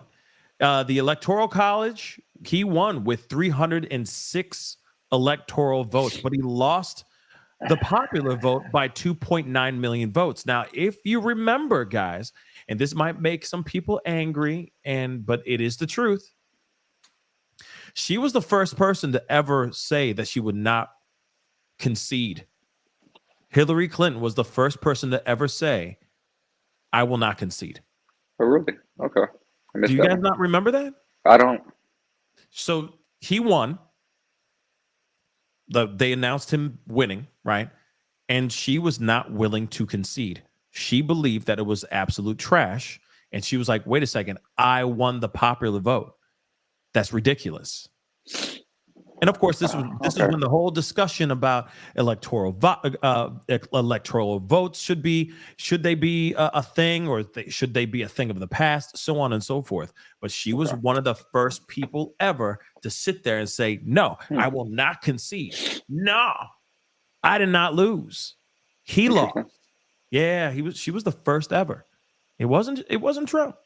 It was her. Okay. And then Trump did it. And then Trump's whole situation was a lot crazier than what happened with Hillary Clinton. But still, yeah, crazy stuff though, right? Yeah. Let's see here. They got some new updates. 15 electoral votes. This was Biden's largest margin of victory in 2020 when it came to the battleground states. Almost the whole game is Wayne County. It's Detroit. Not enough vote there. About a quarter of the vote is in. We can't really make any projections or calls here because so much of that vote is out. But just to give you an idea of where Biden was in 2020, again, a lot of this vote is out, so I don't want to spend too much time on this, but 68% tonight, right now, Harris at this point in time is at 58%. Not a great number for her. It is a tale of two suburbs in Michigan, right? You have Oakland County. This is where Kamala Harris did that rally, I should say that town hall with Oprah Winfrey. This is one of the wealthiest counties in all of Michigan. Pontiac, Michigan is here, the suburbs of Detroit. This is where Biden was in 2020, 56%. This is where Harris is tonight, 53%. There's still about 20% of the vote. Just over Macomb County. Now, this is a little more middle class, a little more working class. It is a suburb of Detroit as well. Republicans do very well here.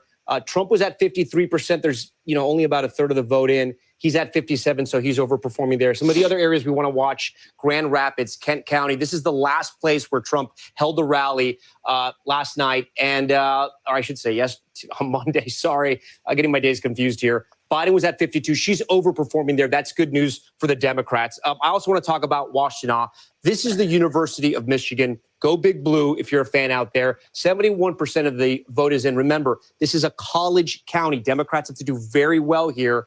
Biden, 72%. Tonight, Harris is underperforming right now with almost three quarters of the vote in. Ingham County, again, another college county. This is where Michigan State is. Half the vote is in. Biden was at 65. Harris is at 56.9. I want to see some Trump barometers right now. Cass County, Trump's at 66%. 4 years ago, he was at 63. So again, the story of Trump overperforming in those rural counties, we're seeing it as well in Michigan. Still, a lot of the vote is out, though. Look, we still need half the vote to come in. A lot of that's going to be Detroit, as we know. I'm going to look at Saginaw. This is a battleground county. This is where she toured that semiconductor plant. We don't see much there. There's only 1% of the vote in. I don't want to draw anything from there. We're going to check Kalamazoo. She appeared here with Michelle Obama. It was the Harris and Michelle Obama appearance. Only 13% of the vote in, and she's slightly underperforming. Guys, a lot of the vote is still out in Michigan, but the trend lines we've been seeing in the other states, we're sort of seeing in Michigan as well.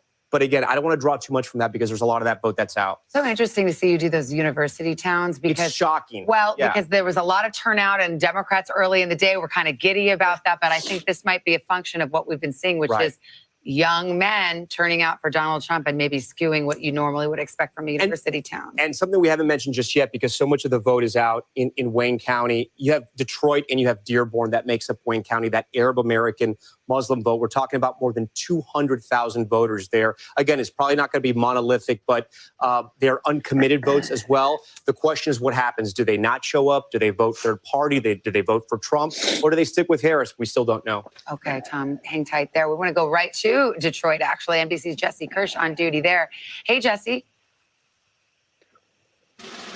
Hey, Savannah, I know we're wondering when we're going to have those votes from Wayne County, specifically Detroit, where I am right now, as Tom was just mentioning. Here's what we know from officials.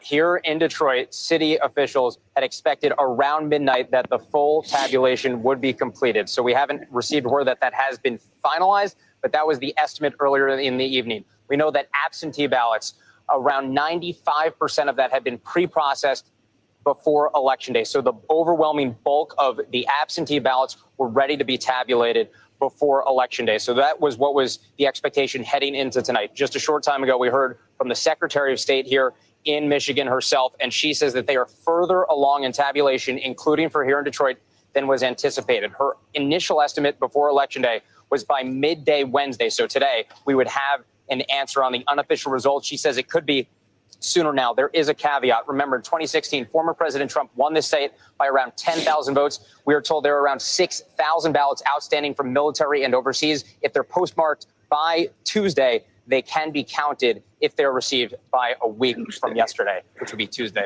the 12th. Back to you guys. All right, thanks, Jesse. And in battleground Georgia, Ellison Barber is in Gwinnett County. Ellison, what's it looking like there? Hey, Lester, it's starting to get a lot quieter in this tabulation center, and that's because for the most part, they're almost done here. We're told by election officials in this county, there is one precinct that is still out of the 156, 155 have been counted. They're still counting one final precinct and a few absentee ballots, but voter turnout here has surpassed what we saw in 2020. That's something both Democrats and Republicans were hoping for. But what Republicans were hoping for specifically was that Trump could maybe get a couple percentage points above the 40% that he had in this state back in 2020, and that it would be enough to chip into Harris's margins and the Democrats' margins here and then carry the state. And right now, he's a little over 41% of the vote in this county. So it looks like what they were hoping would happen here in terms of those couple extra percentage points might have happened. I will remind you, when we're talking about Georgia, think of what happened here back in 2022 in the midterms, where you had Trump endorsing candidates in the Senate race, in the gubernatorial race, and in the Secretary of State race.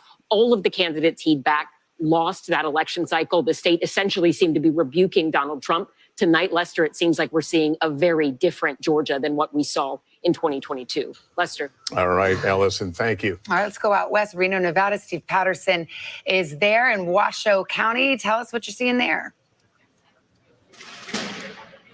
Democracy in action, Savannah. We're in the tabulation center. The machines are humming. The ballots are coming in from polling places all across the county, although it is now abundantly clear that the workers you see over my shoulder are going to be here for a while. That is because we just heard from an election official about 10, 15 minutes ago to say that people are still voting. It is, 2.5 hours past when polls were supposed to close. People that are still in line can still vote, and they are still voting. We're hearing that there's a polling place, a tribal community that has about 50 people still in line. It is going to take a while for those votes to get get counted. In-person votes that come in today have to wait to be counted until the very last person in Nevada takes their turn to vote. So this is going to take some time. We're also understanding there was a University of Nevada, Reno, that took a while. There were about 50 people that still had to vote after polls closed there. That is because we're hearing same-day registrations were spiking at college campuses. College students realized, you know what, I think I am going to vote. And so they signed up to vote on the same day, clogged the system a little bit. None of this is to say that this is any indication that there's anything wrong, any indication of fraud. It just means that the system is taking a while. And as we often report in the Silver State, it may take a minute before we get totals here. Back to you. All right, Steve, thanks very much. NBC News senior legal correspondent Laura Jarrett joins us now. She's at the Vote Watch desk with an update.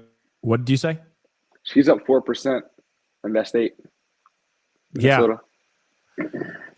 We'll see. At least so far, we can make calls for 4 different states. And it's worth noting here, the places where the abortion referendums have actually gone through and passed are places where abortion rights are not in jeopardy. Places like Colorado, where abortion is easily on the ballot there and has managed to pass.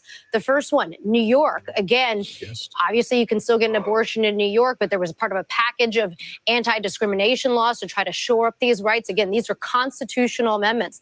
The next one, in Maryland, you can get an abortion up to the point of viability, around 24 weeks of pregnancy now, and it again will be enshrined in the Constitution. The big exception here, guys, Florida. That one was different because it required a supermajority to pass, 60% of voters, and it did not meet that threshold, falling just above it, just short of it, around 58%. So that one, the abortion referendum failed. It will not enshrine constitutional rights to abortion in the state of Florida, and the 6-week ban will stand there. Guys, we're going to keep watching other states like South Dakota, also Missouri, Nebraska. The referendums are still on the ballot there, and they're not yet at a point where we can project those. So back to you guys. All right, Laura, thanks very much. We've got a new guest on our panel. We've got former Housing and Urban Development Secretary, Democrat Julian Castro, and Republican Mark Lauder remains with us. He was the communications director for Trump's 2020 campaign. Nice to have you both with us. Congressman, I have to ask you about the Latino vote, because we're looking at an exit poll that shows Latino men broke for Trump by 10 points.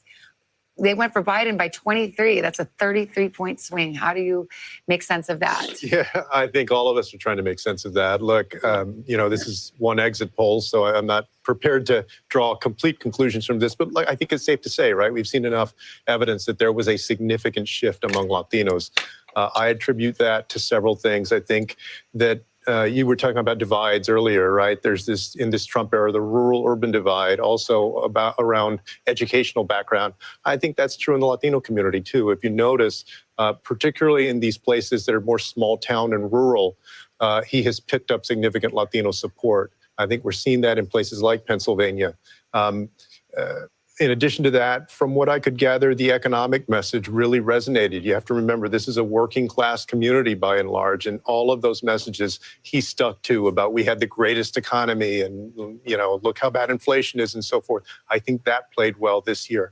I'll be interested to see whether there's a difference in Nevada and Arizona. Those are states where the Latino community is much more organized and has been by Democrats for longer than in places like Pennsylvania or some of the other battleground states. We've got to make a call here, Secretary. This is NBC News projection in the state of Georgia.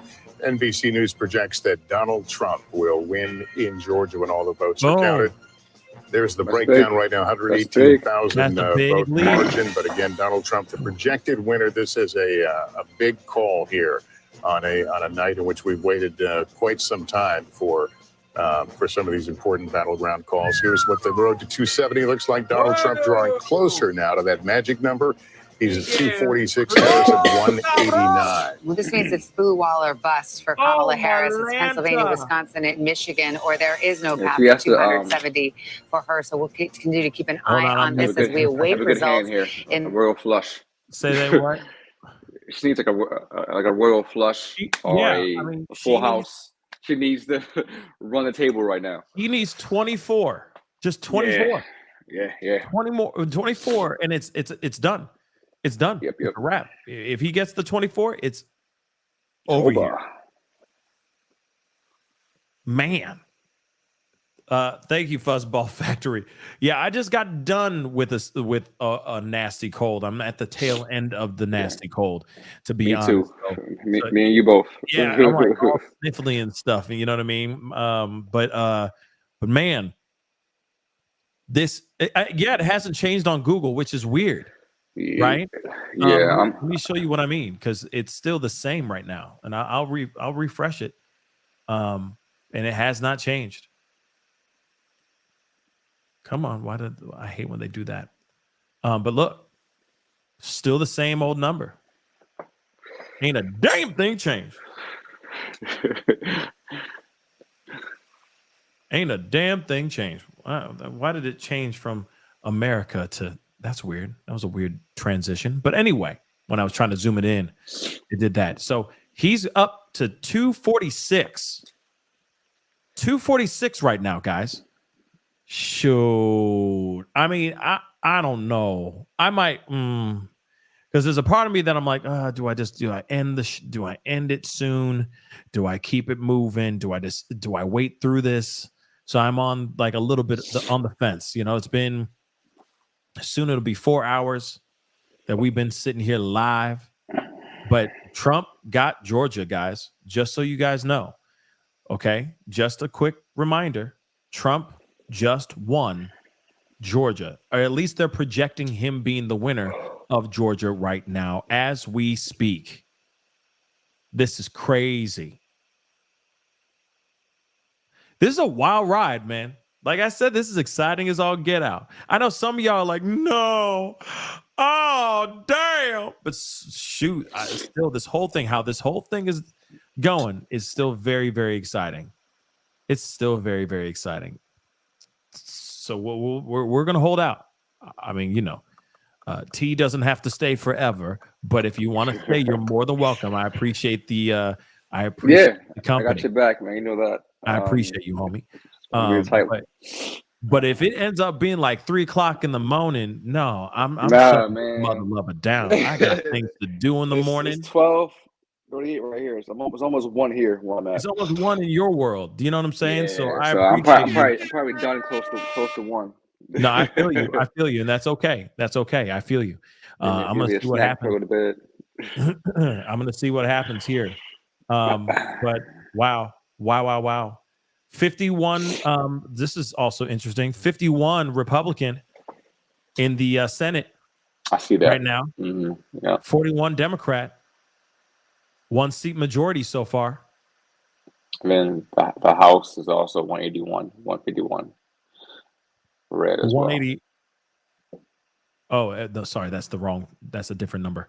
That's the electoral or the electrical votes, as somebody said. The electrical votes. That was Shay. Right? The electoral vote. But yeah, crazy. Helen, have a great night. Okay, thank you so much for being here. I appreciate it. But yeah, we're gonna keep watching it for as long as we can, for as long as I can fathom. But let's see here. Senate, Republican control. Bang. Like I said, if it ends up being like by a landslide, all Republican, and then you got a Republican as the president, and the Senate all Republican, oh my dear God, that's gonna be insane. That's gonna be insane. The things he'll be able to pass will be shocking. Yeah. Department of Education and goodbye. Word. Shoot. This is gonna be wild. Okay. Let's get into this. Let's see what they got to say. Is that where Senate Republicans were confident of winning the majority, but they were very much talking to us about the idea of 50+1. They just wanted 51 seats to make sure that they would have the Senate majority leader, that they could control the legislation that came on and off the Senate floor. They're now talking about perhaps significant margins. They are now looking at that blue wall the same way that we are looking at the blue wall in terms of the race for president, and seeing real opportunities for pickups in places like Wisconsin, in places like Michigan, in places like Pennsylvania. These were areas where Democrats were hopeful because they had strong incumbents there, or they had strong challengers, people running in open seats like in Michigan, who they thought they'd be able to run ahead of Kamala Harris, even if the race was close at the presidential level. Donald Trump's margins seem to be bringing those Republican candidates along with him in states along that blue wall. And then don't forget, there's 2 other Senate seats that are still on the balance as well. I know you already talked about Montana, which Republicans feel very confident about, but we also have Nevada and Arizona. Arizona Republicans were not that bullish on. They did not have high hopes for Carrie Lake, the candidate there. The scenario in which they thought Carrie Lake could win is the scenario that we see playing out right now. And that was a big Donald Trump victory that would bring her across the finish line. So there's no doubt that there are a lot of very happy people in the Senate Republican caucus. And this is going to be a very different looking Senate Republican caucus, one that might look a lot more like the House Republican caucus that we've covered over the past couple of election cycles. So there's no doubt that there's going to be a lot of change in Washington as a result of what we see playing out here. Yeah, How many different times is it going to say leadership too, caucus? Senator McConnell stepping aside there. Let's go to Kelly O'Donnell, who's also there, certainly is a veteran of the Hill. We await who will control the House of Representatives, and we may be waiting for weeks for that one. But Kelly, what's your takeaway here? Well, certainly if the Senate Republicans have this way of reshaping themselves, and it is without Mitch McConnell, who's decided he's not going to be in leadership. And so it will be more in the form of Donald Trump. And if Donald Trump becomes president again, then you have that kind of partnership where he will have more of an opportunity to drive the agenda. Now, if the House goes to the Democrats, then they have the counterweight, and they have the power of subpoena and the power to be an agitation to a Donald Trump if he returns to the White House. For Republicans, as Ryan mentioned, and as we've talked about tonight, the expectation was that this was likely because there's a third of the Senate that is up every 2 years, 34 seats this time, and it was favorable territory for Republicans.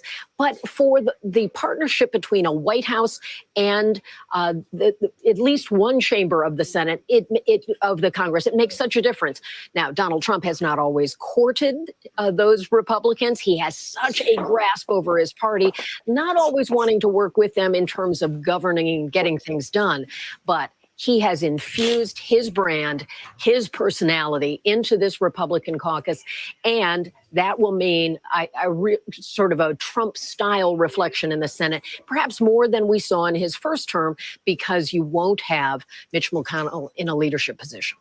What's interesting is they're saying right now, at least as of an hour ago, CNN was reporting that Kamala Harris's headquarters has fallen into complete silence, with crowds of supporters visibly tense, with some seen pacing while others are beginning to lose hope as updates come in. Woo, boy. Hamburger. So there are people in their feelings right now, just to be completely straight funky. And I'm, for anybody who's been supporting her and wants her to win, I'm not surprised of that reaction. And I'm sure everybody, I'm not kidding. Hold on. I'm not kidding. That is literally what's going on. Yeah. I will pull this up so you It's guys. it's happening. It's happening. Everybody, It's people are feeling some type of way. Understandably, if you've been sitting there supporting somebody for months and you want that person to win, you know what I mean? Like, I get it. And no, you guys, y'all are funny. Y'all are funny. Y'all are funny. But still, I think it's interesting because, obviously there's going to be a lot of people that are going to be feeling some type of way. Clearly, people are going to be feeling some type of way. Let's take a look at this. Let me just give you a gut check here about what we are hearing here as we've been sitting here reporting from the Harris headquarters. And I think the operative word right now is silence. There's not a lot being said because the Harris team appears to be searching for bright spots in the map as these results very, very slowly come in. Searching for bright spots and also very aware of the warning signs throughout the electorate in Virginia, in Iowa, in other places. I am told that Milwaukee and Detroit and Philadelphia, that is what the Harris campaign tonight is holding out hope for, more votes to come in. They have always said the blue wall was the most straightforward path. Now it may be the best, not only at all, because Georgia is also something that is developing tonight. Yeah, I mean, I still hear. Well, now obviously it's old news right now. Georgia has been taken over by Trump. Trump won. Trump definitely won Georgia. Okay, so that just so y'all know, so that should not be a surprise for anybody right now. But that was an hour ago that people that are Team Harris that are out there campaigning and, you know, definitely excited or hoping for a different outcome right now are freaking out because she's not winning right now. In fact, in that video that you saw, they're showing that Trump has 207 and she has 91. So she hasn't gotten past 100, at least under CNN's reporting. And of course, that was an hour ago, just to remind you guys. But still, I mean, if they're watching CNN, I'm sure all of them are sitting there pacing back and forth and nervous as all get out. It's crazy. This is crazy news, period. Let me show you. Let's see. That they think are just as existential, and it's really about the direction of the country. Yeah, well, I don't speak for every Republican. I do think there are a lot, though, that believe the threat to democracy also is packing the Supreme Court. It is the use of the lawfare, whether it was in New. Look at that. Okay, so campaign co-chair says Harris will not speak until tomorrow. So everybody's leaving. Oh, snap. That's not good. That's a bad sign. Oh, that's not good. That's not good. That's no bueno. That's no bueno, cabrón. So he's going to stick around. He's going to speak, but she isn't. They don't have the answer yet. It ain't over yet. It ain't over yet. What? Yeah. Oh, that's terrible. It's a bad look. If you notice, everybody, okay, so you see all the people in the, in MAGA shirts and all that stuff, all on the right over here on the right of your screen. They're all getting ready for Trump to come out and speak. He hasn't won yet, y'all. He has not won yet at all. Now, everybody over here on the blue side, there ain't nobody there no more. Why? Because she's not speaking. She's not speaking. She's not speaking until tomorrow, which is wild. So she either thinks that she won't get the results of her win, of the election and winning until tomorrow, and she wants to make sure she's bright-eyed and bushy-tailed for it, or she really thinks she lost. That the numbers are projecting something completely different, and she believes she lost. Those are the only two options. And it's not done yet, because let me show you. At least as far as Associated Press, AP News is saying 210, 230 right now. Nothing's changed. Even on Google's 210, 230. I'll even refresh this mug. 210, 230. Let's go over here. 210, 230. Again. So weird.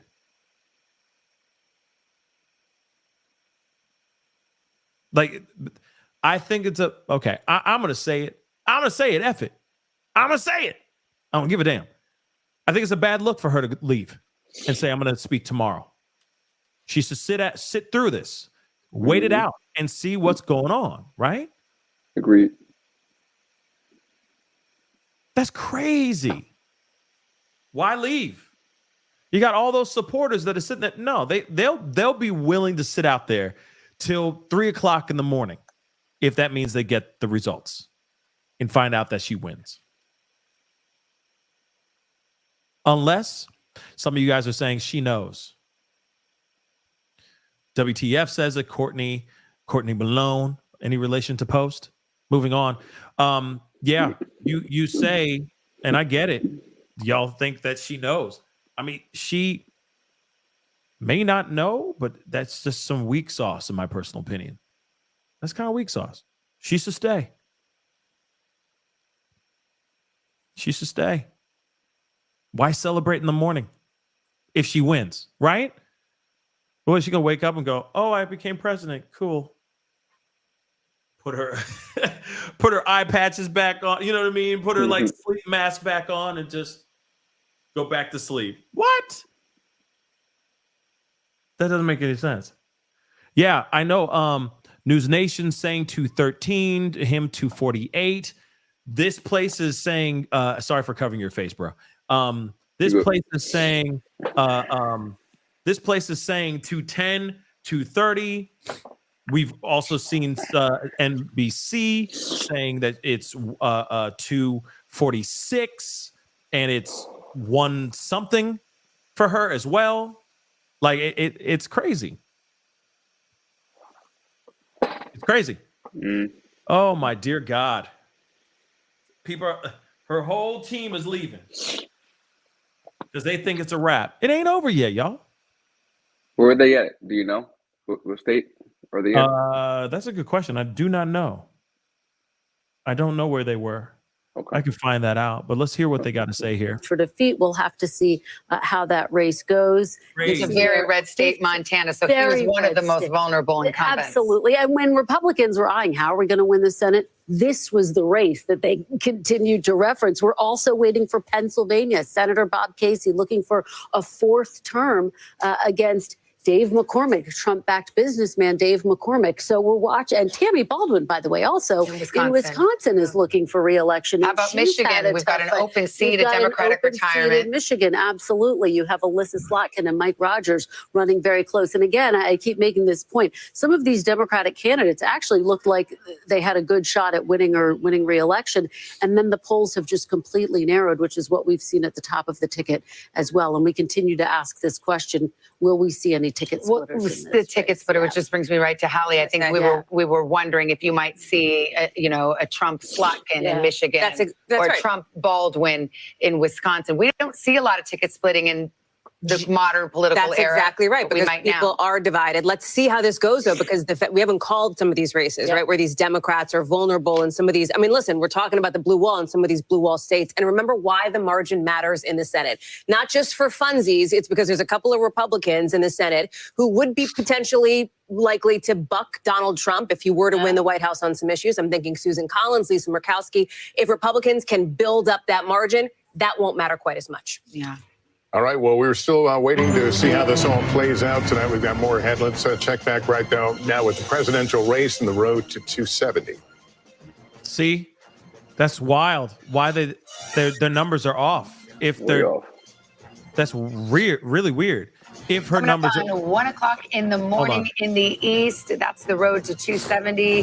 The map filling out 6 of 7 battleground states have been called. And we just got word from Harris headquarters and the co-chair of the campaign-centric Richmond that we will not be seeing Kamala Harris tonight, but we will see her tomorrow. Let's go to Harris headquarters. Peter Alexander, that's not a good look. Right there. So what are you hearing? What is the decision-making process there?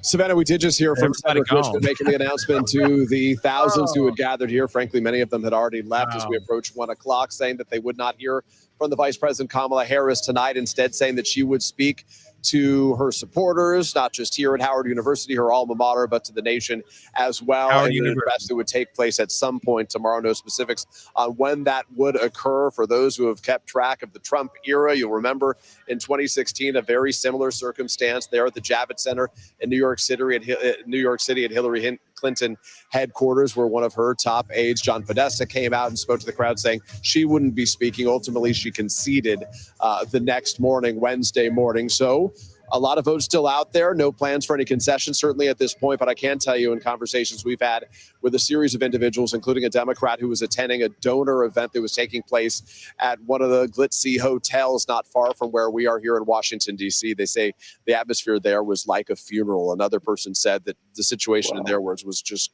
quote, not good right now. We did hear earlier from Jen O'Malley Dillon. She is the campaign chair. She had what was in effect a sort of pep talk for the forces, the campaign staff, telling them all to get some sleep and that they would come back and finish this off strong tomorrow. So that's effectively where things are at the end of the evening. But I got to tell you, Savannah, on a day when so many those close to Kamala Harris really felt like they had the momentum, they felt like the vibes were on their side, it quickly appeared clear that, you know, despite her effort to say that we're not going back, that they may be returning to the figures that haunted Democrats back in 2016, where they just didn't have enough to defeat Donald Trump that go around. So many blank stares, glum faces, people not so much holding back tears, but certainly unable to crack a smile here. They had been handing out American flags early on. As some of the early numbers were out, they were cheering and waving those flags. But as the night progressed and they watched the returns come in, no more waving flags. In fact, they asked for the television to be muted here with the returns, with the exception of Hawaii, Colorado, other places that Harris won. They turned them on and got cheers for that. Instead, they blasted music to try to sort of distract from the situation, try to give a little pick-me-up to the people here. All right. Peter, thank you so much. I want to go over to Garrett Haake, who's at Trump headquarters in Florida, where it looks like the party is still going. And of course, the question is whether or not we will hear from the former president tonight. Yeah, Savannah, Trump supporters reveling in the news that they are getting here in this ballroom just over the last half hour or so. Huge cheers in this room as the network's called Georgia for the former president, and a loud chorus of boos when Cedric Richmond took the stage in Washington to announce that Vice President Harris would not be speaking. There has been movement from Mar-a-Lago across the Intercoastal Waterway towards West Palm Beach of Trump supporters. The party there emptying out a lot of the folks he had been with, Governor Burgum, for example, other close Trump aides and allies making their way across the street. Still no sign of the former president here yet, Savannah. Okay, thank you. We've got another call to make here. I believe this is the state of New Mexico. NBC News projecting that Kamala Harris will win in New Mexico, 5 electoral votes. Here's the breakdown right now. You see the difference, 43,000, 95% of the vote in there, so very little left to count. Where does that bring us to in the road to 270? Donald Trump at 246, Harris now up to 194. Let's go over to Tom Yamas, who's at the big board of Pennsylvania, and you've got some bellwether counties that are reporting in now, and it's a good news for Donald Trump. Yeah, one in the east, one in the west. Let's start in the east. Northampton County. This is Easton, PA, right here. South Pennsylvania suburbs. 95% of the vote is in. Trump is there with 51%. Remember, Biden won this in 2020. So Trump able to flip that bellwether county. There's still some vote out, but it's unclear if Harris can catch up. Erie County. We haven't talked enough about Erie County tonight. This is one of those swing counties that we watch in Western PA. Biden won it in 2020. Tonight, Trump is on top. There's about 3,000 votes still left to be counted here. It's unclear. She's going to have to get all those votes if she wants to flip that county back blue. Let's go to the collar counties in Philadelphia. Let's talk about what we have here. So we want to compare to 2020 to see how she's driving out the vote. Underperforming right now in Chester County. Still 20% of the vote is out there. Montgomery County. 86% of the vote is in, 62% for Biden, again, 60%. She's underperforming there. We move down to Delco, 95% in, 62.9, slightly underperforming there. Philadelphia County, this is where she closed out her campaign with Lady Gaga and Oprah as well. There's still a lot of vote left to be counted, 20% or so. 81% was where Biden was at. She's at 78. And finally, Bucks County here. Trump has flipped this right now. There's still about 30% of the vote is out. 69%. He had 51. Biden did in 2020. Trump tonight with 50%. Still some vote to be counted there. But those aren't promising numbers in the collar counties right now. And the bellwethers, one in the east, one in the west, showing signs that Pennsylvania could turn red. Still a lot of vote out, guys. But this may be one of the reasons, and we don't know why Vice President Harris decided not to speak tonight, but this may be one of the reasons why the trend lines in Pennsylvania, from what we're seeing, if she doesn't win Pennsylvania, there is no longer a path for her. And you're seeing the same patterns in other states as well. If she doesn't win, there's no point. She's at the point of no return. And they're not right. or they're not wrong with that. There is some more information about that whole thing that was going on, why she, or at least people reacting, how she's, not doing a speech tonight. She's doing it tomorrow. But I mean, they're saying that she's a projected winner for Massachusetts right now. And of course, they're really, really behind because still, and it's finally, Associated Press finally updated this. So let me share this with you guys. It is 210 still, Kamala, and 246 Trump. Now, I don't know. Like, I think this is very interesting that she decided not to do a speech tonight, unless she really thinks that she's on the at the end of the road. Like it's a wrap for her. Maybe that's what it is. But I still want to play a few of these things here really, really quick so you guys understand what's going on. All right, Pascal, I'm wrapping You're gonna up. get going. Yeah, Okay, see man. you guys. Hey, T. Enjoy Good some for tonight. sleep Yeah. well. Hopefully tomorrow will be okay, because apparently there's riots going on in streets and stuff like that right now as we speak, or at That's least crazy. over like the last hour or so. I don't know if it has anything to do with this election or not, but apparently some stuff's going on out in the streets. So be careful out there.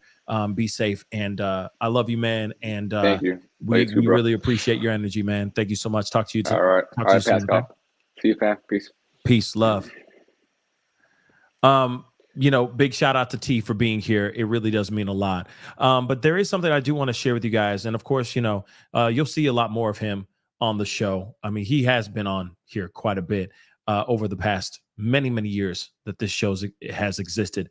But I do want to share with you guys a few things. And then, of course, we're going to go back. We're still watching the updates because we're still watching the whole thing. But right now, they're saying that, whoa, no way. They're saying 52% of votes came in.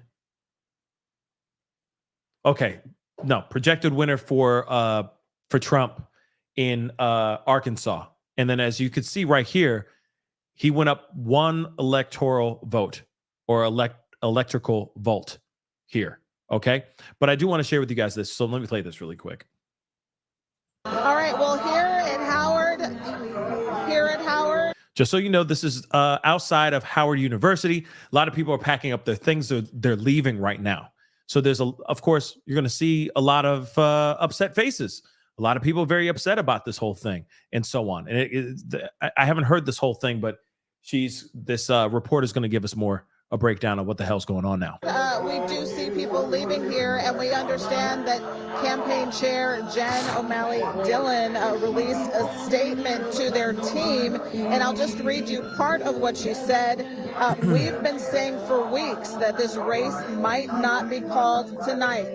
Those of you who are around in 2020 know this well. It takes time for all. So if you notice, they're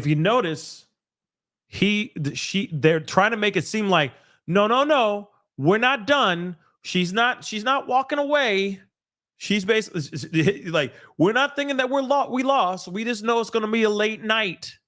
So we'll talk in the morning. Interesting, right? The votes to be counted, and all the votes will be counted. That's how our system works. What we do know is this race is not going to come into focus until the early morning hours. So that is Jen O'Malley Dillon, the campaign chair for Harris for president, saying they do not believe that they will have a result tonight. So again, we understand the vice president is holding at the Naval Observatory. We do not know what's happening here with what was supposed to be a party, but of course we will be here and watch the votes come in, just like everyone else. Of course, the Harris. All right. So that's one part. Now, this is the other piece that I want to share with you guys. People leaving Howard University, and apparently they're saying people are visibly upset.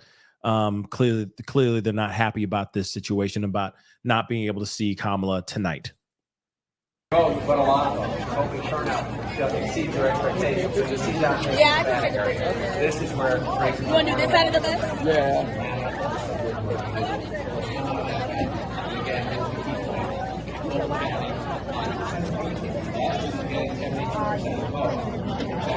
Now, I don't really see anybody crying in this video, but still, I get that people would be upset because they're all expecting to see her showing up, showing out, and doing her thing, at least going up there and doing her, at least speaking on her behalf, right?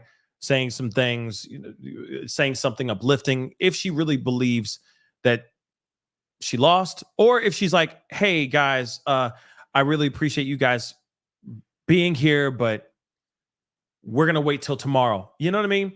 Because it gives off a different vibe. Her telling somebody else to tell the people that all stood out there in the cold to cheer her on to go back home and come back in the morning. I could see a lot of people interpreting that as she thinks she lost and she doesn't want to talk right now. That could very well be it. But again, she should have said something, I think. I think it gives off a different, it says something else. To me, at least. But let's hear what they got to say here. These demographics, obviously the young white male was the right thing to do. Getting into minority communities was the right thing to do. Democrats need an entire autopsy if it goes the way it looks like to say, what do we need to do here? But does Trump transcend politics as we know it? I mean, that he was able to be as successful as he had by sticking his finger in the eye of the political establishment, of going where no other candidate could or had gone before. What is true is Donald Trump has always been underestimated by Democrats and has always figured out a way to juice turnout in ways that we thought were both abhorrent and didn't make sense to Democrats, but clearly has worked tonight. And this is that was a story of 2016, and it is a story of tonight. You know what's interesting to me? I'm thinking back to the Republican National Convention when we were all sitting there and Hulk Hogan came and ripped off his shirt in sort of that moment of sort of super masculinity. And one of the conversations that we had at the time was about this, and it just, as it's named, so-called bro vote, right? The young male voter. And the Trump strategy all along had been supercharge the base, boost that turnout, crank it up big time, get those so-called low propensity voters. People, listen, young guys typically don't show up to vote all the time, and they typically don't show up to vote consistently. I will tell you that the Trump campaign has, for a bit now, been feeling good about being able to get those low propensity, those people who don't typically vote, out to the polls, specifically with young What's so interesting, because we heard anecdotally, again, from some of our correspondents about frat houses, fraternity brothers getting really into voting for Donald Trump. So I don't know if this is, we call it the bro wall, is that somehow Donald Trump has gotten these low propensity young male voters to come out and vote for him. It is the hardest demographic in American politics. Males under 30 to turn out. They're the lowest turning out segment. I've spent hours on your show, you and I, talking about running up the numbers with women. And, the Harris campaign did some of that tonight. The Trump campaign decided, let's just give her that and let's go grow our electorate differently.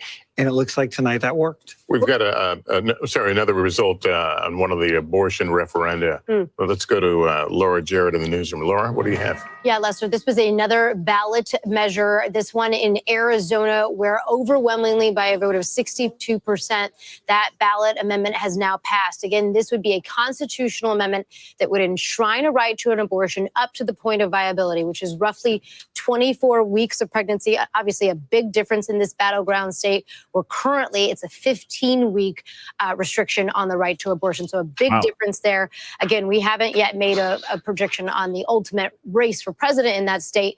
But again, the ballot amendment we can project has passed there, Lester. All right, Laura, thanks very much. And what's interesting on that front, there's also another ballot initiative in Arizona that has to do with immigration. And the thinking was that maybe that would turn out, if people were going to turn out based on this abortion ballot initiative, maybe they would also turn out based on the immigration ballot initiative, that those would maybe lean Trump. But the Trump campaign has thought that there would be quote unquote ticket splitters or ballot initiative splitters, people who would back former President Trump in Arizona, but also back this ballot initiative that, as Laura reports, has just passed. One of the things that I think is so interesting is we're talking about expanding the amount of voters who came out to vote for Donald Trump is this decision that he made not to campaign with Nikki Haley. And a lot of people thought, oh, that's going to be a big misstep. To your point, Jim, it was his way of calculating, I'm going to focus on driving out the mail vote, because a lot of people thought, boy, that's a risky strategy. Why wouldn't you have Nikki Haley? But he also never made any overtures to Nikki Haley voters. Right. When Nikki Haley dropped out of the race, there was never a sense of here's an olive branch coming to my tent. But there were a million like, people that voted for Nikki Haley in battleground states. And I mean, that's a real gutsy move to say, you know what, I'm not interested. But the true answer is you could have done both. Like, he could have done both, like a good presidential campaign usually would. In a race where 70% of Americans say we're on the wrong track, this race was really close because Donald Trump couldn't ever grow his vote past these young voters we're talking about. Had he been able to do both those things, to your point, a million people voted. They were just sitting out there. I remember Nikki on one of your shows this week saying, no one's called me, no one's asked. Because they decided, to your point, they were going to go jack up low propensity white males, and it may have worked. Let's go check in on battleground Michigan. NBC's Jesse Kirsch is in Detroit. Are they still counting into the night there, Jesse? Yeah, Lester, we're trying to get some clarity. As I mentioned earlier, we were hoping we would have the tabulation from the city of Detroit around midnight. We have not gotten any confirmation at this point if that has been completed. But I do want to emphasize something that we're seeing coming out of the surrounding areas. Dearborn, Michigan. That is a community that has a large population of Arab Americans. And what we've been watching for is the potential impact of the war in Gaza, the situation in the Middle East that has been going on for months, and how that might impact the vote here. And we're starting to get some early indicators. At this point, this is not the complete data. Of course, we're still waiting for more votes to come in, including the absentee for Dearborn. But when we look at what we know so far, the breakdown we're seeing is former President Trump has 47% of the vote in Dearborn.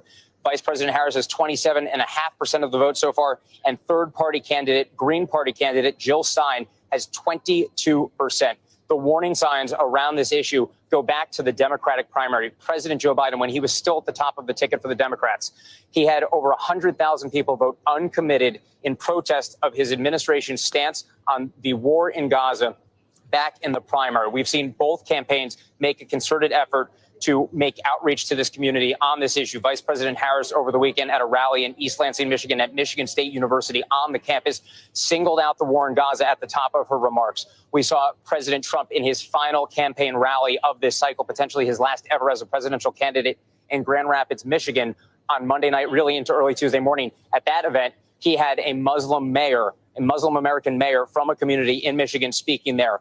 Both campaigns have been making a push there, but we also know Jill Stein has made a very concerted effort to reach out to that community. In fact, she had planned to be in Dearborn tonight, and we have confirmation from a group known as Abandon Harris that she did, in fact, spend the night, the election night celebration with that organization. And they are, we're told, happy about what they're seeing from the results. And I just want to read part of some comments that someone gave to me when I interviewed them after they voted, or around voting, I should say, in Dearborn over the weekend. And he said that as it comes to both major party candidates, he hopes that they will, quote, recognize that we don't have these people in our pockets. My vote is up for grabs. It's a wake-up call. And it certainly seems at this point that the positions of both major party candidates, or the lack thereof of a reach out in the way that some people wanted, may be influencing the vote here. And again, in a state that was so razor thin back in 2016, only around 10,000 vote margin in favor of former President Trump. We'll see if this could be the difference maker in the state with 15 electoral votes up for grabs.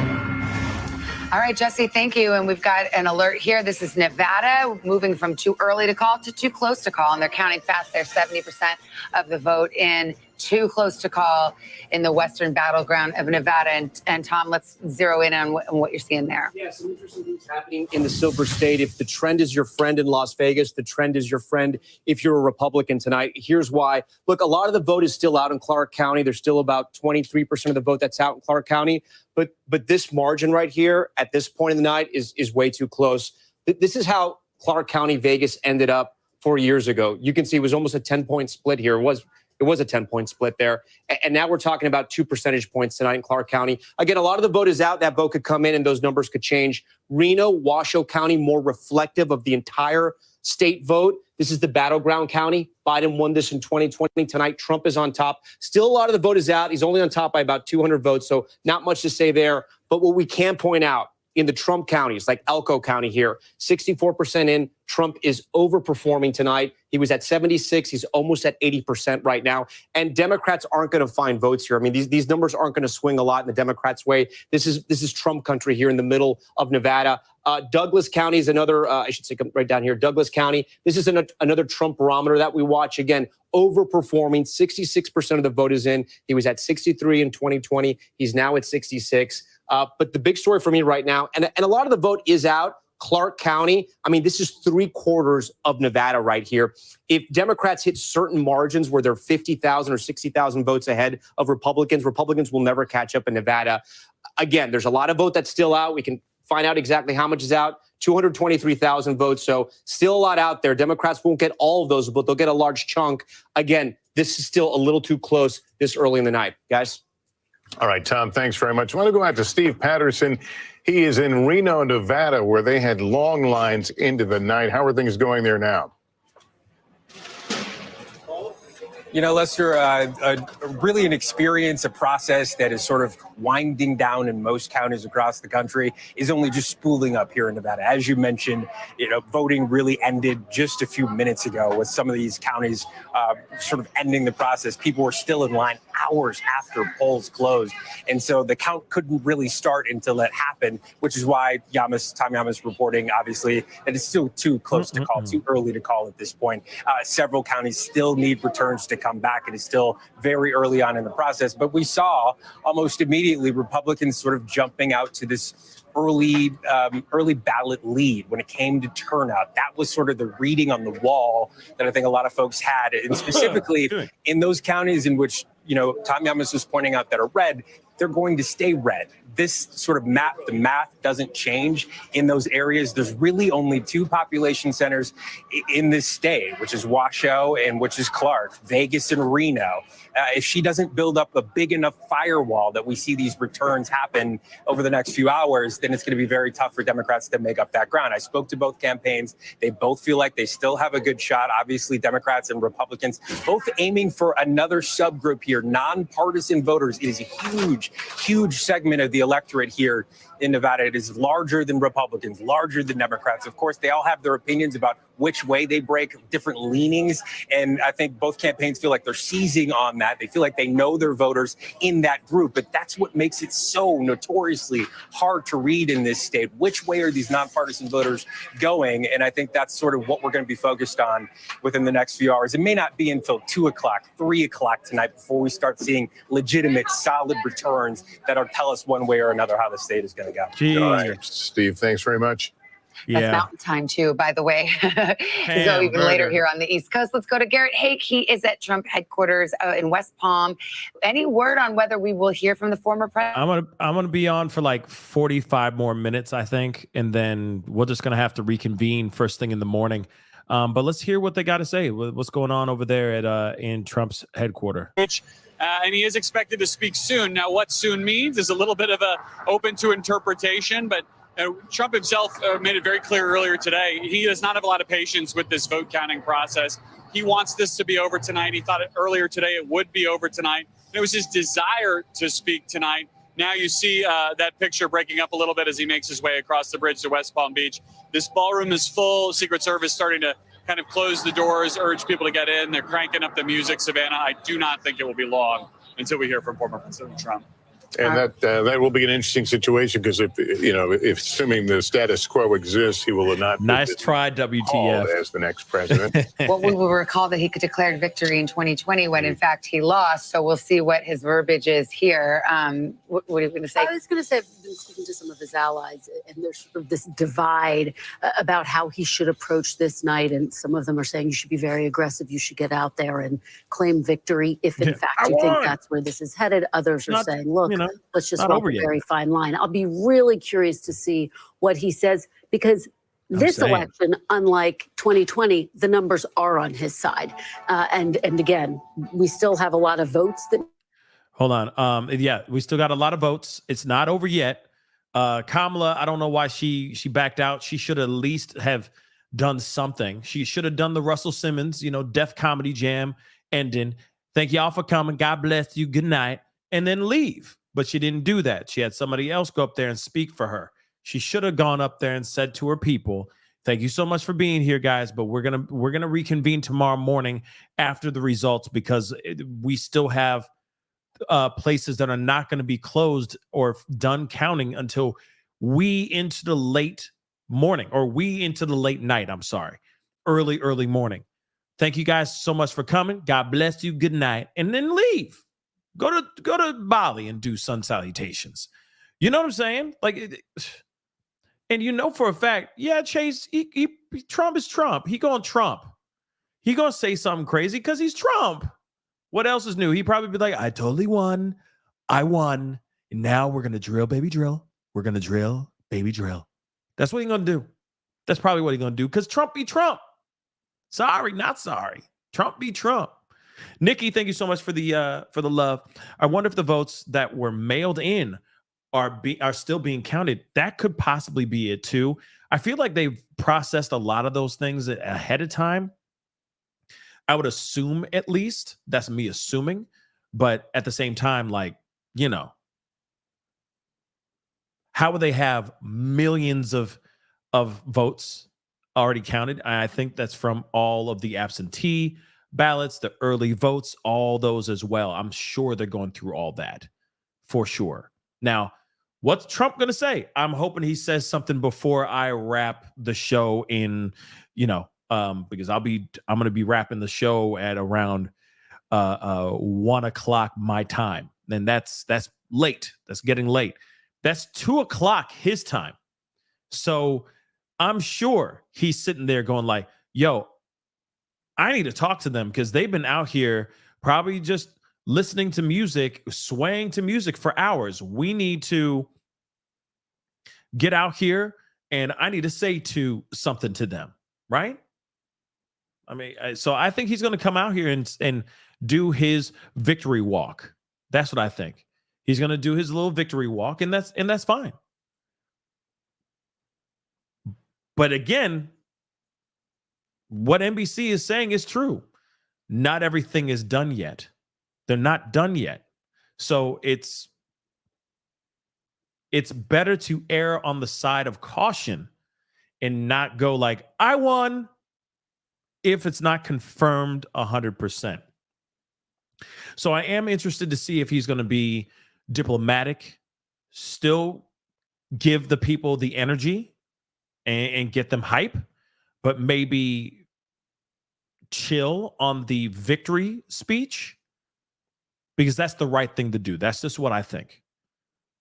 So what? Dreaming of Blue Sky says it's gone up. I haven't seen that go up. All I've seen is his has stayed the same at 247 so far, and hers has gone up to 214. But let me see. Yeah, all I see is 214, 247. Let me show you what I mean.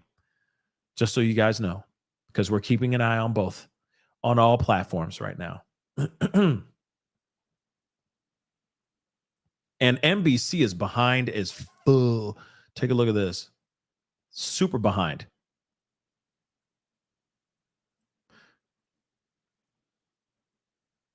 Oh, wow. 93% has come in for Pennsylvania. Oh, it's a wrap. Oh, it's a wrap. Trump won. No doubt.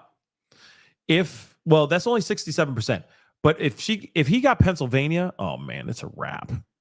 Bro, it's a wrap. 89% of the vote is in there. And we can show you Nevada with its 6 electoral votes, too close to call, 37,000 vote difference. Minnesota, it is Kamala Harris leading, but that is characterized by our decision desk as too close to call. 85,000 vote difference in Minnesota.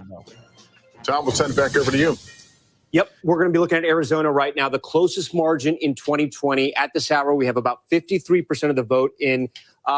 It's really tied up. It's pretty much 50-50 right now. Trump's slightly ahead by 16,000 votes, but it's still very early. Maricopa County, 60% of the vote. This is sort of, you want to win here to win the state. Harris is on top right now. We can compare heard of 4 years ago. But again, half the vote is out in Maricopa County, but she's kind of where she wants to be. She's doing a little better in Pima County. Again, half the vote is out, but she's overperforming there than where Biden was 4 years ago. But when we go to the Trump counties, okay, places like Yuma, Trump is overperforming. 52% in 2020. Again, there's only 35% of the vote in, but he's at 64%. And we can actually, if we move the state over here, I'm going to pop over all the red counties, and you can see how he's overperforming. 68. Now at La Paz, 71. We go a little further, Mojave, 75. He's at 76. We'll come over here to Navajo, 53. He's at 61. Still half the votes out over there. Finally, 58 and 60%. So you can see, I want to show you an interesting stat, though. So remember where this race is right here, right? It's neck and neck. Let's go to the Senate race here, and it's a much different story. Look how much ahead Gallego is over Kerry Lake right here. So you could have that split ticket voter effect in Arizona happening right now. Again, Gallego's at 52%, Kerry Lake's at 46%. When we come back to the president's race, 50-49. So you can see what's happening there. We even heard Jen Psaki talking about this, right? There could be voters who, the border's important to them. The economy is obviously important to them as well. And they could be picking Trump for the presidency, but Ruben Gallego for the Senate, guys. I think the abortion ballot measure passed as well in Arizona. So, voters aren't always sticking to the categories people want to put them in. Can we see the Nevada Senate race? So if Gallego gets the Democratic seat, that's a hold for the Democrats, and Jackie Rosen trying to go back to the Senate and hold that seat. How's it looking in Nevada? This is neck and neck right now. And Dems thought that they were going to have this, this was a lean Democrat. They didn't think this was going to be a tough race for them. This is a little tough right now. But again, a lot of the vote is still out in Clark County. Let's see. We can see how compared to Biden. She's slightly underperforming Biden. But again, there's more than 20% of the vote out in Clark County. I don't want to make too much assumptions about Nevada without sort of a majority of all of Clark County in, or at least 90% in Washoe, which is more reflective of the entire state. Neck and neck there. I would say, I think it's fair to say at this point with the vote where it is, Sam Brown is overperforming. Jackie Rosen, of course, the incumbent here. Not great news for Democrats right now, but it's still a lot of the vote is out in Las Vegas, and that's what's going to really decide this election, Savannah. Yeah, and we're waiting for the Montana Senate seat as well, where John Tester is looking to hold on. You can check in on that, report back. Oh, no, look, you're so fast on that board now. What do you say? Tim Sheehy, look at this. The incumbent John Tester is down. This was the most expensive Senate race, I think maybe ever, in Montana here. This was a huge fight, and we only have about 30% in, so we can't really draw too much from here. But we can see how, this is a very red state. Trump was at 56. He's performing at 51 right now, so he's sort of underperforming. But look, it's still early in the night. There's still 70% of the vote that's out in Montana. But this is one we're going to be watching closer there's still a lot of counties that haven't even reported vote yet. So still very early in Montana, but the Republican, Tim Sheehy's on top. All right, Tom, thanks very much. We're back with our panel now, along with our guests, Claire McCaskill, former Democratic Senator from Missouri, and Mark Lauder, Strategic Communications for the 2020 Trump campaign. Good to have you both here with us tonight. Claire, let me start with you. We may hear, Donald Trump sooner than later. What can he say that will make it a less bitter moment for those on the left? Oh, boy, that's a really hard question. First of all, do I think he will? Will he try to reach out and be a unifier and try to acknowledge that this country is divided, incredibly divided? I don't think he will. That's not who he is. That's not how he got elected. And I don't know him. You could probably answer this better than I could, but it doesn't seem like to me that this would be the moment where he would not try to be his authentic self, which is I'm a marauder, I'm a disruptor, I'm somebody who I'm going to be your fighter against everything you hate about government. I think he'll stay with that kind of theme tonight. Let me ask Mark, is that how he ran? Has he, I'll stretch it one more question further, has he made the process more coarse in general, the key to getting elected president? Well, I think obviously he's got his own unique style, and he speaks in his language. But I also think when we were talking about this earlier, I think Jim Messina was talking about it, that Democrats had made the decision to basically just campaign to be anti-Trump. Let me just make this really clear. The numbers have not changed at all. So if Fox News is saying anything about a number change, there hasn't been. Let me show you what I mean. Right now, it's only gone up to 214 to 247. Unless they do some sort of change right now, I have yet to see anything of that sort yet. There is a projection of Pennsylvania being done, but so far they're saying 91%. They're still saying it's Trump, but we still don't know. We still don't know. Okay. So we are still waiting to hear something about any change in this number. Right now it's 247 Trump, 214 Harris, just so you guys know. And of course, if Fox News called it, that would be news to me. So let me see. Because I was just looking at Fox, looking for Fox News to see if there was any updates. And right now, I have yet to see anything from Fox News saying that. But hold on. Let us just check. 1 second. And guys, please do me a favor. If you haven't done this yet, hit that like button down below. Crush it, please. And thank you. Do not forget to hit that subscribe button. Subscribe. That'll be greatly appreciated. Please and thank you. All right, guys. But yeah, this is the numbers so far, according to AP, Associated Press, and Google itself as well. The numbers haven't really changed at all. So if something new has happened, that is news to me. But hold on. Let's see if there's any. That's ABC. Let's see Fox News. Let's see what's going on with Fox News. Hold on, guys. Let's check this out.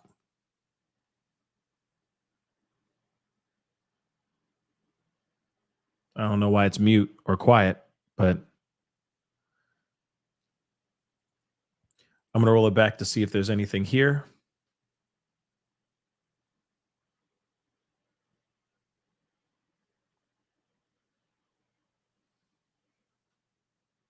Still nothing.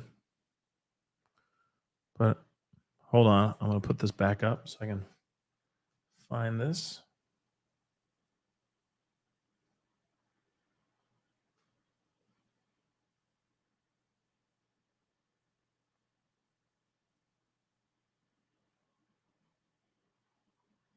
Yeah, right now, everyone, like what Fox News is showing, they're just waiting for, and maybe they're showing it on, Fox News is showing it on TV. I don't see it online, just so you guys know. So if there's anything where they've projected anything about Trump winning right now, I have yet to see that personally anywhere. Right now, they're kind of like waiting for, it's like they're waiting for Trump to show up. And I'll show you what I mean here. When that moment happened, it got loud in here. There was a roar. There was reverberations. The phones came out, and the expectation is that the phones are going to stay out because our understanding from the pool report is the former president and possibly now next president is on his way to this location. He is expected to speak. We've seen some evidence of that planning going on behind me. They've got the Make America Great Again sign, Trump Vance on the front of the podium. They've come out to raise the teleprompters up a little bit higher. And now the question becomes, if Donald Trump does appear on that stage to make remarks, which Donald Trump do we get? Do we get the Donald Trump election night 2016 version or 2020? In 2016, just to refresh people's memories, he was incredibly magnanimous and gracious. He said we owe a debt to Hillary Clinton for her service to the country.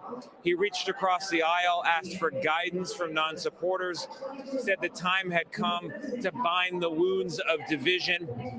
That was the tone on that night. Of course, 2020, a very different mood.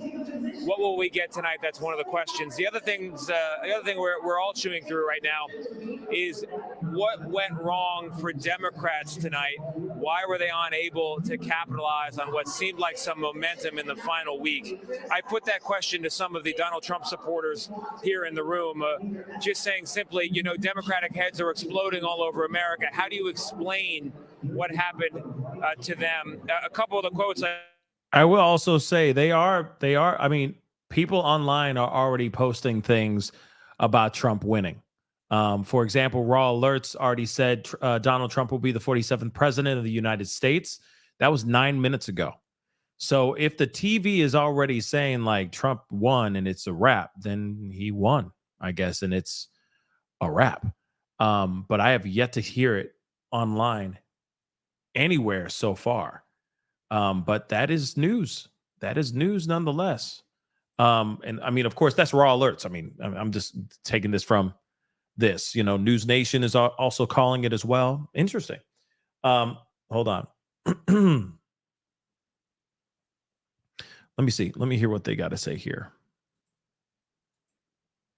As the world's richest man, Elon Musk, who has been a strong supporter of Donald Trump, a man who also has billions of dollars in contracts with the Pentagon for defense contracts and many different things, and has been a strong supporter of Donald Trump in many ways. And they've been pictures of them that have been put out on the internet. And I want to ask you, Robert Costa, how would you describe their relationship, the relationship between Donald Trump and Elon Musk? It's Donald Trump at the center. It's the former president who is now comfortable with the levers of power. When he was elected to the presidency in 2016, after covering him for so many years, it was one of the only times I've ever seen shock on his face when he won in 2016, standing in that hotel in New York, because he wasn't prepared for the presidency. He now potentially enters the presidency once again, fully comfortable, and he has allies around him who are reflecting the total ideological shift, a new paradigm in American politics. It's the nexus not only of Elon Musk and Donald Trump, but Donald Trump Jr., Robert F. Kennedy Jr., Tucker Carlson. What we're seeing tonight is potentially not just the victory of a political campaign, but the emergence of a new power structure in the United States that does not go on red and blue lines, Republican or Democrat, or even so-called nationalism or populist lines. This is in the image of Trump, with his instincts driving everything. Musk, of course, will want to work closely with the president on defense policy, foreign policy, technology, financial policy.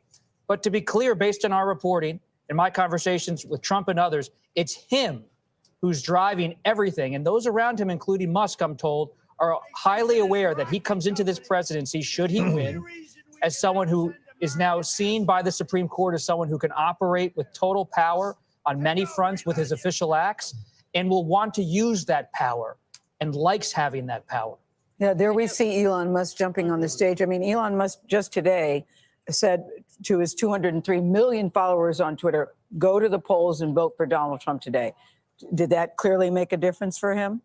This whole bro code thing that we keep hearing about. There is an erosion of institutional trust in so many places in this country that have fallen away. You could trace it back to the bank bailouts in 2008, how the Iraq war decision was brokered almost 2 decades ago. So many Republican voters in particular have lost trust with the legal system, the political system, the news media, and they see in Elon Musk and his X platform and Trump, as I said, this emerging power structure that they are comfortable with. And this is, if Trump enters the White House once again in 2025, it's a new America will be covering, because Trump is not just enacting tax cuts, that will be part of it. Mass deportation's part of it, but it's a new framework for how someone conceives the presidency itself. Mm-hmm. And, Robert, one of the things that I think of, and I've never been able to shake from my memory, is what the Intel chairman, Senate Intel chairman Mark Warner, said about Elon Musk. No single person is more beholden to the Chinese Communist Party because of the business interests he has in that country.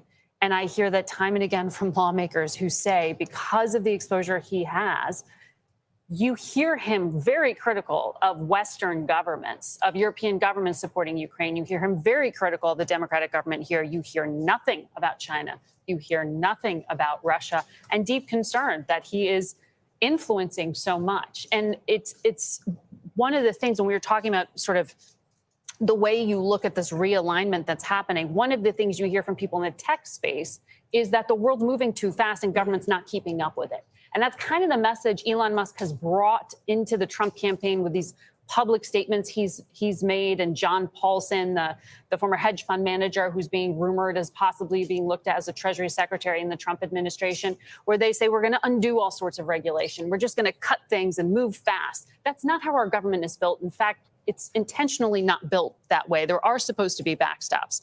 But Elon Musk is selling this idea and presenting as part of the Trump campaign that they're going to remake America. As we think about what I just want to show this to you guys as well. After a 4-year gap, Trump is projected to win a second term as president of the United States, according to News Nation. Now, they're saying is projected to win, but it doesn't say confirmed. But I will say, hey, that was 15 minutes ago. This says also he has secured the electoral votes needed to win this.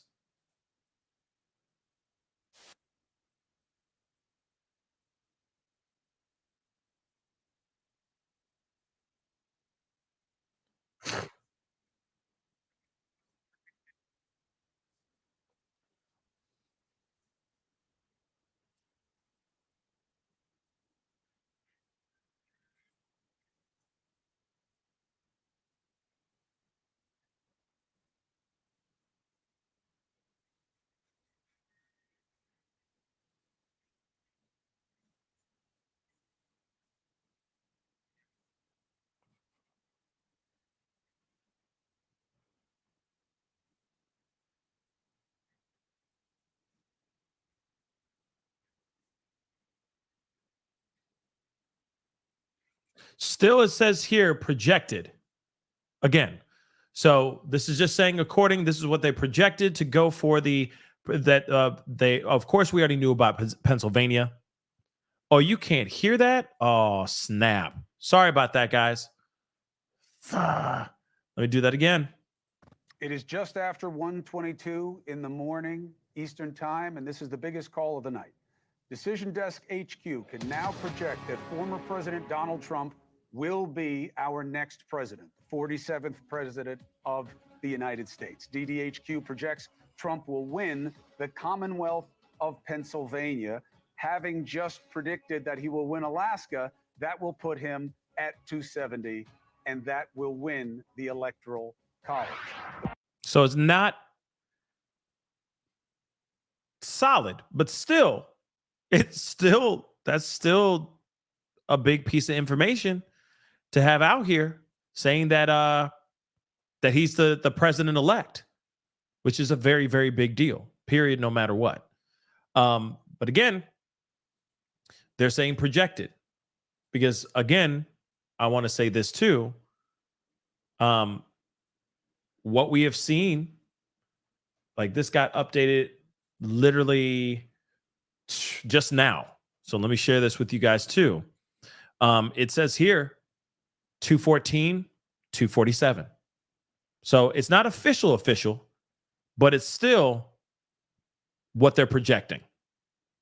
So sure. I mean, I feel like it's safe for people to be excited, but it hasn't been officially announced yet. And so we need to give it time so it can do its thug thizzle, right? Now, hold on.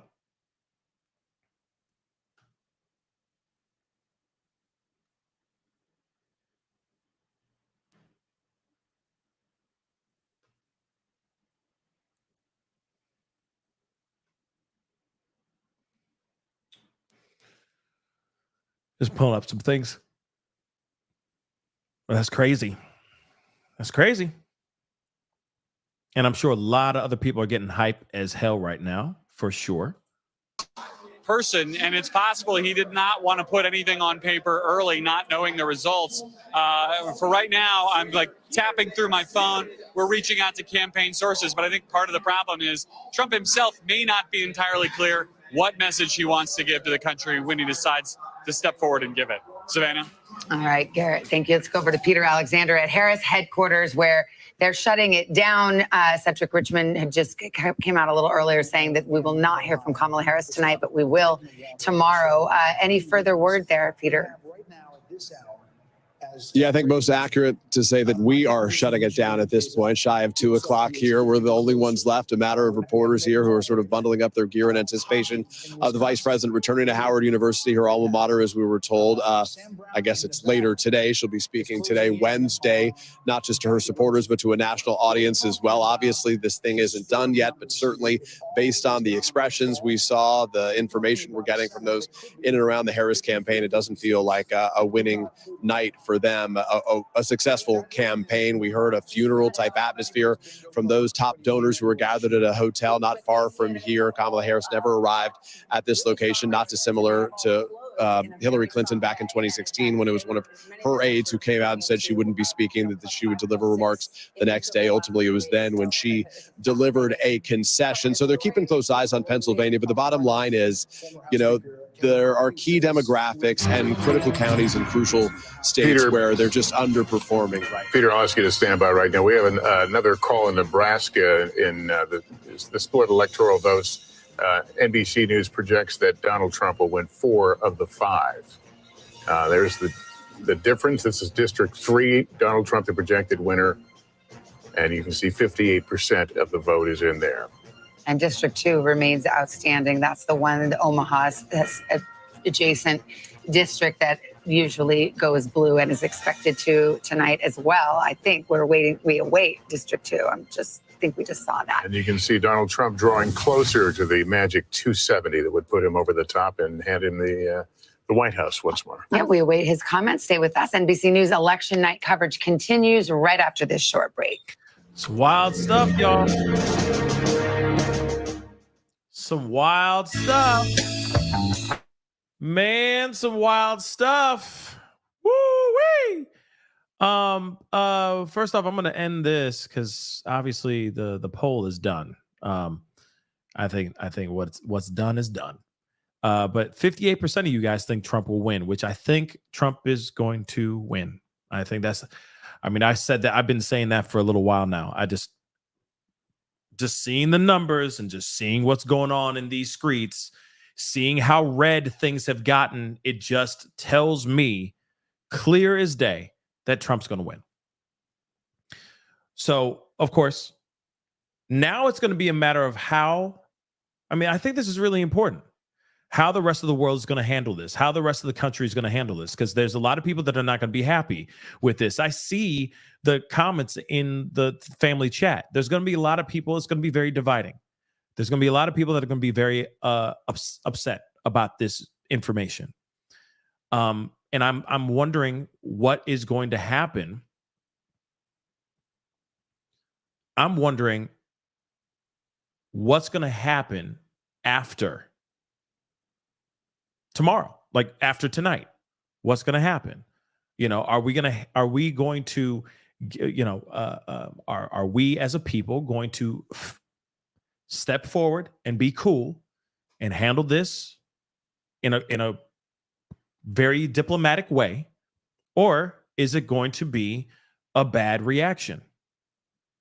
See, and what's frustrating about this is this entire time I've been talking about both sides and how much both sides suck and all that stuff, and still y'all people getting your feelings.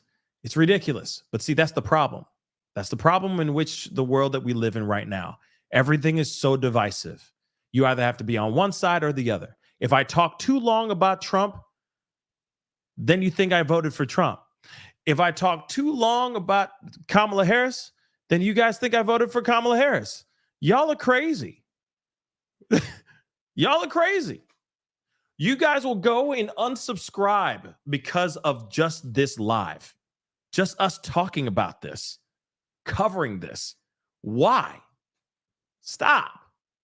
Just stop and look at what's going on and realize that, hey, this is a person just trying to give you guys the news and trying to make it entertaining for you guys. That's it. Because the election time can be very frustrating, very boring, tedious. I come on here for 5 hours to try to entertain you guys and give you guys the results, or at least try to get as close to the results as I can. And the reaction that I'm getting is ridiculous. Y'all are adults. Act like them. Act like one. How about that? Be respectful. It's ridiculous. This is the reason why I don't tell you who I did or did not vote for. This is the reason why.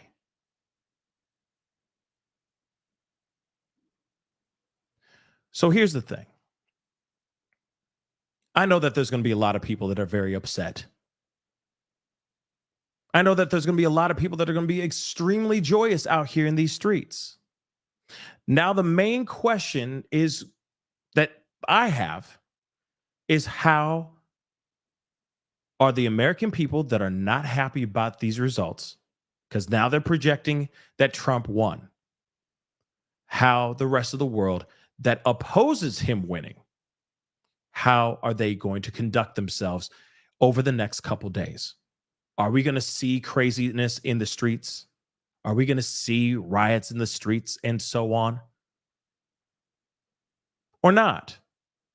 I'm hoping that we don't see anything crazy in these streets. Because no matter what, we should be, whoever got elected, we should let them do what they need to do. Sit back and let them do their job. If they totally screw it up, that's a different conversation. But we don't know what he's gonna do. If he's the projected winner, we don't know what he's gonna do. If it's Kamala Harris as well, if she was to win, we don't know what she's gonna do. All we could do is sit back and let it be. But going out here and burning buildings and going crazy out here in these streets is not gonna solve anything. And that's the one thing I am worried about. Because I'm already hearing about that. Exactly, Shannon. I'm already hearing about Seattle, things percolating already in Seattle. And in my mind, I'm like, I don't want us to go back to that. This is not a time to be divided. This is a time to be together. And maybe learn from the mistakes of the past so that we can push forward as a country together, unified, not separate. I'm telling you right now, I don't want to see no more Karen videos just as much as you don't want to see more Karen videos. I don't want to see that ish. I really don't. I got better things to do than to see all that stuff. I got better things to do than to see negativity come back and rear its ugly head all over again. I got better things to do than that. Just like you guys have better things to do than that. So now it's a matter of how we are going to handle our situations here. If we're going to step forward with positivity, with hope,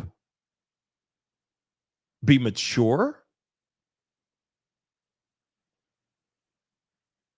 and proceed on with love. And let him do what he needs to do, and in hopes that he's doing it for the betterment of this country. That's literally it. That's all we can do right now. We did our job. We voted, guys. Congratulations. We all voted. We said our piece on whoever you voted for, which I don't care who you voted for. I'm just hoping that whoever you voted for that person because you felt like that was the right person for the job. That's all that matters. I don't care. I'm not going to judge you because you voted either way. I don't care. Like I said before, we should not be voting or not judging each other for the color of our politics, but actually for the content of our character. I've said that a million times before, and I will still keep saying that till I'm blue in the face. Because that's how they divide us. We need to be better than that. We need to be smarter than that, for sure. But now it's a matter of, now he's coming back. Will he learn from the mistakes that he made in the past? Will he be able to do better this time? Maybe because it's like, hey, if I get another chance to run and win again, this is what I'm going to do when I'm in office and do something better. It's an opportunity for that. Or he could totally take this whole place and just burn it to the ground. That's a possibility too. And I would say the same thing about Kamala Harris if she ends up winning, because it's still just a projection. Anything's possible. But like I said, everyone needs to chill out. Dear God. It's getting ridiculous. Oh, you clearly voted for him. I can't believe that. You clearly voted for her. I can't. Guys, get over yourself. I'm here to give you guys the news. Doesn't matter who I voted for. It shouldn't. It really shouldn't. Lulu, thank you so much for the love. I really do appreciate it. Thank you for your coverage. Respect the results peacefully. Exactly. We should be respecting the results peacefully. Yes, I know some of us are going to wake up very disappointed. I get it. But hey, it is what it is. We need to deal with it. That's it. Okay? That's it. It's time to just let it be what it is and keep it moving.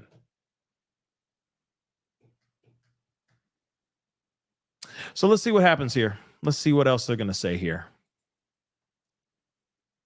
But this is one of the reasons why I don't cover many political stuff very often, because of how ridiculously divided it gets in the chat. And then it's all these attacks at me. And I'm like, I'm just giving you guys the mother-loving news. How am I getting thrown in the mix of this? It's frustrating. It's very frustrating and unfair. Unfair.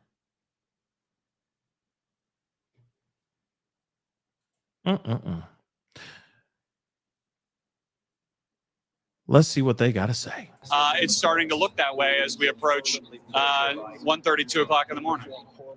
Yeah, we are approaching 2 o'clock in the morning and waiting to hear from the former president, or some words when we might hear from him. Again, this race has not been called by this network. This network still going through its processes. And when it's ready to speak, our decision desk will speak. But as we look at what the mood music is, if you will, I think one of the things that is on people's minds is who will be, if in fact former President Trump does well in Pennsylvania and we call that race for him, et cetera, who will be in his ear? Who will be in his inner circle? And as we're talking about some of this, it may be striking for some folks to remember back in 2016, Jared Kushner was such a presence on the trail. His son-in-law, Ivanka Trump, his daughter, Melania Trump has been a rare presence on the campaign trail, campaigning for her husband this time. And both Ivanka Trump and Jared Kushner have largely taken a back seat. They've kept an arm's length away from domestic politics here and have not been on the trail much. They may be. I'm very curious if they're coming back. That's the other thing, too. Are Jared Kushner and Ivanka Trump coming back and being a part of his whole team again, a part of his administration all over again, or no? That's one thing I'm very, very curious about as well. But I want to point something out. I unmuted it at the perfect time. Even NBC is sitting here saying, we have not said or declared anybody yet. Maybe some other places are declaring or projecting, but we have not projected or declared anyone yet at all. But we already know. We already know it's a wrap. Trump won. We already know that. Okay. But NBC is sitting there going like, we are still not doing anything. We are still not going to sit here and name anyone yet. We're still doing our due diligence, which is fine. That's up to them. But I do want to show you guys this too.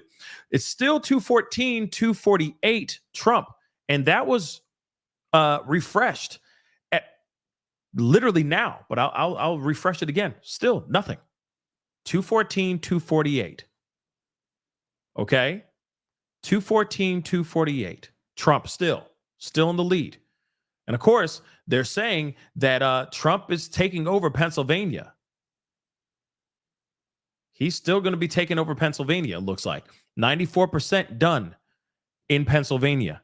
And he is in the lead by a little over 200,000 votes. That's big. Yeah, I know that Fox is already calling it for Trump and all that stuff, but like I said, other places haven't really called it for Trump yet. So, like I said, it is projected, right? It's projected, but we don't know for sure. Regardless, I already think that Trump won. I mean, look at this. And if he takes Pennsylvania, which is what? How many votes is that? That's 19 votes. That's almost a wrap. Right? Yeah, that's almost a wrap. It's like two or three electoral votes away, and it's a wrap. So that's crazy. Okay, that is crazy. But let me grab this really quick. Kimberly, thank you so much, Kimberly in Japan. I don't talk politics willingly, but I do have my thoughts, as do we all, right? Everyone does. So y'all, let's just please be good to one another. Abso-freaking-lutely.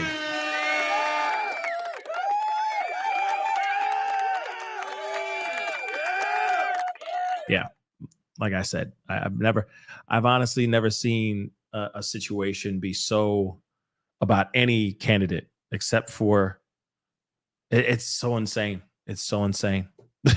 It's so insane. That's why I'm like, everybody needs to chill out. I don't understand why the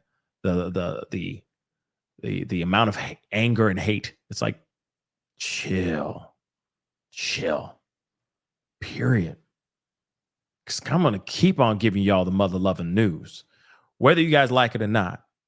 But now, if Trump's coming in, politics are going to get very, very interesting. It's going to get very, very interesting. There might be a lot of coverage coming up here on this channel in the future, depending on what's going on. But if he does some wild stuff, that creates conversation, we gonna have those conversations. Trust and believe. But this is some wild stuff, y'all. Trump is back in there again. But I will say this, though. This shows to you proof positive that the last 3 some odd years of the Biden administration was not very good. It was pretty crappy. Even I can say that. It was not very good. We all were having struggles. We are all having bad problems with the economy, the inflation, etc. All these things. Wasn't very good. So you now know that people are now looking at this and going, well, if I vote for her again, we might be going through the whole thing all over again. But then at the same time, people were sitting there going, well, voting for her might be better than bringing him back in, because when he came in, it was a nightmare. There's a lot of people that do believe that. In fact, I'm seeing that in the chat as well. Basically saying, oh, damn, the world's going to hell in a handbasket. Maybe not. We don't know. I'm hoping that he learns from his first term, and he comes back and he kicks those bad habits, and we don't have any type of pandemic or any problems. He makes good on the mistakes he made in the past and makes things better this time around. That's what I'm hoping for. But clearly, the people spoke. Biden administration was not what people wanted. And of course, if they were going to bring in Kamala Harris again, a lot of people are thinking we're just going to get the same another 4 years. It'll just be as if Biden got reelected. But again, we shall see. We definitely will see. But I think people are now sitting there going like, hey, we don't want to do that again. Not another 4 years of that. And he's here. So let's vote for him. Maybe that's what it was. And maybe I'm completely wrong. You never know. But I think that's what happened when he tried to run for re-election. and then Biden won. And I think there were people who felt some type of way about how he was handling things near the end of his term. They were not happy about it. Doesn't matter if you get a $1,500 stimmy check. It doesn't matter. They felt some type of way. They voted him out. Biden came in. Things didn't get any better. He comes swooping back in, and they're like, oh, well, it's like the ex-boyfriend. You know what I mean? Oh, he wasn't so bad. Not in comparison. Okay, well, maybe I'll just vote for him again. And I guess that's what went down. But that's some pretty crazy stuff, guys. Pretty crazy stuff. Let me play this too. Well, I think he will take. I don't speak for the former president or his campaign, and we've got an important call to make here. Moments away from calling one of the key told to stand by. battlegrounds. Yes, NBC News can now project that Donald Trump will win in the state of Pennsylvania. 19 electoral votes. So here's that where it stands right now. Donald Trump out in front. It's a Difference of wrap. 188,000 votes. 95% of the vote in Pennsylvania, and that goes in the Donald Trump column. And with that, it's expected that he will have the 270 votes he needs. I see you puzzling over there. It's because of Nebraska. Yeah. I was looking there going, okay, am I going crazy? No. Because we haven't called Alaska yet, and that's why it's 266. But once Alaska gets called and Nebraska, you can see former President Trump, he had to get to 270. He's likely to get to 272, if not higher. We still haven't called Wisconsin or Michigan as well, but he is on his way. NBC News projecting him on his way back to the White House. And we were told he is perhaps a minute away now from coming on the stage at the campaign headquarters in West Palm Beach and to make his remarks to the crowd. The crowd very silent right now. I'm not quite sure what they're listening to, but they have been partying for quite some time. Well, this is history. Not since Grover Cleveland in the 1880s have we seen a president return to office after that gap. So a second term after a gap of time. 4 years later, Donald Trump will be the 47th president of the United States, as he was the 45th president of the United States, with the convincing sweep of several battleground states. Several battleground states still not decided, but the magic number of 270 electoral votes has been reached, and we will have many hours night. and days to talk about the coalition that he put together. But this is the scene at Trump headquarters in West Palm Beach, as Donald J. Trump once again will assume the presidency on January 20th. The United States Senate will be in Republican hands. Democrats have lost control of the Senate, and the fate of the House of Representatives, currently in Republican hands, also in question. Democrats just need 4 seats to pick up to get control of the House. That would be the one check on Republican power, but it may well be that they sweep the House as well. So we have set the scene for you. This long campaign is over, and we await the former president to make his remarks. To be clear, how does he get 266? Yeah, so right now he's at 266. If we fill in, and let me see, because sometimes when we get to a certain point, you can no longer fill in some holes here. But he wins Alaska, and then we go back. In Maine, there's a congressional district in Maine that we're still waiting on. You can see Maine is not filled out yet. There's a congressional district in Maine. Once he gets there, he'll get past 270, or he'll get right to 270, and that's where he'll stand tonight. And when we hit 2024, he'll likely get to 272 again. And we haven't called Wisconsin and Michigan, so it could grow from there. But as Savannah mentioned, he got to 270. That's the magic number. We're projecting that Pennsylvania is a win for former President Trump. He is headed back to the White House. Wow. This is all, of course, assuming that Alaska and Nebraska and the Maine district go the way that we expect them to go. So I think Tom is making an excellent point here that we haven't hit that magic 270 number just yet. But with the win in Pennsylvania here, the thing I'm looking for, a couple of things. What is the Harris campaign going to say and do now? Because the last that we heard from them, of course, it was Cedric Richmond taking the stage. That memo had suggested to staffers, listen, we've got the blue wall. We're going to wait and see turnout in Philadelphia. We have now called Pennsylvania. That is incredibly significant here. And so do we hear from, if not her, as we don't expect to, the campaign tonight? And then obviously, what are we going to hear when former President Trump himself takes the stage there down in Palm Beach? And will she call him to concede? I mean, that's my question. If you'll rewind back to 2016, she should. Former Secretary of State Hillary Clinton did, in fact, call Donald Trump that night. If she don't, I'll be And surprised. the next morning, she Addressed- came before the yes. cameras. It was, I believe, late morning, if memory serves. She did. And I mean, I think the Democratic the leaders have signaled that she will address the country tomorrow. And they certainly could love read you the guys tea leaves too. and saw which way this was headed. And so, you know, we believe and project that he will reach at least the 270 votes that he needs. Well, and I remember talking Okay. to John. So, I mean, again, it looks like it's a wrap. It looks like it's a wrap. I mean, I'm sure by the time I hop off of here, you know, in the next hour, there will be some sort of, you know, update on him winning. But he won. I think it's safe to say that he won. Let's just be real. I think he won. Now, I know a lot of people are going to feel some type of way about this, and I know that there's a lot of people who are joyous about this. Let me just say this. Celebrate. Be sure to celebrate. I guess, you know, celebrate and, you know, just try to be humble about the celebration.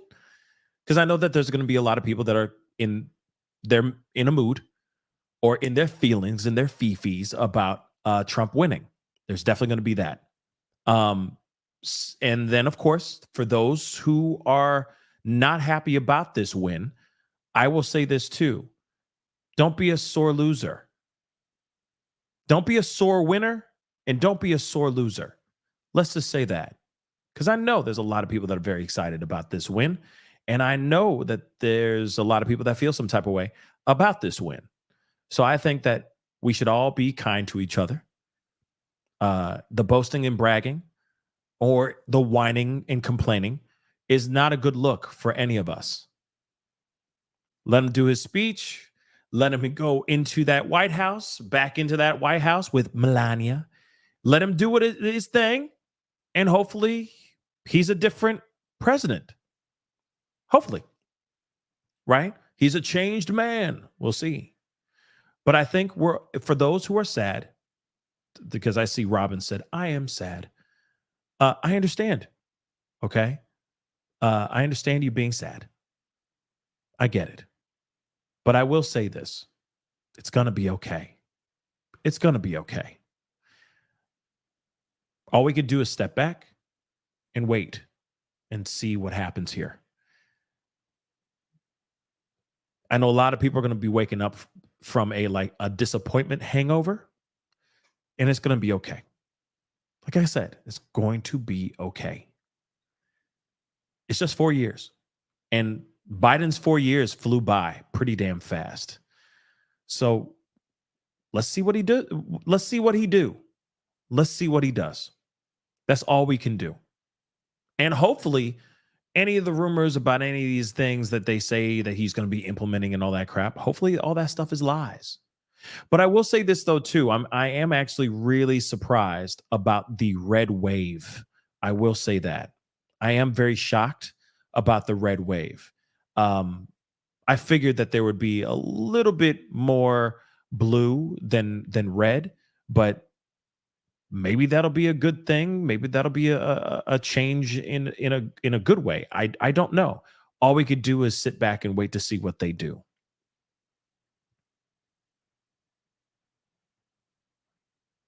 That's all I can say. And then if there is really time for us to get upset or to get out there and make our voices heard, then we'll do that. We do that when we have to. But right now, we don't know, right? We don't know yet. Let's just see what he does. But I say, don't be a sore winner and don't be a sore loser. And also, people who are upset, please don't go out there and riot and go crazy in these streets. Please. And thank you. Just don't do that. Please. Let's just handle this like adults and see where everything goes. That's the only thing we can do. So, congratulations to the new 47th president of these United States, Donald Trump. Looks like he is going to be president-elect. Of course, the elections are still not done. They're still counting and all that. Anything's still possible. But at the same time, he's at 266 according to NBC. Let me see what it says here. Yeah, they haven't moved they haven't moved the needle at all. They say 248 on Associated Press. But we will see what happens here. But again, if he took over Pennsylvania, and then if he takes any of these other ones, I mean, it's a wrap. It's a wrap, y'all. So let's see what happens tomorrow. It's getting late. I'm getting tired. I've been on here for 5.5 hours. Woo! What? Hamburger. This was a long night. I need to go and stretch my legs and drink some water and use the restroom. So that's what I'm going to do. Okay, guys? But, congratulations to the new president. Let's see what you do this time. Hopefully, you do good. Anyway, guys, that is the show. I appreciate all y'all for being here. It always means a lot. Thank you so much. Thank you so very much. And thank you for keeping it somewhat kosher in the chat. I appreciate it. I know everybody, I know it's very divisive. Everybody's feeling some type of way. I get it. All right. We're going to get through this together. We're going to hold each other's hands. Even the ones you don't agree with, you're still going to be holding their hands. Because why? They're a human being and they're good people too. That's it. Please be sure to hit that like button down below. Hold on. I think I got a super chat. Oh, Kay, thank you so much. Let go and let God, y'all. Love and light. Absolutely. Right? Let's see what happens. Let's see what happens, man. Let's see what happens. Hopefully it's all positive stuff from here on out. Hopefully we're on our way back up. We will see. Hit that like button down below. Crush it. Make it do what it do. Don't forget to hit that follow button on all my social medias. Facebook, X/Twitter, Instagram, TikTok, Rumble. Show some love. Hit that follow button. Please and thank you. Don't forget to subscribe here on my main channel. Go to my secondary channel, The Pascal Show Clips. Crush that subscribe button over there on the secondary channel, please and thank you.